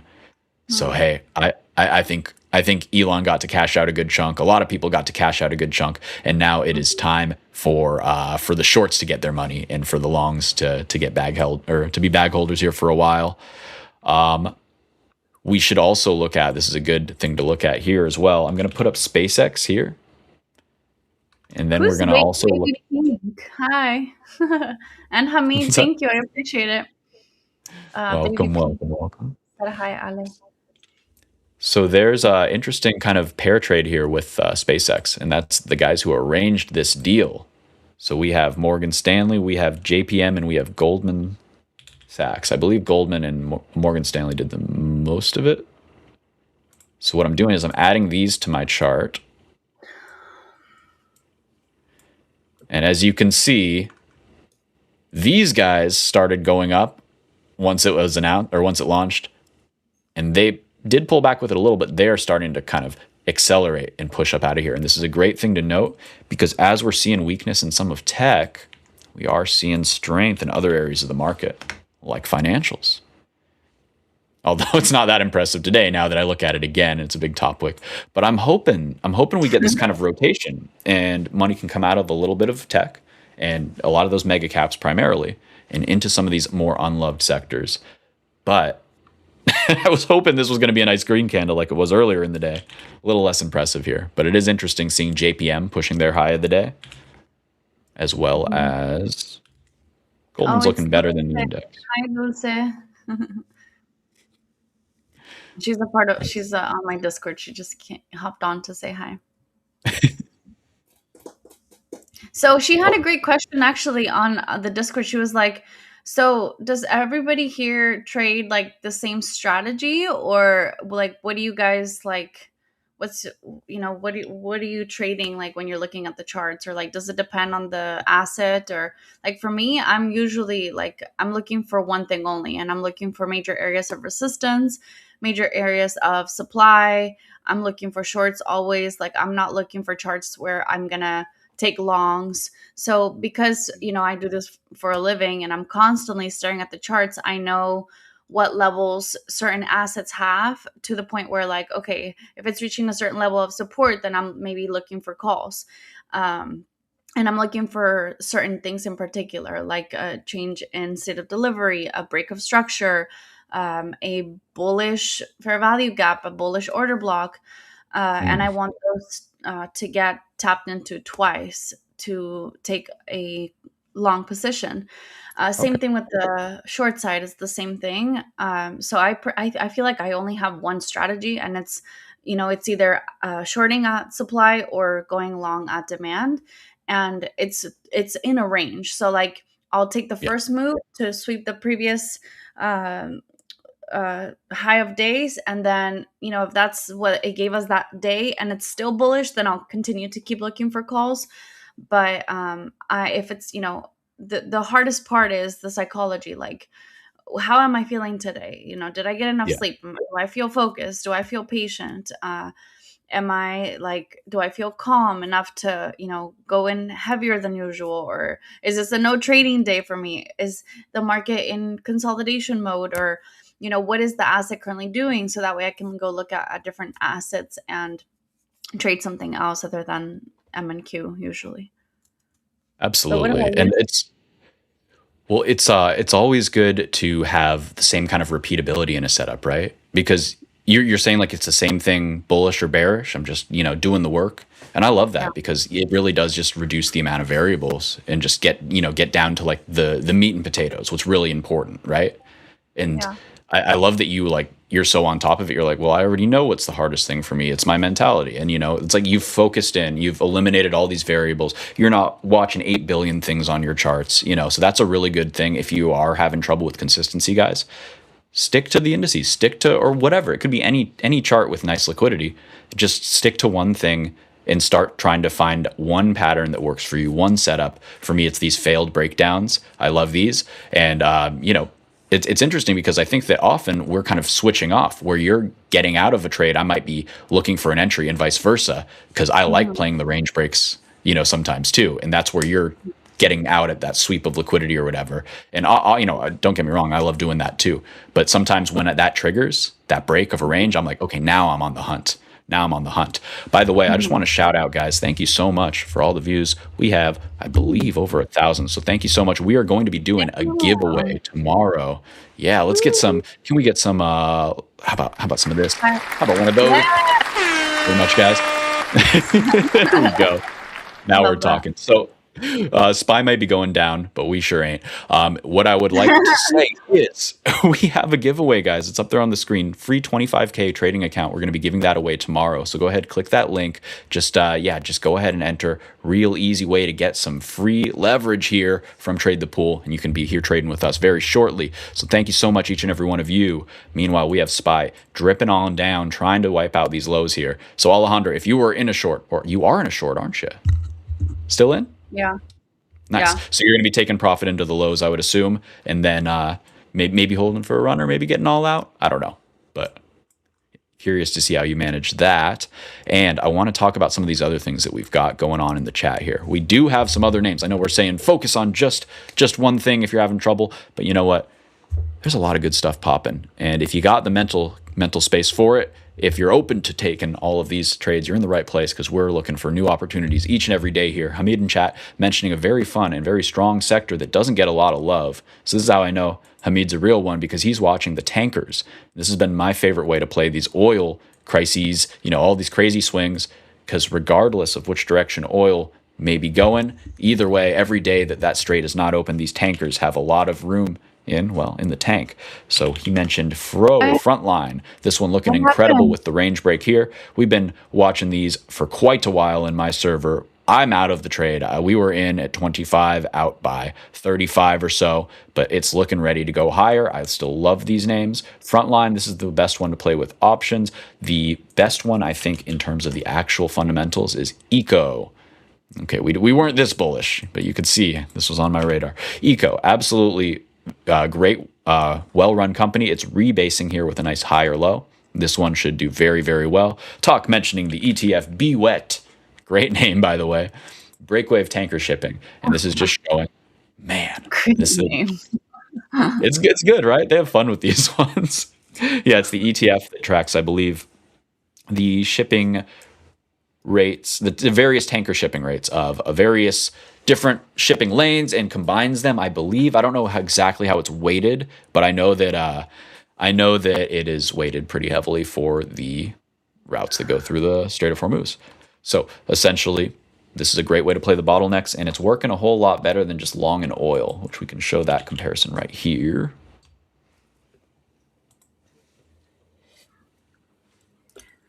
Somebody asked, what exactly is an eval account? Great question. So an eval account is essentially what you buy. That's our product. So we sell you an eval account. You're not trading real money yet. So it's a prop account essentially. You're under evaluation. If you can pass the test, which is essentially make 15% of the account size before you lose 10% of the account size, right? So for a 25K account, your goal is to make $2,000 before you lose $1,000, roughly that. I forget the exact. I think that's right. So the deal is, once you pass, it turns into a real account. It resets, but then when you make that next 2,000, you can withdraw that. That's real money. You've passed the evaluation. You've proved that you can trade responsibly, and basically prove to us that you're a trader that we, want to endorse, so to speak. So that's how that works. You pass the eval. That's just one kind of barrier for entry, and then as soon as you do that, you make money. Well, you can withdraw that. It's real profits. There's a few rules to follow, but they're all made very clear. Essentially, got to hold longer than 30 seconds. Can't trade something with tiny volume. Basic stuff, right? But besides that, you get the eval, you pass that first barrier, and then you're off to the races. And, there's a lot of traders who this is their main source of income.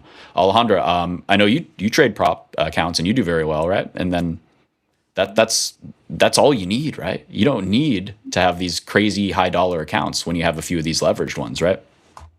Yeah, no. I mean, because what you want to do, like the goal is to get your first payout from one of them.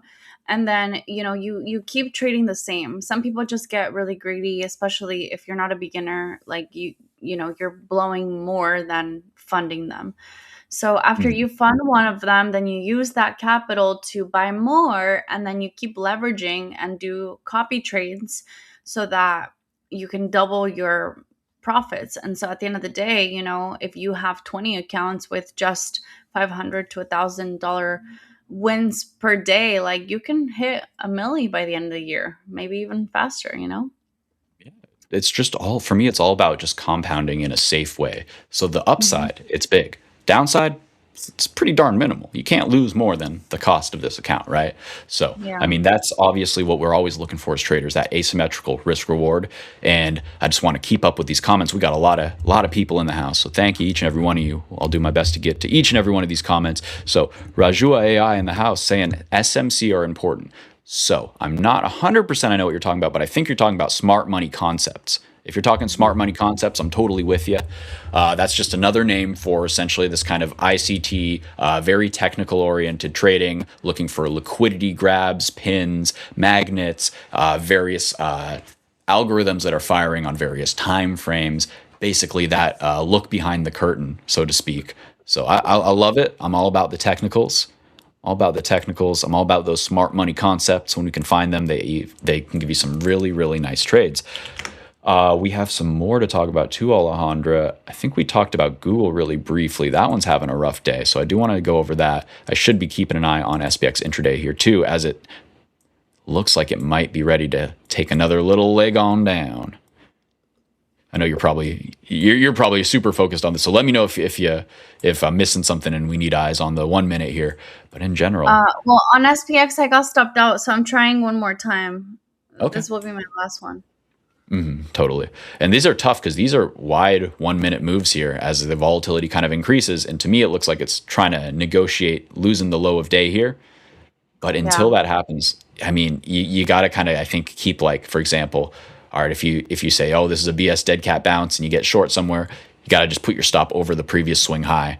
Or, okay, this is BS dead cat bounce, put a stop in over that one. Okay, this is a BS dead cat, put your stop in over that. Otherwise, it's like, these are big green candles that can come for you if you're just assuming it's going to be a straight route down. So yeah, let's see. I know I saw Google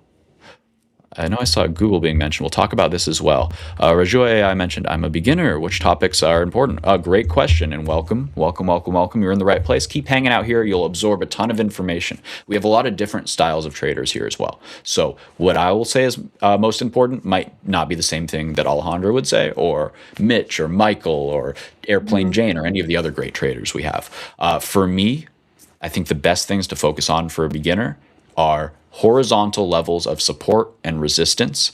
You're going to be looking on a chart for essentially levels going across that flip from one to the other. So just to use this chart we have up here as an example, I see that if I just kind of draw a little box like this, I can see a few things. Maybe if I hone it in like this is a level where we've tried to break once, twice, 3 times, 4 times, and then it finally starts flipping to support. And see, on this retest here, it acted as support. So these are some very simple levels that you can say, hey, all right, if I think we're oversold and we go over this key level, I'll wait for price to come back into support, and then I will look for a long. So these kinds of relatively simple concepts are you're gonna get a lot of bang for your buck there. Just horizontal resistance and support, and then look to add a volume profile to your chart as well. So this is going to tell you volume at a different level. And you also, of course, have your volume on the bottom here. So between your volume on the bottom and the volume on the side, you get a 3D view of what I consider like the effort or the amount of strength in a stock at any given point. So what I mean by that is you're always watching effort versus result. So you want to see the volume, that's the effort, match the result. If you have really high volume but no result, that means that the bulls are trying really hard to push it up, but they're not getting any result. That's bearish. If you have really heavy or a really big move but on low volume, that might be a fake out because it's not supported by the effort, and it could easily get reverted if big volume comes in the other direction. So I would say focus on volume and horizontal supports and resistances. Those are the best concepts. If you go straight to ICT stuff, straight to smart money concepts, it's not that it's bad stuff, but it gets very verbose. It's a lot of terminology and lingo, and you can get kind of caught up in the weeds, so to speak. So definitely just keep hanging out here, keep absorbing, and whenever something seems interesting to you, pursue that, but stick with the basics as like your fundamentals, I'd say, is a good place to start. Sorry, Alejandro, I'm yapping today. My coffee's kicking in. That's good. You're taking over from me. I'm tired. I only had like 4.5 hours of sleep. Oh, no. Well, how about this? If you can take over for 2 minutes while I get water, then I can finish out strong because I got a lot to talk about. We're going to be talking. Awesome. And for the people in chat who are waiting here, we're going to be talking Marvell. We're going to be talking OIH. We had a few others in the chat as well. I'll be going through their ASTS. We're going to talk over the mega caps as well. We're going to get more into Google, what's going on there, and Apple as well. And yeah, we're gonna get into all that good stuff as soon as I get some of this. Thanks, Alejandro. Okay, go for it. Here, can you grab me some too? I'm just kidding. No. So I'm looking at SPX here. We're pretty much just consolidating, or not SPS. I'm sorry. I trade futures. MNQ. We're just consolidating sideways. I don't want to see it hold above 585 because if it holds above 585, I think we're gonna see some breakout of this little support area here. So what I'm looking for is more continuation to the downside and for it to stay below the 586 level. So I would like it to come down to the 540s, and I'll probably take profit around the 3500s. But right now it's looking like it just wants to hold and keep going higher. So I'm just keeping an eye. It's not a real like serious trade. I've already traded twice today, or no, 3 times today, nailed those trades, and I'm just doing this more for entertainment, or just to practice my trades and my risk rewards and my analysis, and see if I could be right today on this trade here. So we are seeing some higher lows, and it's holding this trend here. So what I'm looking for continuation to the downside is to break the level that's been holding around this area here. And since we haven't been able to go over this 1 minute bearish fair value gap, I am still, risking above these highs up here, and I'm looking for more movement to the downside. But I don't know. It's just, it wants to keep holding, and if it does hold, then it's going to stop me out, and that'll be it, because we have 20 minutes until market closes. So yeah, great point. I always get so tunnel visioned, like waiting for this trade to play out, and then I'm like, what? We got 10 minutes left. All right, I gotta wrap it up. Right? Time literally goes by so fast when you're trading. So fast. The truth. We are getting the drop here. We are getting the start of this drop. So let's see, where is our low of day? We're still a few points away for the low of day here. I'm gonna draw that out for us. We want to see how we act when we transact, whether it acts as an accelerant. Okay, we just got the tick low. We want to see if we are going to bounce off of this level here, or if we're going to accelerate down. You can look for an entry short if you're still bearish. Although it's given a lot of entries, I would say it's pretty extended at this point. You could see some continuation, and you could look for that on a wick back up into these moving averages once you see a seller step in off those moving averages. We got to be careful about, at any point, buyers could rip this back up and say, hey, we tried to auction down, we failed. But at this point, definitely still heavy, and I'd be putting my stop over 74.68 on SPX, that last little spike up high. All right, there's the first tap. Buyers are going to try here, and we gauge the strength here. This is off that key daily moving average, which we've been testing, breaking down here. Yeah, I also see a head and shoulders. Let me see if it's more clear on the 5 minute. It's not really too clear, but I mean, yeah, we've just been consolidating. And because we already had a big drop, usually when we have a big drop like this, we consolidate and then we have a second leg down. So I would like to see the 3350 area get swept. 3350. What the heck are you trading? MNQ? MNQ. Okay, sorry. I was 30. Oh, 30,350. Okay. 33,500? That's going to be quite a move. I know most people, like when I tell them anyway, like, oh, I'm looking for like this 1 to 10 RR. They're like, you're crazy, girl. And I'm like, yeah, I know, but I'll get it. I'll get it. Well, I think it's awesome to be able to kind of identify those 1 to 5, 1 to 10 crazy risk rewards. But I always tell people, like, Alejandro, if you get that trade and you're up 7 reward to your risk, are you still keeping your stop loss way under your entry, like all the way back down there? Are you going to let all those profits disappear, or are you going to be making sure you're locking some in if that does start to revert? No, definitely lock it in and then move my risk for sure. Like I don't know how people can trade like so many times and all day. Like it's mentally draining, and the amount of focus that you have to spend managing a trade, as soon as the trade is going my way, I move my risk, and then I literally take that stress or that pressure off. So Perfect. I'm always trying to reduce my stress no matter what.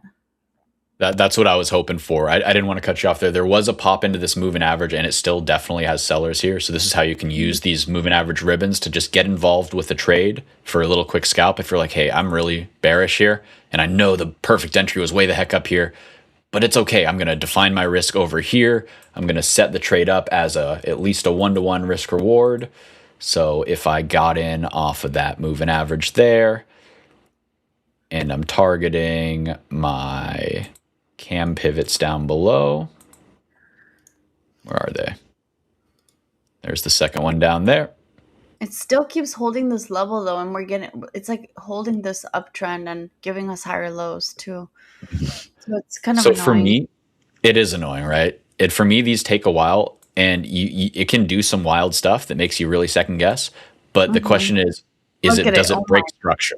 Yeah, I mean, hey, so is this right? You wouldn't really want to see this top wick engulf. But for me, I got to say, hey, either it's a fake breakdown and it looks really bearish and it's just not going to, and then it's going to squeeze the shorts, in which case I need to define my risk over this last little squeeze there where it got rejected, or this is just noise before the bigger push down. I know you're short. I hope it's a failed breakdown because I have longs, just, in general. But if it's not, then I'll be happy to buy the dip at a lower level. I don't know what's going to happen here. I still think it's valid to try to call BS here. But this late in the day, we've already dropped this much. You mentioned we're into the higher time frame level. It's just the probabilities go lower and lower and lower. Yeah, I'm about to get stopped out again. And this is they've been making us work for any move today, is what I will say, unless you caught this drop, that was easy, or the initial drop, of course. So now that we are trying to go for that failed breakdown, and that's why I drew out this level, the bottom wick, and said, let's just watch and wait and see. Honestly, it seemed like after that first reaction, the wick down, looked like bottom was gonna give out, but still trying its best. So the hypothetical short isn't dead until it reclaims this daily low, this last level of interest. Still is finding a seller off this 50-minute. So I will do what's smart, which is not assume anything, because you know what? I usually look foolish when I assume anything. This market loves looking like it'll do one thing and then snap in the other direction. So we just trust our system. We look at structural breaks like that swing high and all our other good stuff. I'm seeing a lot of chatter about SpaceX. Let's pop back over there. It's still dropping. Oh my goodness gracious. So guys, we talked about it going, the party really starts when you lose 150. So I should have just tagged in. It's just that week. I guess it's just a matter of time. So I'm going to be looking. What's up? The puts would have been so juicy. I don't even know how the options are moving. That would actually be really interesting to see, because I'm sure the chain is so messed up with all of this, the crazy skewed IV. I've seen names that drop 20% and the puts don't even go down. Like weird stuff. So it's safer to play with these shares, I think. And the SSPC, is that what it is? That was a gift. I wish I bought a bunch in my Roth, because I was just thinking, like, man, they released the short ETF that fast. That's crazy. This thing's up significantly already and has a lot of room once it breaks. So I'm looking for a higher low tomorrow. I'd love to see SpaceX bounce so I can short it into the dirt. Beautiful trade, though. I know Talk was all over this one, so shout outs Talk. Yeah. Also, another thing I wanted to tap into earlier. When a instrument gives you a really big move and then it starts consolidating, usually the consolidation is a sign to just leave it alone and not trade it, because then you're gambling at this point, trying to see if it's gonna break, is it gonna hold, Man, I got FOMO on SpaceX. I want to go short right now, but I know it's not the play. I mean, it probably is, but I can't do it. So I gotta wait for some kind of thing to get me in, some kind of bounce to something. I'm gonna have to look at this after hours, I think, and hone in on my spot. I like the 165. That's a big high volume node, and Oh, I got my cat batting at me. There we go. But it's just straight selling. It's just going lower. Let's take a look at SPX, see if it's following. SPX, this is interesting. So we got to start watching this mechanic here too. We're seeing an inverse of SpaceX and SPX, which is hilarious. So I'm going to add SpaceX here. Wow, look at that. All right, we'll see if there's news coming out too. I'm glad you stopped out. That's a failed auction for you guys. That's a failed auction. So we're seeing a little bit of decoupling here on this recent thing. It's probably just news on SPY. I'm overthinking things. But I am going to keep this on our screen for fun. What a move. All right, let's see what happened there. That was just on the market imbalance candle. Wow, guys. Freaking M&Q is pushing. It's rocking and rolling. That's wild. I turned away for 1 second and boom. All right, My computer froze for like a minute. Oh no, is that big of a candle? It wiped the motherboard. Oh no. But see, this is why you guys have to have a no, I'm flat. This is why you guys have to have a stop loss and a plan and a profit target, because otherwise I'd be sweating monkey balls if I was still short. You'd be cooked. That's why I was like tentatively like, you got out, right? Yeah. Okay, good. I took an $80 loss. It was not a big deal. Yeah, ain't no thing. That's way better than I think this thing would have dragged you at this point, because I see this as a pretty big catch, a very big candle off that exact level where we were saying, hey, it should be catching here. We drew out our bottom of the day and saying, hey, if it sweeps this, we watch price action. Either it acts as an accelerant and flushes further. But Alejandro, great read, because you said it's already near the lows. It's already near the bearish targets. We've already dropped a lot. How much juice is there left to squeeze down south? Well, turns out the market has a funny way of finding the best little pockets of liquidity it can, right? So it reached down there and then said, I think it's easier to squeeze the bears. Let's squeeze those guys instead. Yeah, for real. Now, the mean reversion off that 1 minute candle, now they're like, okay, now we can get a few points on the short side. I still think that bears are getting pennies in front of a steamroller here. But hey, I could always be wrong. We're right back to the pin here. 475 on SPX. Hamid, I've been out, homeboy. She been out. I apologize. Yeah, she's been printing. I don't know what you're... Hamid, what you talking about? I can't even see his comment. I'm just assuming he's trolling you, because that's what Hamid does. He's always trolling. I'm still waiting for him to send me a DM because I want to see who this guy is. Oh, you got the AOK, Hamid. She wants talking to smack say hi. all the time over here. You want to put a face to that name. You're like, yeah. I also want to see him trade live, since he.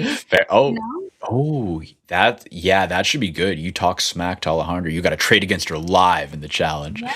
This is a good little tie-in here. By the way, guys, we got our 1v1 challenges going on this week. I believe tomorrow we have AK-47 Josh and Jesse, our boy Jesse, both on Team Trade the Pool, putting their names in the hat. And who are they facing? Well, we don't know. It could be you. Enter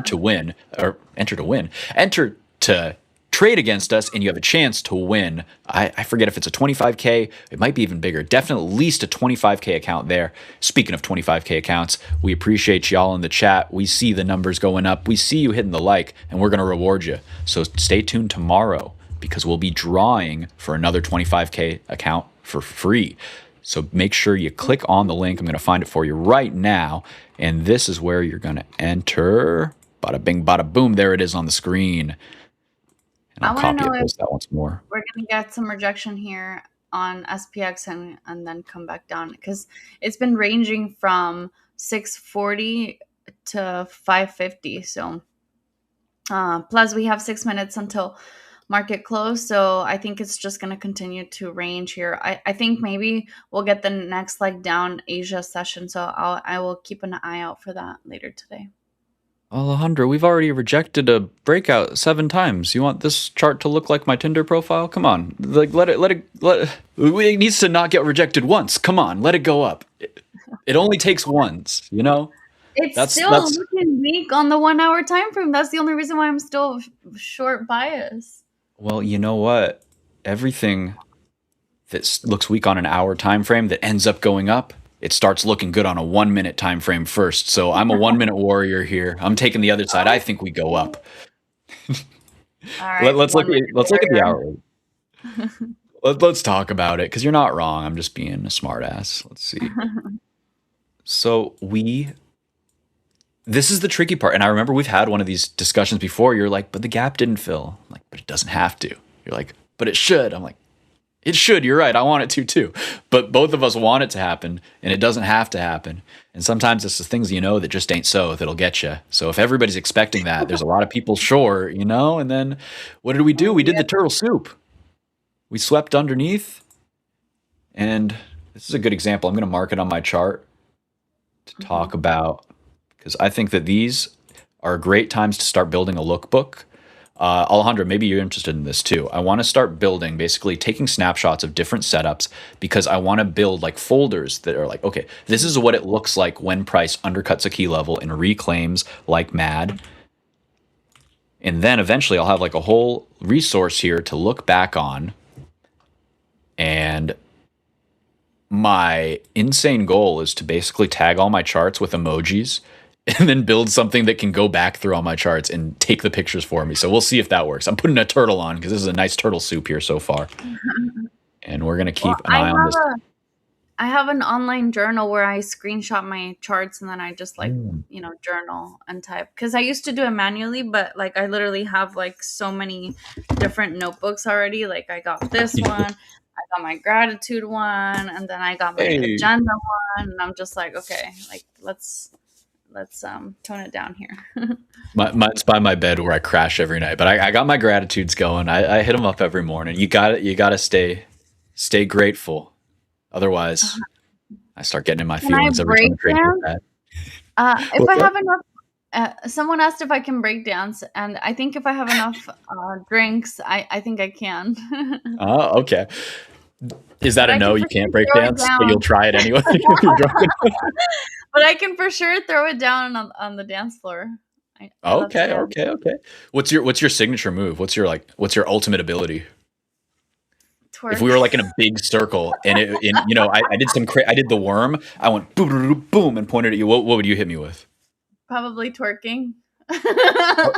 That's the trump card. I got nothing. Like, how do I follow that up?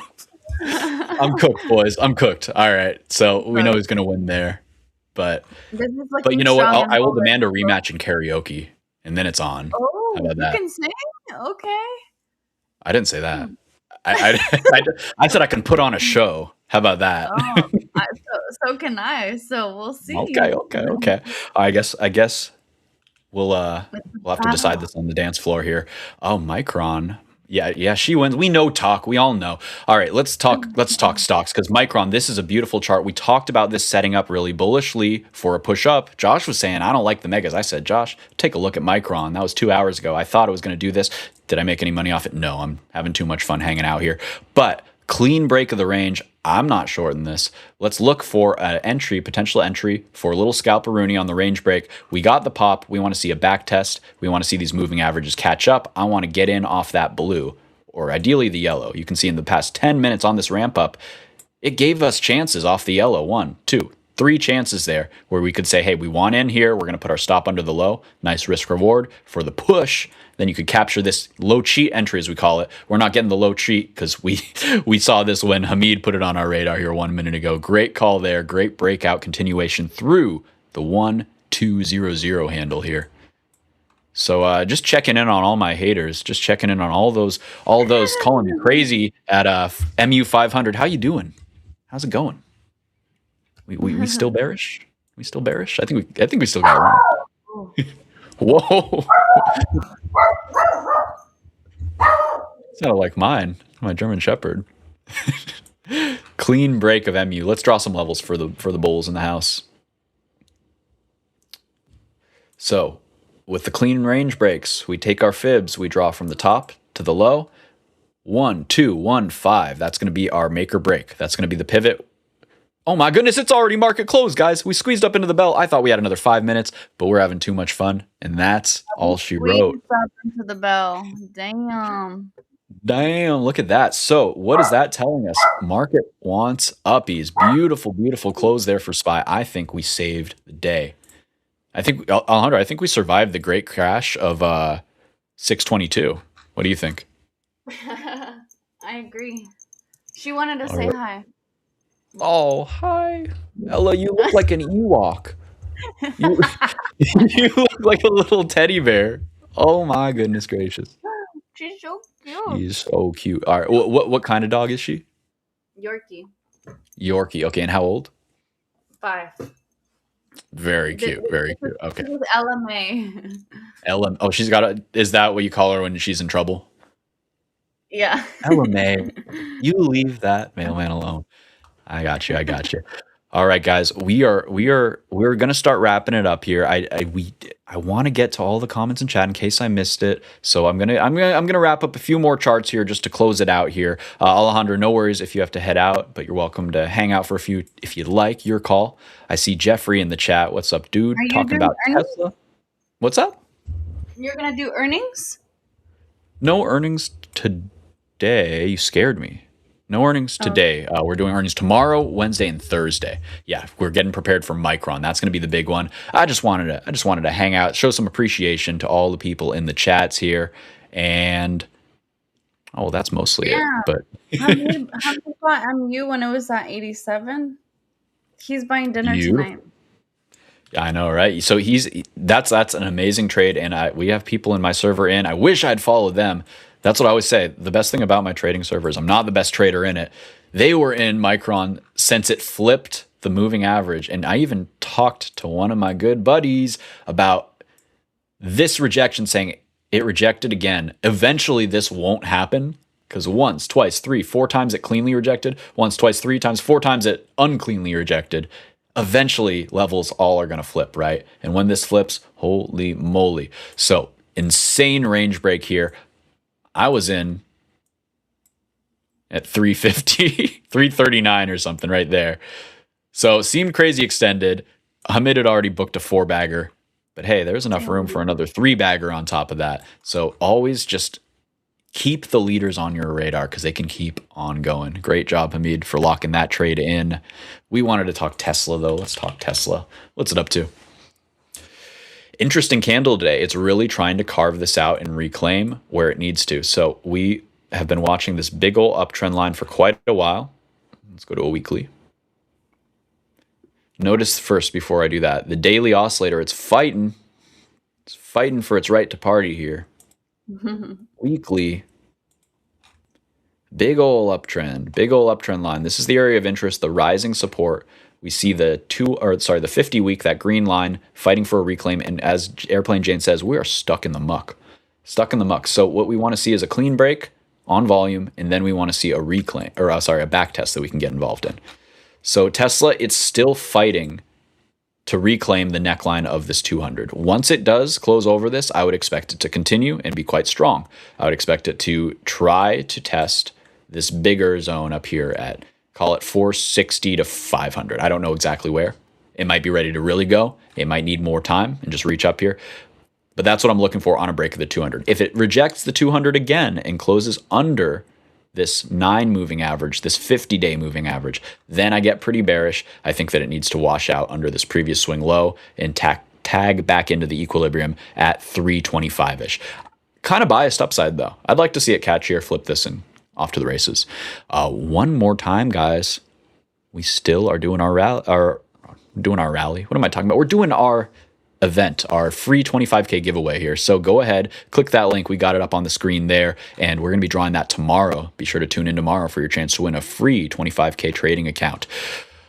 Okay, guys, I've been talking a lot. Alejandro, anything else you want to talk about here before we head out? No, I actually got to go because I have to do a program for one of my clients, and then I have to get ready to go to the gym. So. Totally. One of us has to go to the gym. So Alejandro's going to take gym duty. I'm going to take chart duty here, and we'll meet back tomorrow. Let's see. What are we doing tomorrow? We're doing Power Hour. Are you doing earnings too? I have classes, unfortunately, in the morning, so I won't be live. I usually don't trade Tuesdays, but I will be trading Asia maybe tonight. I also have a class tonight, so I don't know. I'm so busy. But definitely Wednesday morning. She's a busy gal. We'll get you when we get you. I'll be looking forward to that, so you feel free to take off. I'm going to go over a few more charts here because the chat's got me all riled up. I want to look at Rocket Lab too. I want to say what's up to James Willikers. All right, enjoy, I'll guys. see you Have a tomorrow. good Wednesday. Bye. All right. And then there was one, guys. I'll do about 5 more minutes here for y'all, and then I'll head out. So get those chart requests in now while you got me. I see links. We're going to talk links. What's up, Smoke Tuna? Smoke Tuna in the house. Always putting good stuff on our radar, so we gotta give thanks when he's putting us on some heat. And this is looking like some heat here. Link's picking up in volume, so we're going to keep an eye on this one going into the rest of the week too, as it put in a really nice candle here.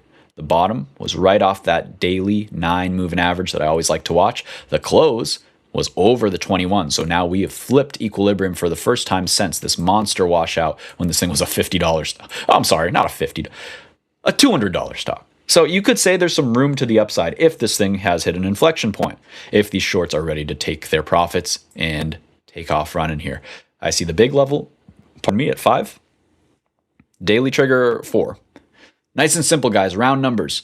$4 next target. 471 is the gap fill, on its way up to $5. That's where we really got to see what's cracking. Over $5, this thing can really get going, but they can take time to get out of the mud. So let's watch it as it progresses around this potential inflection point.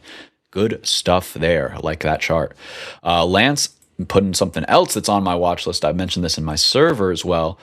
Trump announcing something about quantum. So we were talking IBM, we were talking INFQ, we were talking a few of the other names as well.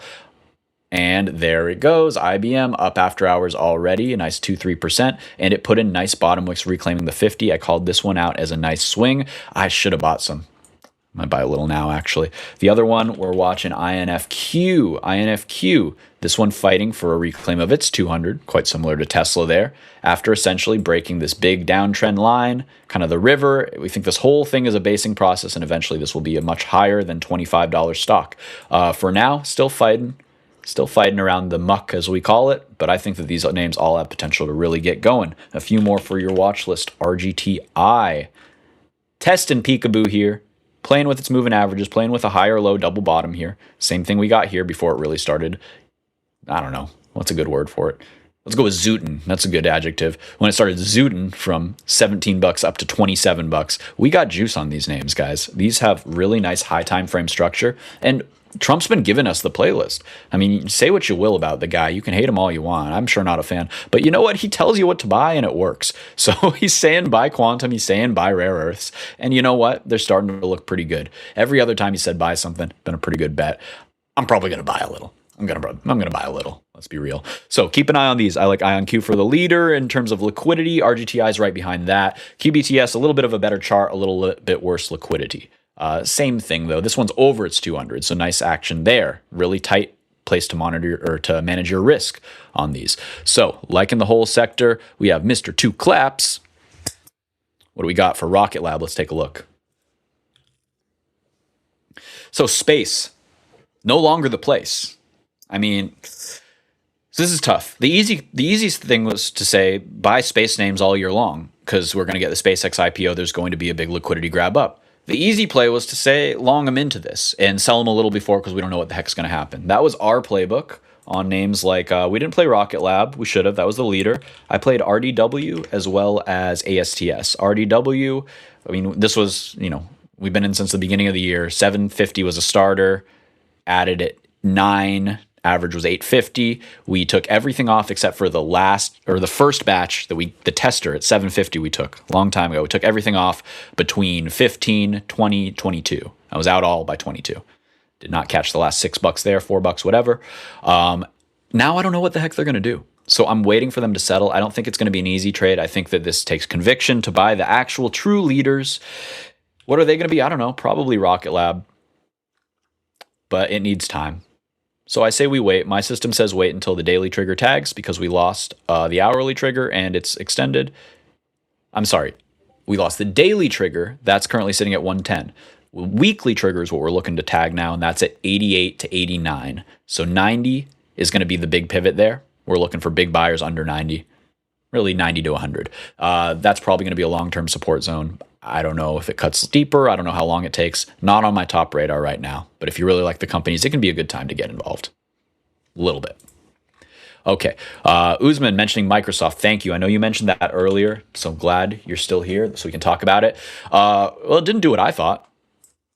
But again, high probability from here was say it's going to go to the 200 and then we'll see. Went to the 200 and we saw. This was really mean how they rotated into software for all of 2 days. And then the new month came and they said, no, just kidding. Just kidding. You thought we were buying this crap? Hell no.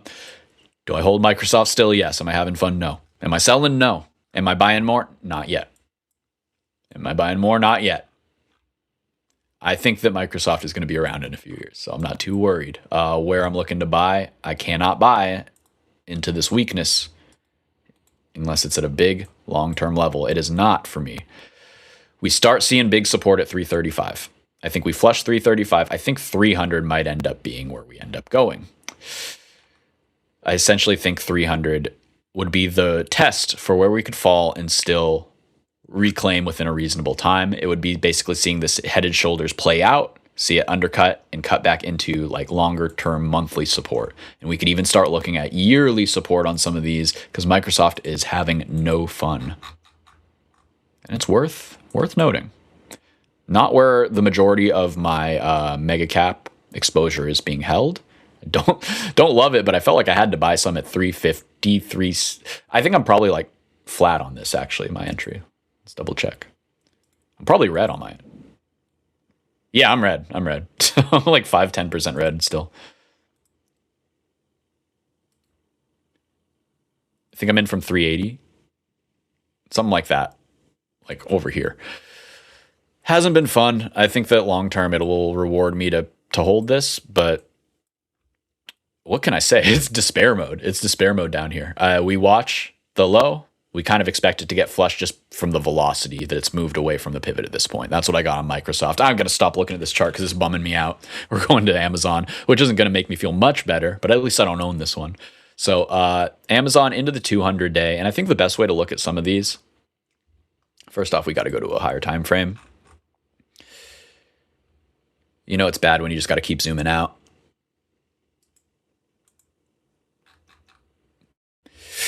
Oh, I said people would hate Amazon at 200 and they would love it at 250. Well, they did love it for a little bit and they got bopped. Where it's in no man's land for me. It's in the middle of a range. It's just, I have no strong feelings about Amazon, and I think the better way to look at them is just as a basket right now. Here's Mags. And you can see we're at a big point where if this is going to continue to trend up, probably this is where you want to hold. You probably don't want to flush all the way back down here. If you do, it still is a higher low off the 21 month. And that's going to be the deep discount area where I'll start looking for all the mega caps and start adding to positions there until we reclaim basically last week's high. Not really feeling it. Not really feeling it as a trade. So let's see what else we got here. I'll go a few more minutes, guys. We still got comments. Why not? UMC making all-time highs. Yeah, I got an alert. So many of these guys. I was very bullish about these guys at 15, and I said, hey, we still have room. We just broke the range. Somebody was fighting me about it. I didn't end up buying it. I got an alert saying, did UMC top at 15? No, it did not. Did I make any money? No. So moral of the story, don't just pontificate, set alerts so you can track all of these different names. That would have been a clean, easy, almost double in a month that I just missed out on. So UMC, yeah, you got to love it. Hard to buy it here, but you got to love it. If you're holding, probably keep holding, move your stop up somewhere around 18 or so. Oh, that's a big stop. I don't know. Move your stop out over last week's low. It's still 22. Take some profit. That's what I'll say. James G. Wilker's asking, can I check out HTZ, long, breakout, and retest? Let's take a look. And it would help, guys, if you tell me a time frame as well. Just for future reference, I'll be able to help you more if you're like, hey, I'm looking at this on this time frame for a position trade, for a short swing, for a scalp, just so you know, because I'm swing biased. So that's what I'll default to. Interesting look here. It looks like a Wyckoff bottom that's starting to develop. So I would look for a, let me draw it out before I start talking. So we have this kind of river, this downtrend line that's following along all these lower highs here. and then we break that trend. So that's the break of the river, and now we're getting that kind of sloppy, choppy back test right at this high volume node here. So I think this is a good one to have on your radar, Mr. James, Mr. Willikers. It's a fun name to say. Multiple bottom wicks in the past month. It's trying to basically, this thing is like, I don't know what it's going to do. It's going to make a big move in the next month, I will say. I'd love to see it reclaim 540, 530, 540. I'd put an alert there and look for a reclaim and a back test. I'll draw that out real quick. Bull path, something like bouncing to this 50, getting popped there, and then finding buyers again, flipping this 530. Volume shelf, 9-day, 21-day, that mucky area, that sticky area, catching there, pushing up, sweeping out the weekly trigger, coming back down probably to this or so. It's going to be choppy unless it just squeezes like crazy. That being said, I think it's got a date with this falling 200 where it's probably going to get bopped again up there. Interesting chart though, for sure. James also putting QNC on our radar, quantum small cap that had a large volume spike and looks nice. Yeah, all of these, I think they're setting up for some wild, wacky business. This is a pretty weekly chart. This one's showing a lot more strength than a lot of the rest of the basket. So this one's flying under the radar and it's kind of decoupled a little bit. Wow, very nice volume spike here. And this goes on my focus list. Thank you. See, this is why I hang out with y'all. You put good stuff on my radar. QNC there. Am I on the right thing? Quantum emotion. Why is this? I guess that is it. Okay. All right. I like the chart. I like the chart. Hamid saying, agreeing on the Trump. Trump is the market this past few months. Yeah. I'm tired, boss. I'm tired, boss. To be honest, it's a lot. Having to keep track of his tweets and stuff. It's like he's rent free in here, you know? What can you do? Lance, hey buddy, does NOL look like it might be worth a swing entry in the works? Let's take a look. NOL. So it swept previous lows. Don't like that.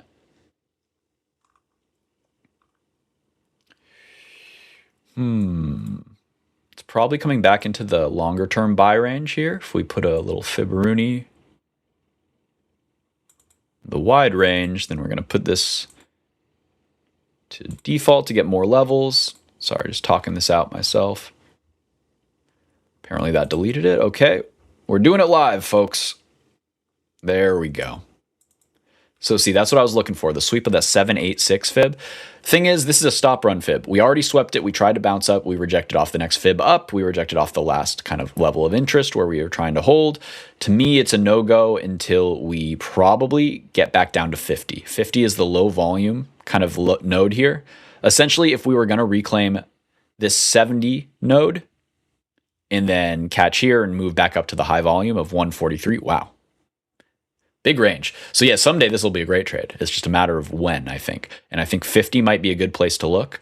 It's also National Oxygen Limited. What are we buying here, Lance? What is this? You're trying to sell me air? That's what this is? You're trying to sell me air at 56 bucks a share? All right. I'd rather buy this air at 113 bucks a share. But interesting chart. So we'll keep an eye on it. I would say put an alert for a reclaim of 75 or for that 50 to tag until it's in no man's land. No touching right now. You were talking about knock, I bet, because I was like going down from the top. He said, does NOL? Then immediately after you say it does knock. So that's definitely what your apologies there. That's funny. Nokia, much better, much better. Does this look like, yeah, okay, Lance, I was trying to be nice. I was like, I don't think that's where you want your money. This looks much better. So the weekly, it's posting a nice inside week here. We like this. Very strong stock. This is one to look for buys on. That being said, oh man, I got to give this one time. So this downtrend line I've been watching for quite a while. It finally interacted. We've also got this big horizontal level here. It's kind of the top of the last line of resistance before volume gets really thin, and it can.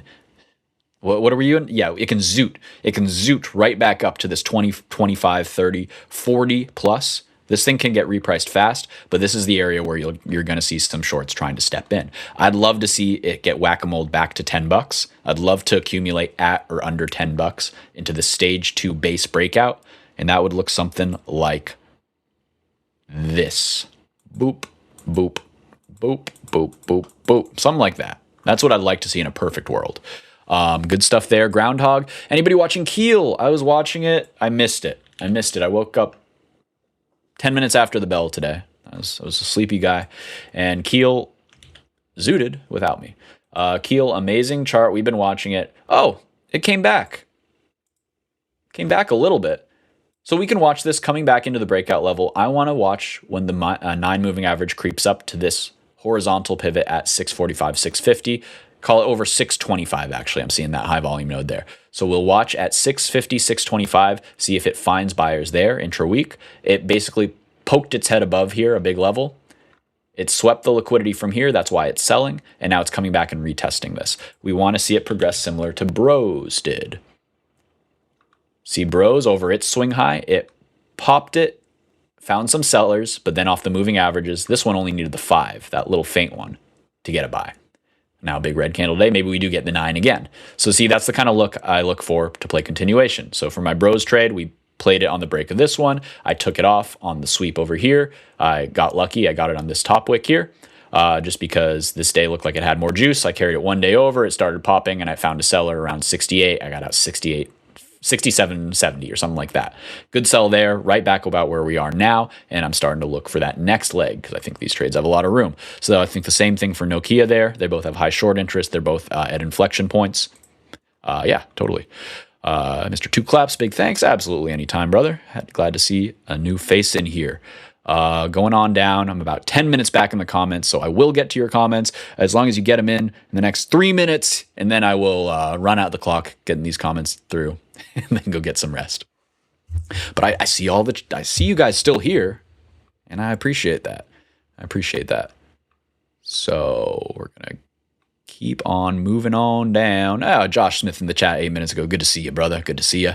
Groundhog mentioning ditching hyperscalers and Rocket Lab worked out well so far. Still great long term. Absolutely. Absolutely. So there's always going to be ebbs and flows. Mr. Groundhog has his finger on the pulse. He sees what's happening under the hood. So I love the selling into big binary things. So it was a little less clear on the hyperscalers, but Oracle was a little bit of a canary in that coal mine as well, I think. Talk also calling out Google, which kind of started this, or at least the recent leg down in the megas, with it saying that it was going to be raising some money to, supplement all that CapEx spend. Talk mentioning SpaceX today from the top rope with unsecured debt. There we go, baby. Just let them run it up. And then, oh, by the way, did we tell you? Funny how that happens. All right. Good stuff there. MU keeps ripping. Oh, yeah. Is it another day ending in Y, Hamid? It is. So MU up. ENVX. James Williker's pulling out all the OG stocks that I used to love trading. ENVX looks good with low volume pullback on daily and weekly. These guys, I love the company. I hate the management. I love trading the stock. I hate owning the stock. You can see all the levels where I traded it way the heck up here. I've been trading this thing for 3 years now. 2, 4, 3, 5, 10, 8 billion years. Feels like I've been here since the stock launched. And, death taxes and NVIX coming back to your $7 entry level. Just always coming back here. Does it look good? It does. Looks like it's setting up. I really need it to show life over 750. That's this big historical pivot. I've had this zone on my chart for like 8 years, like I said. Show me the flip. Show me the flip of that 200 day. Lo and behold, aligning right with that key horizontal pivot. Then we're cooking. Then we get in there. I do like the battery storage kind of area. I'm an FLNC. It's a little disappointing today, but that's just, a day in the life of holding this dang thing. It will not do the breakout until I sell. That's the rule. Or until I chalk it up to a loss. Last time I had to wait for this despair buy here at the 21-day moving average. Thought it was going to do this, and then it said, no, we're going to do a minus 10% day for no good reason. We almost did that yesterday. We ended up closing at the highs. I thought we were ready to break out. It looked like it in the morning. Get bopped back down, but still closing over the open. So I'm still holding on hope that FLNC can follow its big brother here in Bloom Energy, because Bloom Energy, beautiful follow through here. Beautiful megaphone. This one's breaking out. Don't sleep on this. I'm not saying buy it right here, but I'd love to get a pullback into. You know me, I'm a robot. My 9-day rising moving average on these breakouts. For Micron, we did the same thing on its megaphone right here. I missed this low buy. This was the buy. I missed it. But I got in right here at 450. I added on the back test of 500 off this megaphone as we broke the megaphone and the 9-day caught up. See that, guys? That's what we're looking for here as well. Great stuff there. Good price action. Very tradable.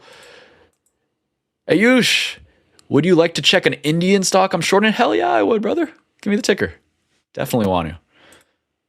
It's so funny. Often I will look up a ticker and I won't check well enough, and it'll be something on the Indian exchange, and it looks incredible. And I'm like, I wish I could buy this. This looks so amazing. And then I look at the stock that I was actually looking for in the NYSE, and it's very disappointing. So we'll see. Official Alex Rivera in the chat saying, would it go up to 1,500 after earnings? After earnings? What about into earnings? Let's find out. I think 1,500 very likely gets hit. I think on these names that are priced to perfection and running up into earnings, often you will get a big pullback on earnings. Seems very big. It's like 10% plus, but it'll just be a washout to its rising moving averages. So I'll be watching a washout to maybe MU 1,100. At the very worst case, 1,000. And then I'll be looking to dip by there because everybody will be so sure that it's the top, and then it won't be. And then it just won't be. That's been my call since 300 when I noted the strength and noted the strength in the fundamental narrative and how early we were. And everybody was, that was the biggest divergence for me. Everybody was screaming, it's so extended. And I'm sitting here looking at the fundamentals going, it's so early. Does that mean it wasn't extended? It was, and it needed to do this pullback for months. Chopping and just telling people or making people think that the top was in. What did it really do? It came back, tested the 50% of the breakout and surged. I think it's going to keep on doing this, and it's been an easy money call to say this thing's going to keep going higher until it don't. Is that a smart ass answer? Yes. Is that what you should do with the leaders? Yes. Just keep on buying dips until it stops working. Use these moving averages as your waypoint. And the biggest one, use the weekly 9 moving average as your waypoint. On a strong uptrend, there can be big down or big pullbacks that still just tag this 9 moving average. On the reclaim of a 9-week moving average, there should be juice to continue the leading action. Great stuff there. All right, moving on down. Moving on down. NBIS. Jeffrey in the chat. NBIS break through 300. Yes. Yes. Next. Sorry. Yes, it will. Unless it doesn't, of course. I think it definitely will. I think that as long as it holds pullbacks to 230 to 250 would be the buy zone I'd like. As long as that happens, it should keep on posting higher lows, keep climbing up this moving average. It's a very strong name, very strong sector. And this is just sure not shortable. I've got buddies who've been in this for a while. I told some of them to add right here. Some of them did. They're very happy. Others did not. They're saying, man, do I just buy the top breakout? I'm going, I don't know about that.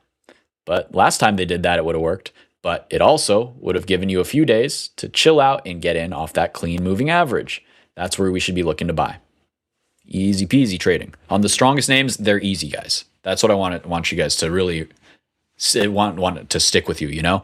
If a trade's working, it should just work. On these leading names, you ride the moving averages up. You don't freak out when it pulls back to them. You sell when they're extended. I'll zoom in here.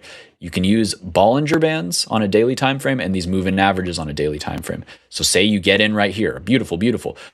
Well, you probably want to trim a little when we're breaking up over these Bollinger Bands. It's probably overbought. Then you just add that buy or the trim that you took off. Say, oh, wow, we're closing over the Bollinger Bands. Very bullish, but also overextended. I'm going to take a little off, and I'm going to just wait to add it back, keep it in my piggy bank off this 9-day moving average. That's how you can shave your cost basis down and stay in these trades. Okay, we're over the Bollinger Band, probably take a little bit off. You know, then we come back down, we put a candle in over this. All right, you can add it right back. You know, okay, don't need to trim. It didn't get overextended. You can add again if you're feeling spicy. And then big boom again. Big green day up 10, 15%. You're overextended on the daily. You sell a little bit. Do you freak out when it loses the 9 briefly? No. You say, all right, we've had a good run. Let's wait for the real support at the 21. That's why it's the bottom of my zone. That's where I really need to see the equilibrium stick and hold. So it takes a few days, But then eventually it gives you the buy signal again right here. Or maybe you wait for it to be over the 9 again right here. Both valid places to add there again. See, you just ebb and flow and ebb and flow. And one of these days, it'll stop working. And that's when you say, hey, we had a great run and we exit gracefully. If it posts a massive red candle, closes under here, then you got to say, hey, all right, okay, trade's over, that kind of thing. But in general, just keep on riding them. You ride the bull because the bull trend sticks, and you pet the bear. You take little stabs for the bearishness when it gets overbought. You ride the bull, pet the bear. All right. Moving on down. You're not going to leave me by myself? Yeah, Hamid, you don't know. When the stream goes off, I just keep sitting here talking to myself. It's like, when you were a real little kid, you thought like, teachers don't go home, right? Like they're here when I leave and they're here when I get here. They just live here, right? Well, I just live here, so I ain't leaving. James asking, what do you think about AMC's breakout? Even through a red day today? What do you want me to say? It's very strong. We drew it out here, and I said, it's probably going to squeeze through this. Did I play it? No, because I can't trust this. This could triple, and I wouldn't care. If I'm being real with you guys. If I'm keeping it 100, I don't. This thing could 5x, and I wouldn't care. This thing could get up to $100. And all I'd be saying is, all right, well, eventually I'm going to short this thing. What I will say, this is probably the low for the foreseeable future. It probably also sells off from this big chunky part right here where it traded for months and months and months before breaking down severely. It 3x'd from there, and now it's into the neckline. I would say let this thing cool, form a higher low if you really want to trade it. Could it just keep squeezing? Yeah. Will I be mad? No, I don't care about this thing, to be honest. Sorry if that's not the answer you guys want, but I got to keep it real with you. This is trash. It's trash. Trash floats sometimes. Doesn't mean it ain't trash. All right, we got Ayush hitting us with the Indian ticker name out here, IDEA. IDEA. He's got an idea. What is the what exchange is that in though? That's my only question.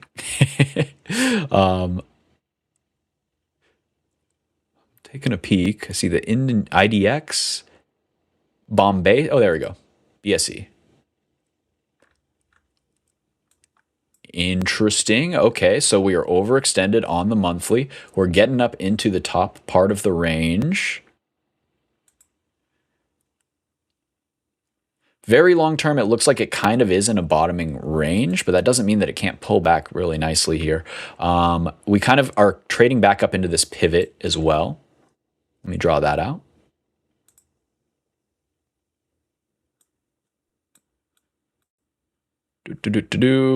Battling lag. There we go. So on the monthly, I like taking this kind of surge up and top wick, marking that out and seeing, yeah, we did digest it. We pushed this block up, but I do see this where the selling kind of starts. So just basically, yeah, this 15 handle to 1550 or something. I'd like to see a little seller take place. We could try to squeeze up over the 18. Assuming this is the right chart, of course. But let's look at a daily. Monthly does look quite strong. Daily looks like it's fighting and maybe weak here. I do like this kind of fade and potentially losing the oscillator here. The histogram's starting to flip bearish.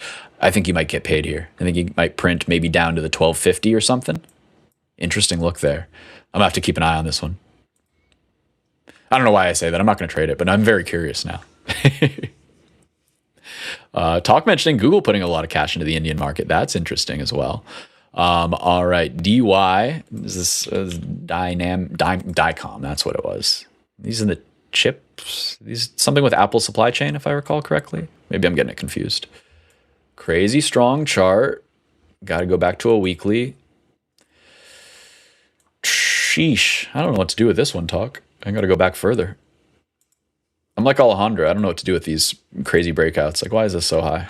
I need to do fundamental analysis and figure out why this deserves to be doing this. But hey, I mean, geez. You have the nice 3-month pivot that we broke out from, back testing the top of that and confirming off the daily, or I'm sorry, off that monthly candle. Weekly 9 moving average still holding trend very nicely. A little bit of a pivot forming there at 450, looks like. can look for that pivot to be actionable. Maybe you wait for it to wash out and then buy a reclaim of that, 450, something like that. I don't hate it. Talk finally ringing the register on Teradyne and MPWR, two long-standing winners for him. Teradyne was a great trade for me, and I sold it so dang early because I was like, surely these can't all keep going up. I kept Amcor, AMKR, and I kept KLIC. Both been absolutely barn burners for us. KLIC from the flag break down here, we were in at 43, I think, somewhere around there, maybe 44, we'll call it. Easy little double, almost a triple. Teradyne, I think, still performed better than all of my other picks, though. It was my top pick. We were in at 100 or 90 to 100, I believe. No. I was over 100. We waited for the break of 100. We got in somewhere in here, 110, 115, something like that. So beautiful trade there. I sold half at 167. I sold half on a double at, or no, I sold all the rest at 300. No, whenever it doubled for me. So 220 or something, way early. Yeah, way early. But still, barn burner. Great hold. And now it's like, what the heck does it do? I don't know. It reminds me of CLS, where it's an amazing stock.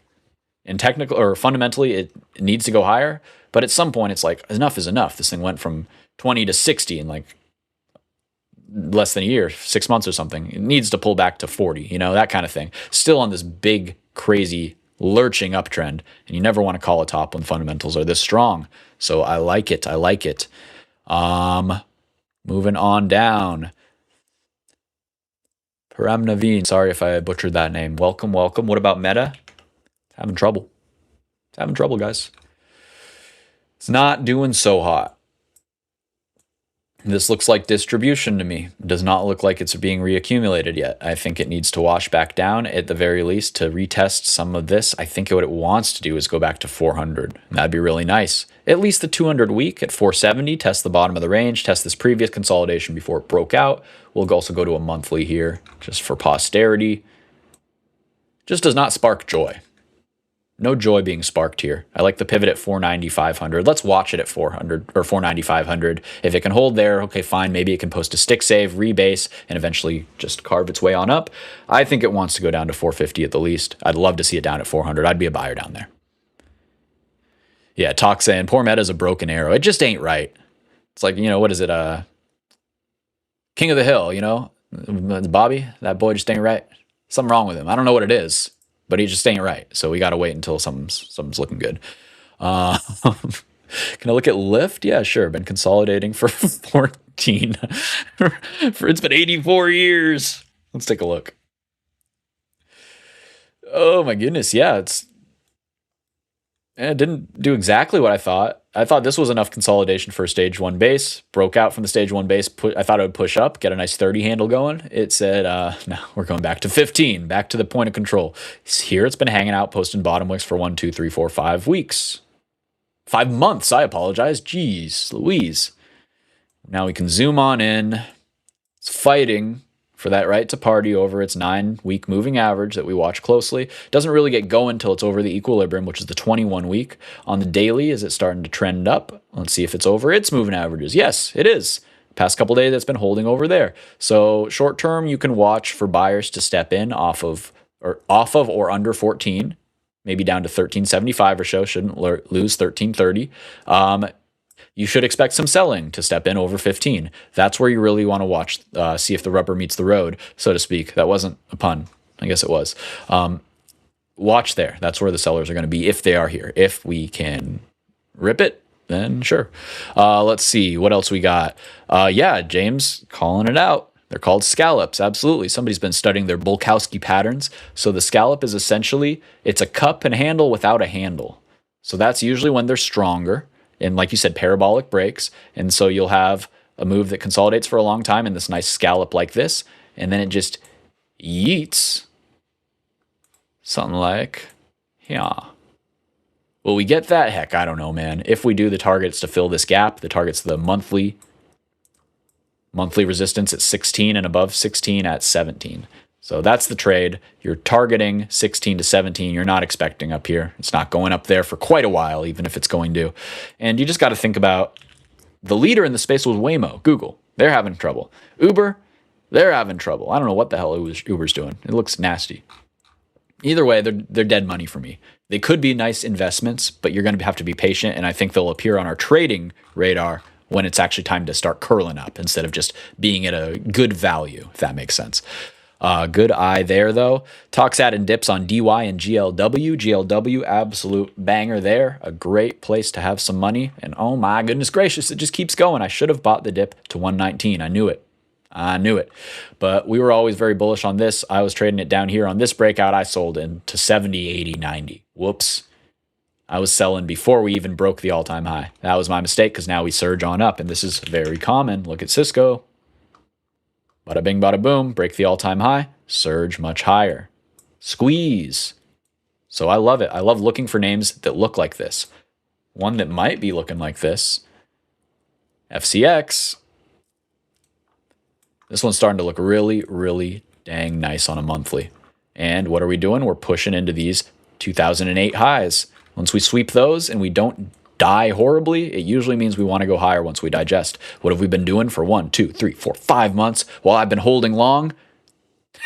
Getting chopped up? Well, we've been consolidating. Did I sell? Not a damn share, guys. High conviction play. Copper's going higher.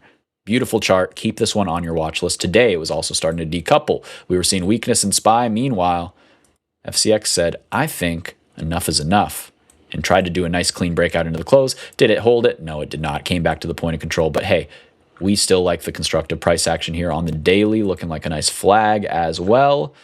Give it time. It might need to even come down, fill this gap, test the 21-day. I'll be a buyer there too.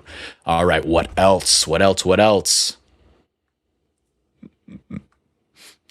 Especially Boomhauer. I'm gonna start talking like Boomhauer here if I keep going. Oh, all right, guys. Hard stop in 20 minutes. You guys are still here, so I want to be here too. SoFi. Don't love it. It's stuck in the muck. I say, why be in SoFi when you could be in Dave? Pause. Sorry. This stock, very impressive in the fintech space. Again, breaking this previous high. I like these looks a lot better than I like the SoFi type beats. Talks waiting on metals too. Yeah, you and me, brother. You and me. Copper miners, absolutely. It'll go. It's being slow. Yeah, FCX, Tech, SCCO, all good choices. SCCO, very high quality. I went with FCX because it's the biggest. They produce 70% of our copper in North America. That's good enough for me. Sorry, cat wanted out there. All right. Great chat. Absolutely. Thank you guys so much for all the comments. It does look like I reached the end. So, hey, last chance, guys. Last chance. What you got for me?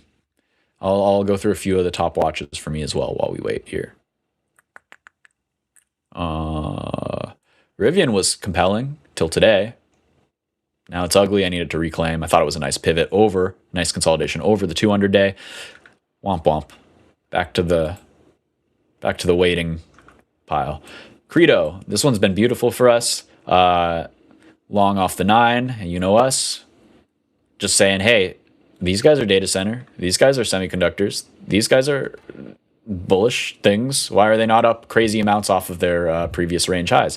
Why are they still stuck under December 25 highs? We were starting to watch it right here into 210. Now it's up 30%. Easy trade should continue to be an easy trade. We hold.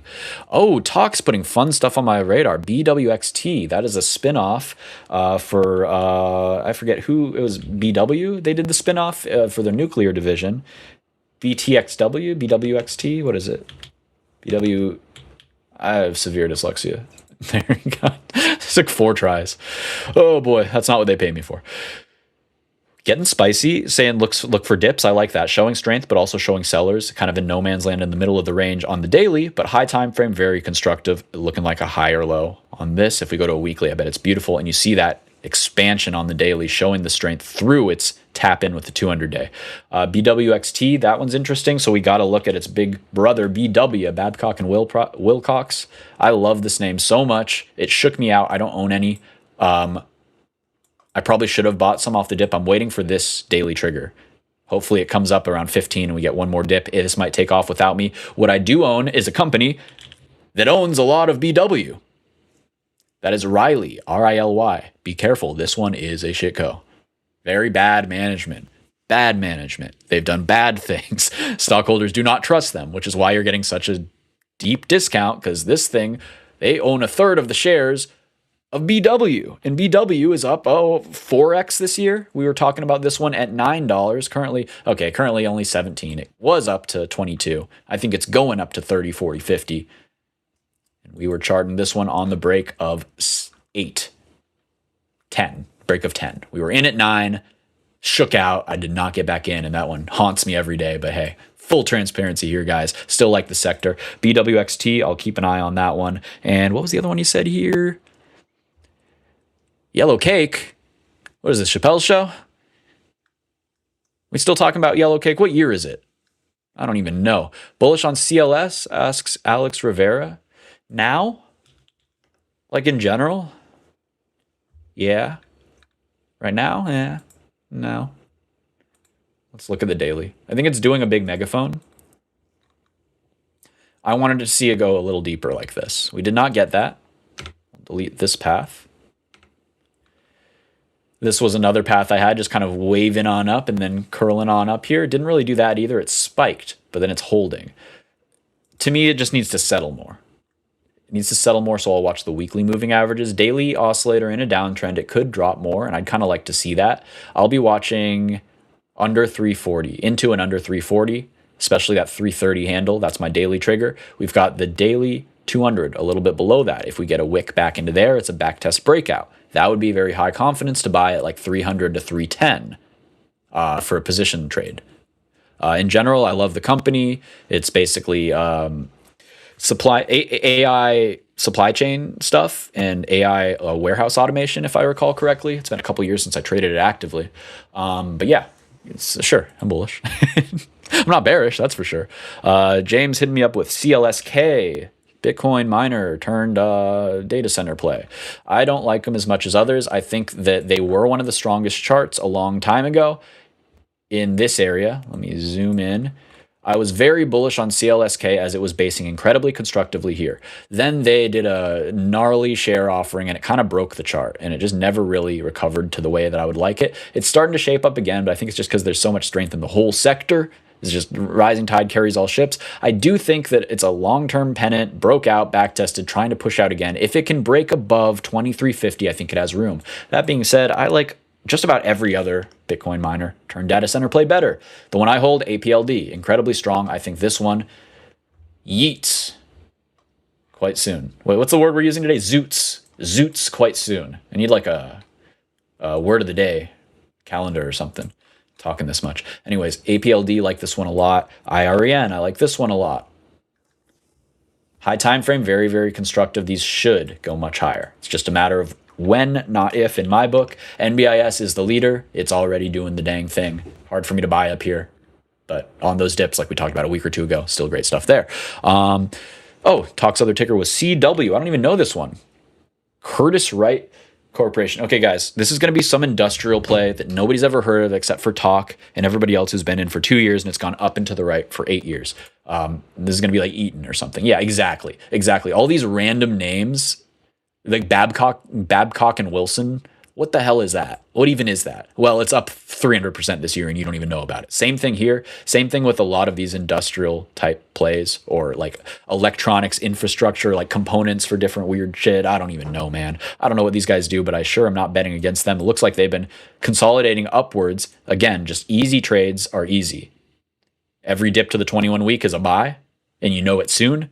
Every reclaim of the 20 or the 9 week is a buy. You know it soon, you know? Still working. Keep going. Like Talk says, buy dips. Love it. Good stuff. What else? Barney in the house. Steve, can you check gold? Swing trading view. I am short. Fundamentals are screaming shorts. His shorts are screaming, guys. Let's take a look. Shorts are screaming. I wanted to buy the dip. It did not do what I wanted. I did not buy the dip. Still waiting. I want to be bullish gold.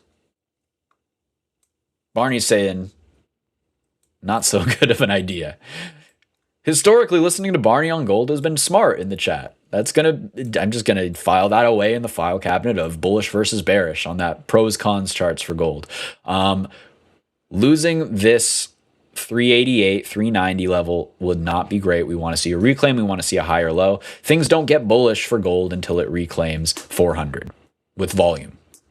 And really, even then, you could still see a rejection at 408 off this rising 200-day. I'm not bullish till we start reclaiming over there. It's going to give us chances. I don't think we need to snipe the higher low off of this when there's so many other good trades in the market.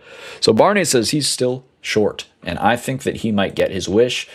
Where are we going? Heck, I don't know. Barney, maybe you can fill me in on the fundamentals someday, and maybe I can get a better grip around this trade at the moment. I was very dialed in when we were going up, and then I got burnt out once I sold. I'm just still waiting to get back in. I have no interest in shorting metals. No interest. I'm incredibly bullish over a 5-10 year horizon. So just dip buys. They're slower movers for me after the big move. You know, you can't have silver squeeze every year. You know, it's like dessert for every meal. Just no good. So that's what I think on gold there. What else? Looks like a turn is in SpaceX. Not sure. Yeah, it's dead. Back in the casket, SpaceX. Oh, that's a thing of beauty. What did we say, guys? We've been saying it for weeks. We said, I don't know if it's going to die on the first day. I don't know if it's going to run for 3 days and then die. Either way, he's going to die. He's going to die. I don't make the rules. What else we got? NU, South American SoFi. Yeah, they have some, yeah. Here's the thing. Very, very, very bullish on Latin America. Colombia recently, they got their, I'm supposed to be politically neutral, right? They got their, not a fascist. They got their hard right-winger guy in. Who knows? Maybe it won't be bad like every other one. Who knows? But what we do know is it's great for the economy because basically look at Argentina. It opens up Latin American economies, developing economies in the best kind of bang for buck area for capital inflows here. Because what do you want to invest in? China? You want to invest in mega caps up here when they can't catch a bid? You want to invest in semis when they're the only dang thing going up in the market? You don't know when that bubble's going to pop? Bubble? I think it's got more room, but whatever. All I'm saying is they become more and more appealing looking at Latin American areas where money's just starting to flow in. They're hitting these inflection points where all of a sudden the West is opened up to them. So Colombia, we can look at that before we get into the actual banking of these other Latin American sectors. So interesting gap up and back testing this level. I'm going to be watching this development closely. NU, they had some weirdness going on. They got really hammered over, there was like I saw some article that was like, NU acknowledges the alert from the Central Bank of Brazil that said that they are delisting or something crazy like that. They're like, it's a fluke. It's not real. It's like, okay, that's still terrifying. I did not dig in deeper. I don't know if that's just nonsense or whatever. What I do know is I was heavily invested in this one. I took the trade, took half off at 16, took another quarter off at 18, I believe. I think I have a quarter floating. I got stopped out by now. At break even, I'm sure around 13 or so. So that one's out of the Roth. I don't check it very often because I have plenty of other stuff to, spin my wheels on. Plenty of other active stuff to do. I'm staying with my ILF. I just have a bunch of shares of ILF and I don't ever plan on really selling them for like a decade or so. From maybe 29, 30-ish or something like that. I like EWZ for shares over NU. It's probably coming back to a breakout retest. Very bullish high time frame chart. Just kind of stuck in the muck short term. But again, look at these high time frame charts. If you're patient, this is a massive pennant break, downtrend line break. We tagged the 200 moving average, found a seller. Okay, so what? We're going higher. I'm very high conviction. We're going higher. Just got to be patient on these. So NU, that's one way to play. A few others. CIB, I really like this name. This looks beautiful. beautiful. CIB, this is some Latin American bank, I forget. Is this Argentina? I think I'm bad. I don't even know. It's one of them though. CIB, love this one. GGAL, Grupo Financiero Galicia.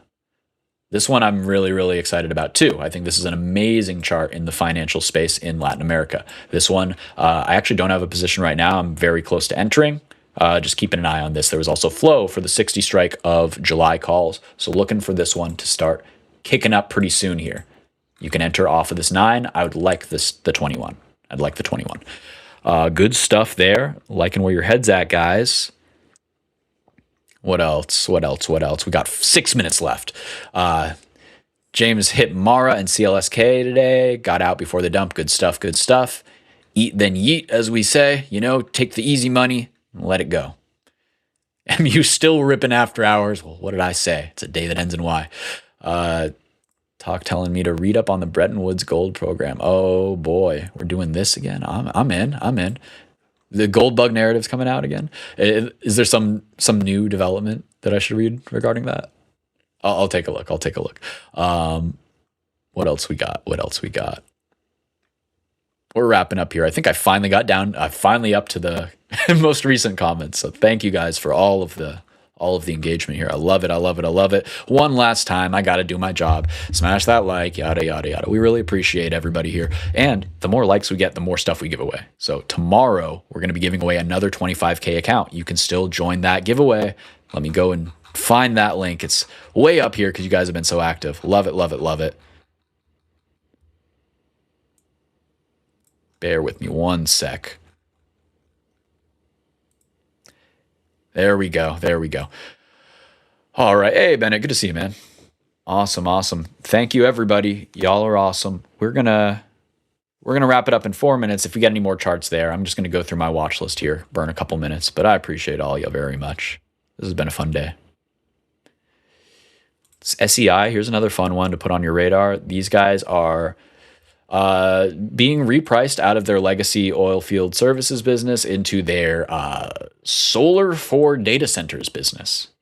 Really cool company, really strong price action, really showing me that this breakout wants to stick and hold. Looking for an inside week, maybe one more inside week for these moving averages to catch up. I'm honestly expecting only the daily to catch up here. So 1 or 2 more days, and I'm looking to get in on this guy as the 9 creeps on up to the top of this volume shelf at 79 to 80. I'd like to buy under 80, and I'd like that to be a really safe resistance flipped into support over the next couple weeks.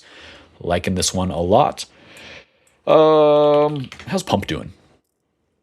Pump's starting to look a little interesting too. This is another one that I thought it was going to go crazy. It did not. It got beat down. It has high short interest, but they are another one that's transitioning out of this oil field services kind of legacy business and into a data center power / storage type thing. These guys they acquired a company that essentially can build generators, natural gas generators for data centers. So pretty good place to be in.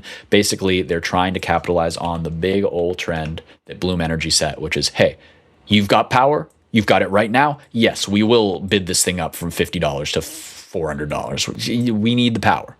We need the power, guys. That's where we're at. MCHP, microchip. Yeah, microchip technology. These guys do the MCU, the little things. What are they? They're called MCUs, microchip controllers, I believe. Basically a small analog semiconductor that's needed in a whole bunch of stuff, Beautiful. Yeah, we've had these charts on for a while. I mentioned this one on the reclaim of the 21 and the 9. Just add it to the list. The litany of names I called out and did not take. It even gave the back test. Did I put an alert on? No. I got too much going on, guys. You can trade better than me. Just stay focused. Stay focused and don't look at everything every day like I do. Really nice back test there. About to push higher. Love the chart. In the same vein, the other microchip controller names also excelling compared to other chips. TXN going for its big breakout. We talked about taking this one at 270. There's this frame trade. Trim it up here into 300. Make it nice and easy. Free roll it. It came down. We wouldn't have been scared. Just back to our break even, and we already booked some wins. So now we're pushing up higher. Beautiful, beautiful, beautiful. Easy trade there. One more for you. ON. Oh boy, this one hurts because I got in on earnings. We're going to go look at a 4-hour chart so I can both brag and then take a fat L. Because I bought this at $55 or like 50. I think I bought it literally the low. Like I bought 56 or something, 56, 57, definitely under 60. Mamma mia, I was up at 60 the next day. I took a little off already, like a jerk, like a real jerk. I took some off into the 4-hour 200 there. Felt smart. Looked a few days later, it was up to 75. I said, oh, goodness gracious, I got to take this off. I don't know why. I was just up too much too fast because I just saw this earnings play and I just took it. I didn't really do prerequisite research on this play. And it was up 40%. So I said, oh, goodness, I got to take it, right? Yeah, no. Don't cut the flowers to water the weeds. You know what I bought with this that I took off?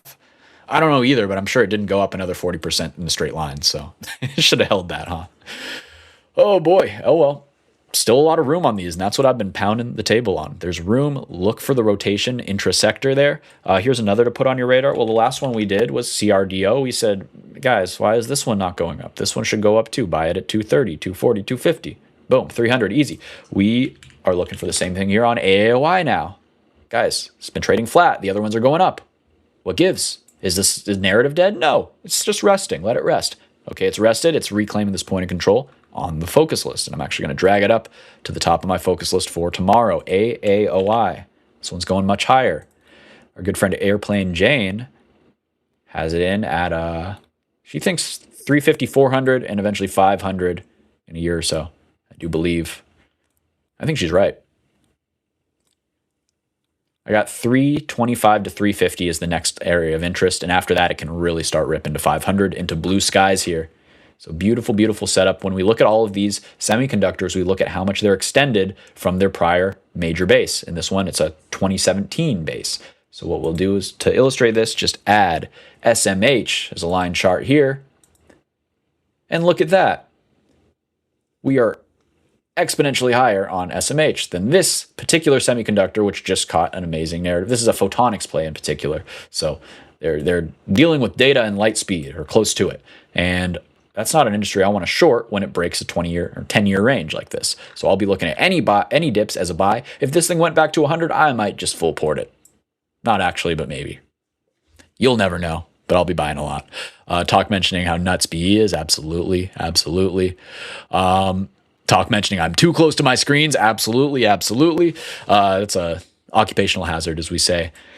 Talk's been hammering the Sienna trade as well. He says that it's a buy. He says he's been buying the dip.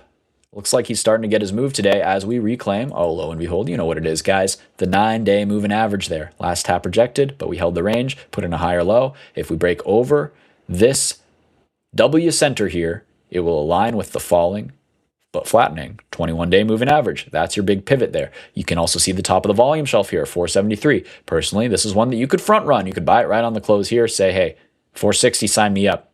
Got to stop on a close under 400 probably. But even then, you could just be starting to buy the dip and accumulate under that 400 pivot. So areas to buy the dip on these guys, I think that they are going on up higher. One more for you before we head out. Lumentum, another big leader in the space. Basically the same chart. Very similar. Trading sideways for a while. Lower high. So I want to see a higher high. We might have gotten it right there. Good stuff, good stuff. All right. Pops Mafia asking if I can explain Bollinger Bands and talk, bringing up a really great point here. Push-pull, fiber versus copper. Everybody's so sure. Copper trade, not everybody. I've heard copper trade is dead because photonics are the new thing. We don't need to mine more copper. That's bullshit. At the same vein, they aren't going to both just scream up at the exact same time together in lockstep holding hands. There's going to be give and take. There's going to be push and pull, as Talk is saying. This is intra-sector rotation. It's sub-themes of the data center build-out, the AI infrastructure build-out theme. And they're going to go like this. They're going to bounce around, and you just buy the ones that are low, and you sell them when they get overextended, and you keep on rotating, just like big money is, to bump the whole trade up. So, real quick, I'll answer these, and then we'll head on out. Pops Mafia asking, can you explain Bollinger Bands? Yeah, easy. Essentially, they track expansion or contraction. So basically, they track how volatile a stock is around a equilibrium. So Bollinger Bands use the 21-day EMA. So that yellow line is right in the middle of our Bollinger Bands. That's why I use the 21 EMA so frequently to mark equilibrium, because many indicators do, like these bands. Linear regression channels, Bollinger Bands, Kellner channels, yada, yada, yada, they all use this anchor point. So when something is overbought on this time frame, the daily time frame is overbought, it means that it's over these Bollinger Bands and very likely needs to revert to the mean back to this 21 moving average. Very, very often, it won't be super clean, especially in consolidation when we're moving sideways. It won't go above the equilibrium and stop exactly to the penny. It'll oscillate around. It'll go above. It'll go below. It'll go above. It'll go below. This is all waiting, and you're seeing the volatility, the Bollinger Bands contract here. The tighter they get, the more potential energy there is on the chart. So think about it like a spring that's getting compressed till you can't compress it anymore. Then boom, big expansion very fast. So that's what we look for these Bollinger Bands. There's a lot more to it than that. I am a big proponent of a system that combines different or layers different time frames of Bollinger Bands to capture basically when a stock is leaving or starting a TTM squeeze, as they call it, a squeeze outside of the Bollinger Bands. So you might hear me say if a stock is in a strong uptrend, we've talked about this. You buy off equilibrium and you sell when it is overbought on that time frame. So for example, on light, when we get the big breakout, we're over the daily Bollinger Bands. So then we look at the weekly Bollinger Bands from the 2nd of February there.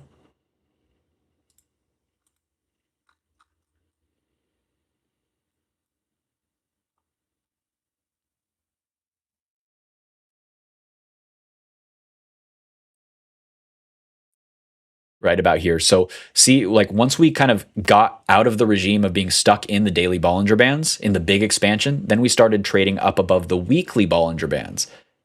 And so then you're watching that kind of expansion. And then on the daily, you'll see from that point, every time it comes back into those Bollinger Bands, it probably finds a buyer. I know it's a little hard to see, but here's where we break the bands and then back test the bands, found a buyer. Back test the bands, found a buyer. Back test the bands, found a buyer. Back test, found a buyer. Then right here, now we're in consolidation again. See, now we're trading sideways for a couple days. What are we waiting for? Our equilibrium to move on up and catch up.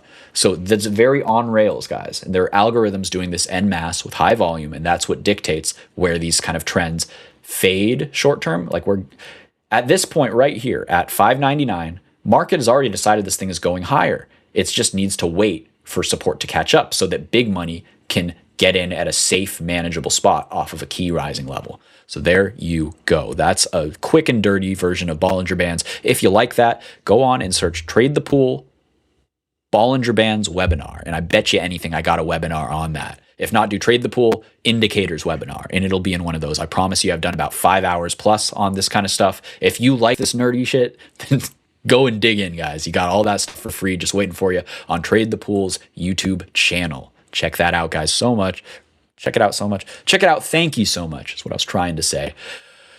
What else we got? I think we're wrapping it up here. We've been going over and over and over.